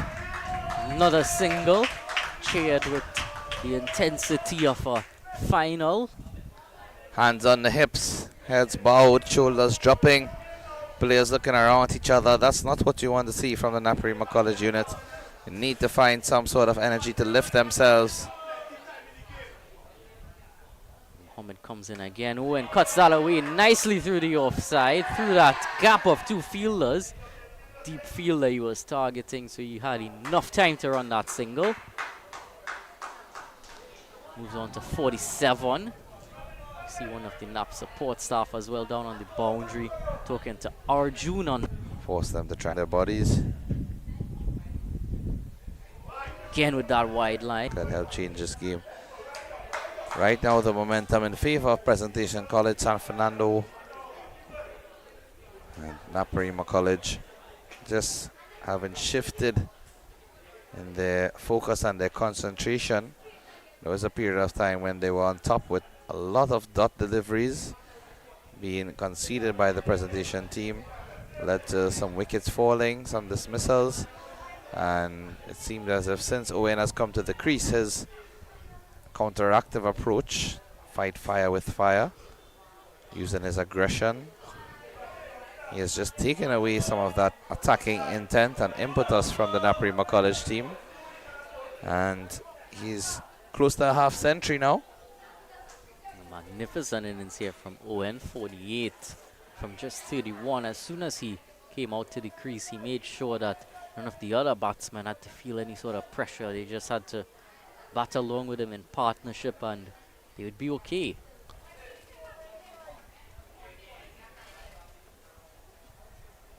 It's really just been a one-man show for a majority of this innings. And again, that's gone straight towards Roberto Badri. Caught and bowled. What a wicket! What a breakthrough! Badri runs away in celebration as if he's just won the game. Could that be the wicket that they needed? Aidan Owen just what a grab that was. My word, we were just heaping praises on him for that batting ability and reaching very close to a half century. Out on 48, caught and bowled. Badri, after being struck for some boundaries by Owen, he has got the final laugh in this one. This encounter between both of them. Badri getting the wicket. Owen, very well played innings indeed. A captain's knock. Needs to be proud of that effort. Just, he would want to ensure that they get home safely so that his effort wasn't in vain.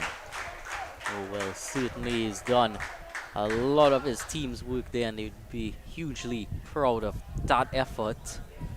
Captain's knock, if ever there was one. Samir Ramdas now strides out to the crease.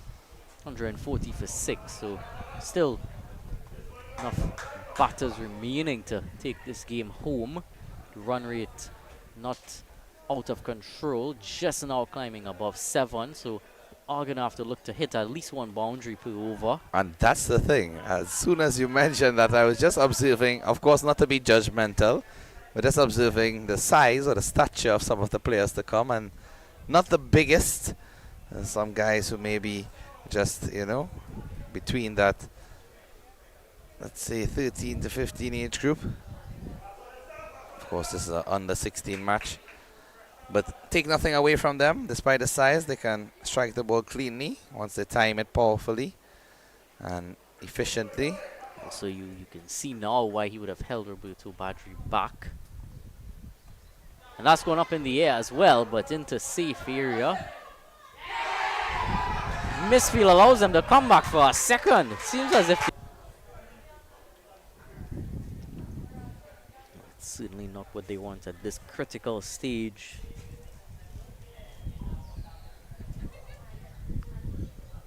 And that's going up in the air again. The cover fielder goes back and takes it comfortably. Samir Ramdas now perishes. 7 wicket down. Roberto Badri has 3.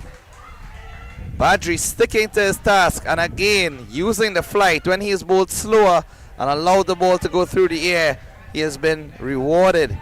When he's been flatter and faster, they have taken advantage of those deliveries that were pitched up. But going through the air, allowing the ball to do its work over the pitch, and picks up his second wicket. Excellent here from Badri. Naparima College strike again. Well, too flat and too fast for him to get under quite completely to hit it towards the boundary. Badri would have pulled just one over from the other end and would have analyzed right away that he wasn't quite having as comfortable a time at that end, so would have told his captain would be better served to bring me back on from that northern end instead, where I got the wicket up front. It's paying off so far. 3 for 23. Preston Ramdas now joins Aidan Bodo. Now he certainly looks like he can strike the ball to the boundary ropes, but Well, I'm wondering. I didn't see him bowl earlier, so I me neither, like to but hope he's here to strike the ball. I think I'm wondering if he's one of those impact players. Yes, in fact he is. So interesting to note here, Dylan, in this under 16 they allow players to be used as an impact, batting or bowling. And he's rushing them between the wickets at least, keeping the pressure on the fielders, but comfortable run in the end to get off the mark. Well, interesting to have those impact players. Yeah, Preston Ramdas initially was not on the field. Of the 12th man coming in here to do a job. Again, another quick single here. And comfortably taken in the end. 144 for 7, 5 overs remaining. Impact sub is an interesting one. You don't want to get too accustomed to having that option available to you all the time at this young age. A lot of times you might be in a game situation, then you realize, well, you don't have the impact sub available in this tournament. But then on the flip side of that, what it does allow is for an extra player to get that chance to get a run in the tournament that may not have had as much opportunities to play throughout the tournament as if they didn't have the impact sub. But then it also begs the question, are they trying to train these players for franchise cricket from this early age? Well, that's what I would have mentioned just before. You're not going to always have the impact players. Correct, and it's the only format where you really see it being used. You don't want them to get too accustomed to having it. And again, with the amount of cricket that goes on nowadays, you always want to have some sort of briefing or some sort of meeting with the players before the tournament so they know of the full playing conditions. And Arian Mohammed back in the attack now. Bodo not able to get bat on ball.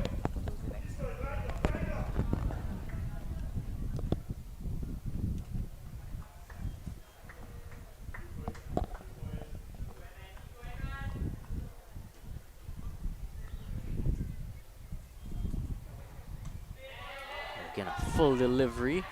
Not able to dig that one out. Another dot ball. So pressure being built after those two quick fire wickets from Badri.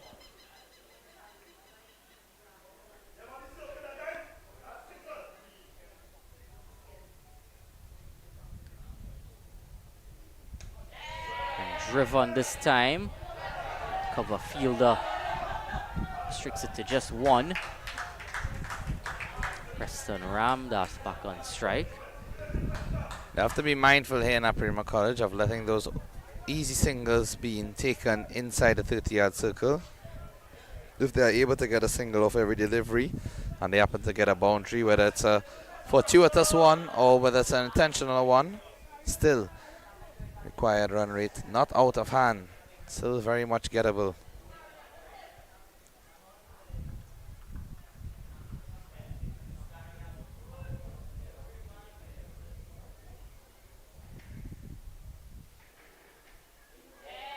Kept a bit low from Arian Mohammed. Ramdat not quite able to come to terms with that trajectory. Yeah, it could be one of those variations where he is just trying to bowl the ball to let the seam hit the pitch. Those occasions the ball can either hit and stay very low or sometimes hit and just rise unexpectedly.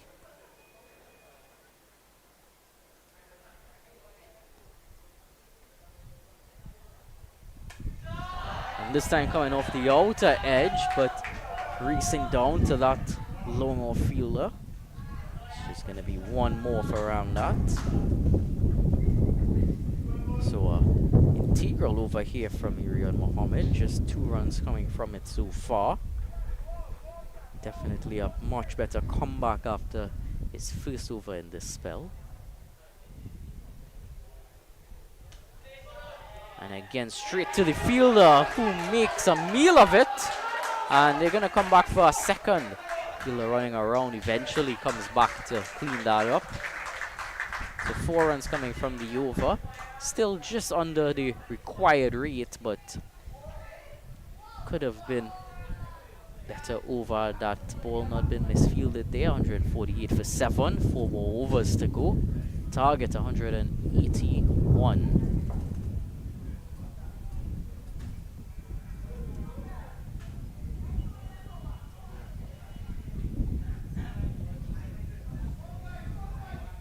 Players just a bit less energetic now, given the slowdown in run scoring, but hanging in there.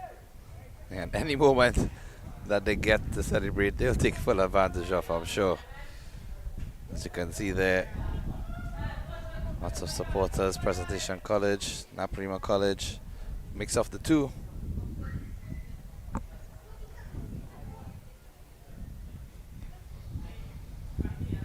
Badri, continue.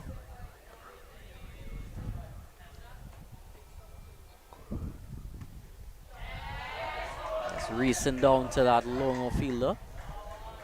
Just 1 in the end. Bodo's played quite a good inning so far, 20 from 24.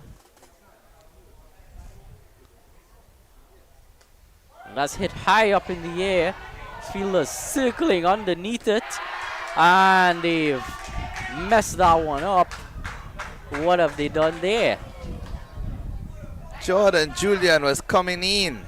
He seemed to be set for the catch. And the fielder at short cover, who had a more difficult chance as he turned around, dropped it. Oh, and just playing and missing at that. Keeper wanted to stump him, but never looked as if he got out of his crease. They'll hope that that drop catch is not going to haunt them.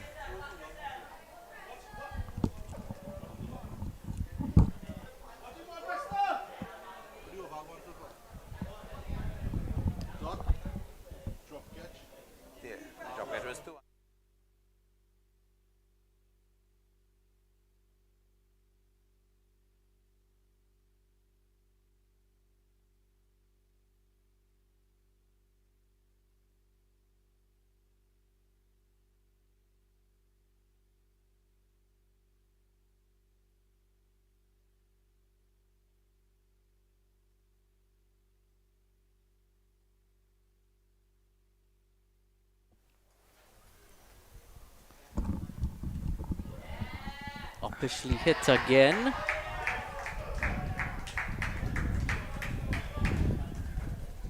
So Eden Bodo continuing to move along. Not looking to get stuck too long.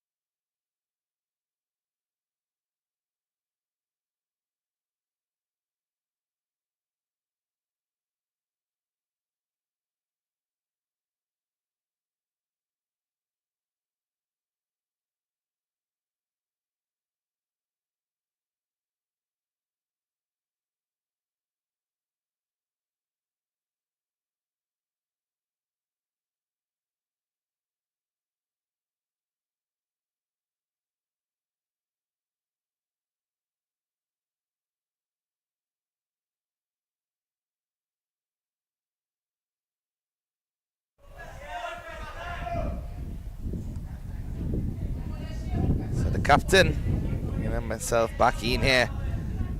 Well, interesting change here. Left arm wrist spin. It's going to have to be on point and start off with a wide. And he's got it stumped! Look at how casual that was. And even the umpire raised his finger so nonchalantly as if to say, yeah, you were definitely out there. The batsman didn't seem to be phased initially. Keeper took the bails off quite quickly. And he has to go. Pittiman had a thought, and he was right in the end. Well,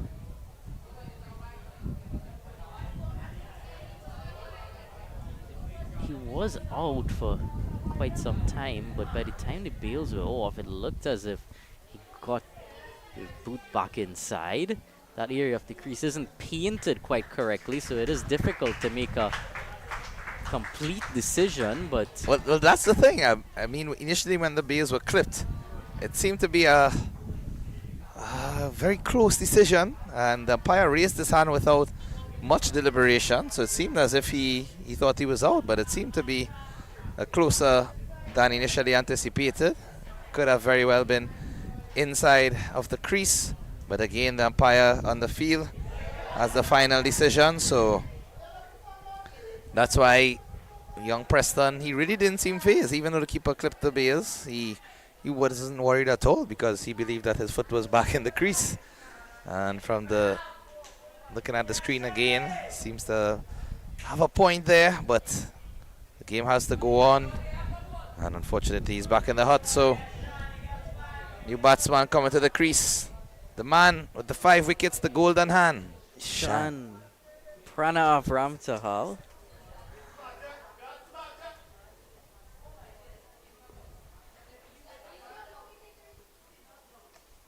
Well, he's going up and he's going down to that long on fielder. It was in the air for some time, but look as if he played it in a calculated manner. It would be quite appropriate if he could finish it off with the bat. So Ramtahal, Bodo,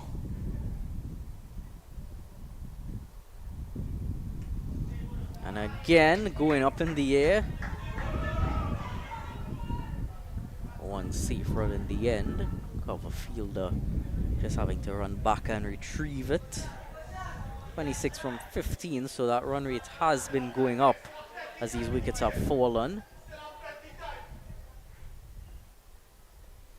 And he's going at it again, this time through the leg side.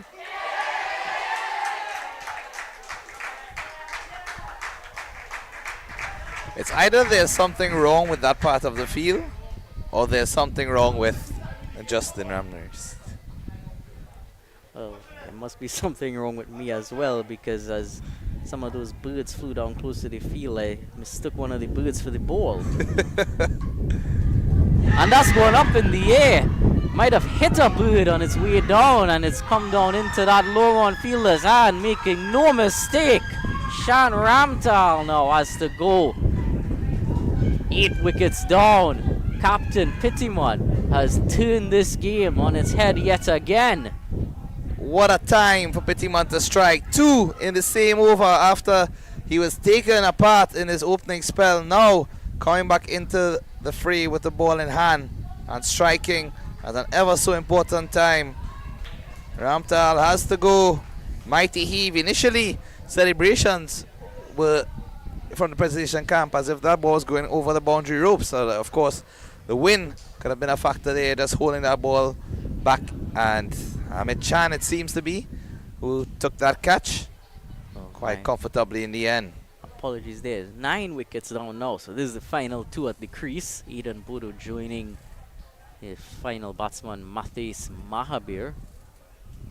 Impact player has not quite worked out for Presentation College. That wasn't the impact player, of course. He went a few dismissals ago.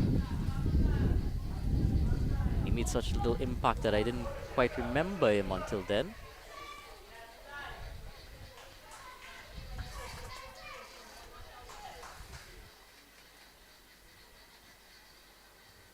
Looking to go at it again. This time the keeper not able to clean that up. Dot ball in the end. 2 overs to go. 157 for 9.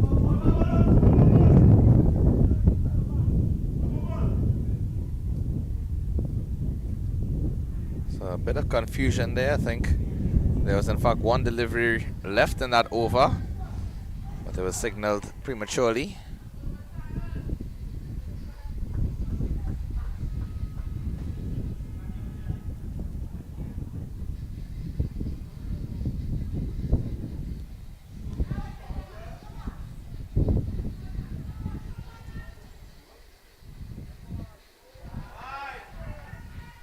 And now the over is finally completed.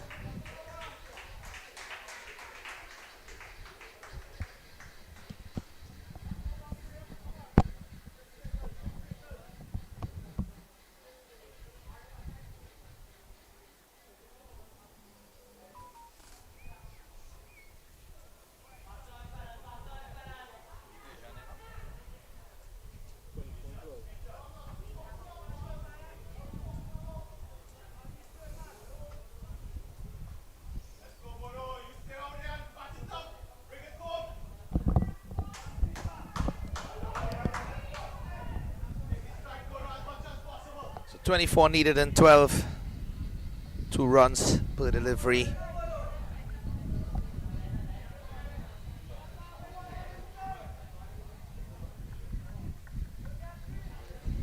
And it's going to be Aryan Mohammed with ball in hand. Change of ends. After Pittiman replaced him from the previous end, he returns to the end where he opened the bowling from.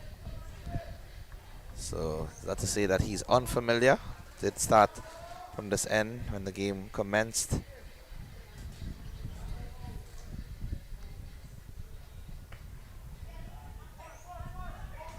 Quick single for Aidan Bodo. So, interesting start to the over. Clearly trusts Mahabir with the bat, give him the strike right away. Of course, can't afford to be giving up any singles at this stage. 23 required and 11.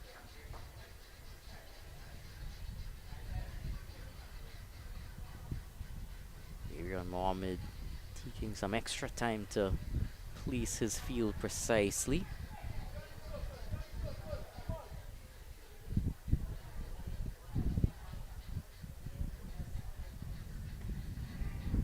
That's hit down to that fielder, the extra cover.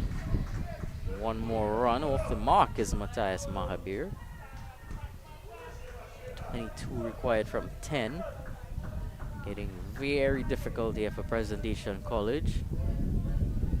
Bodo now has to look for a boundary. Looks for a boundary. Hits hard and it's gonna be good.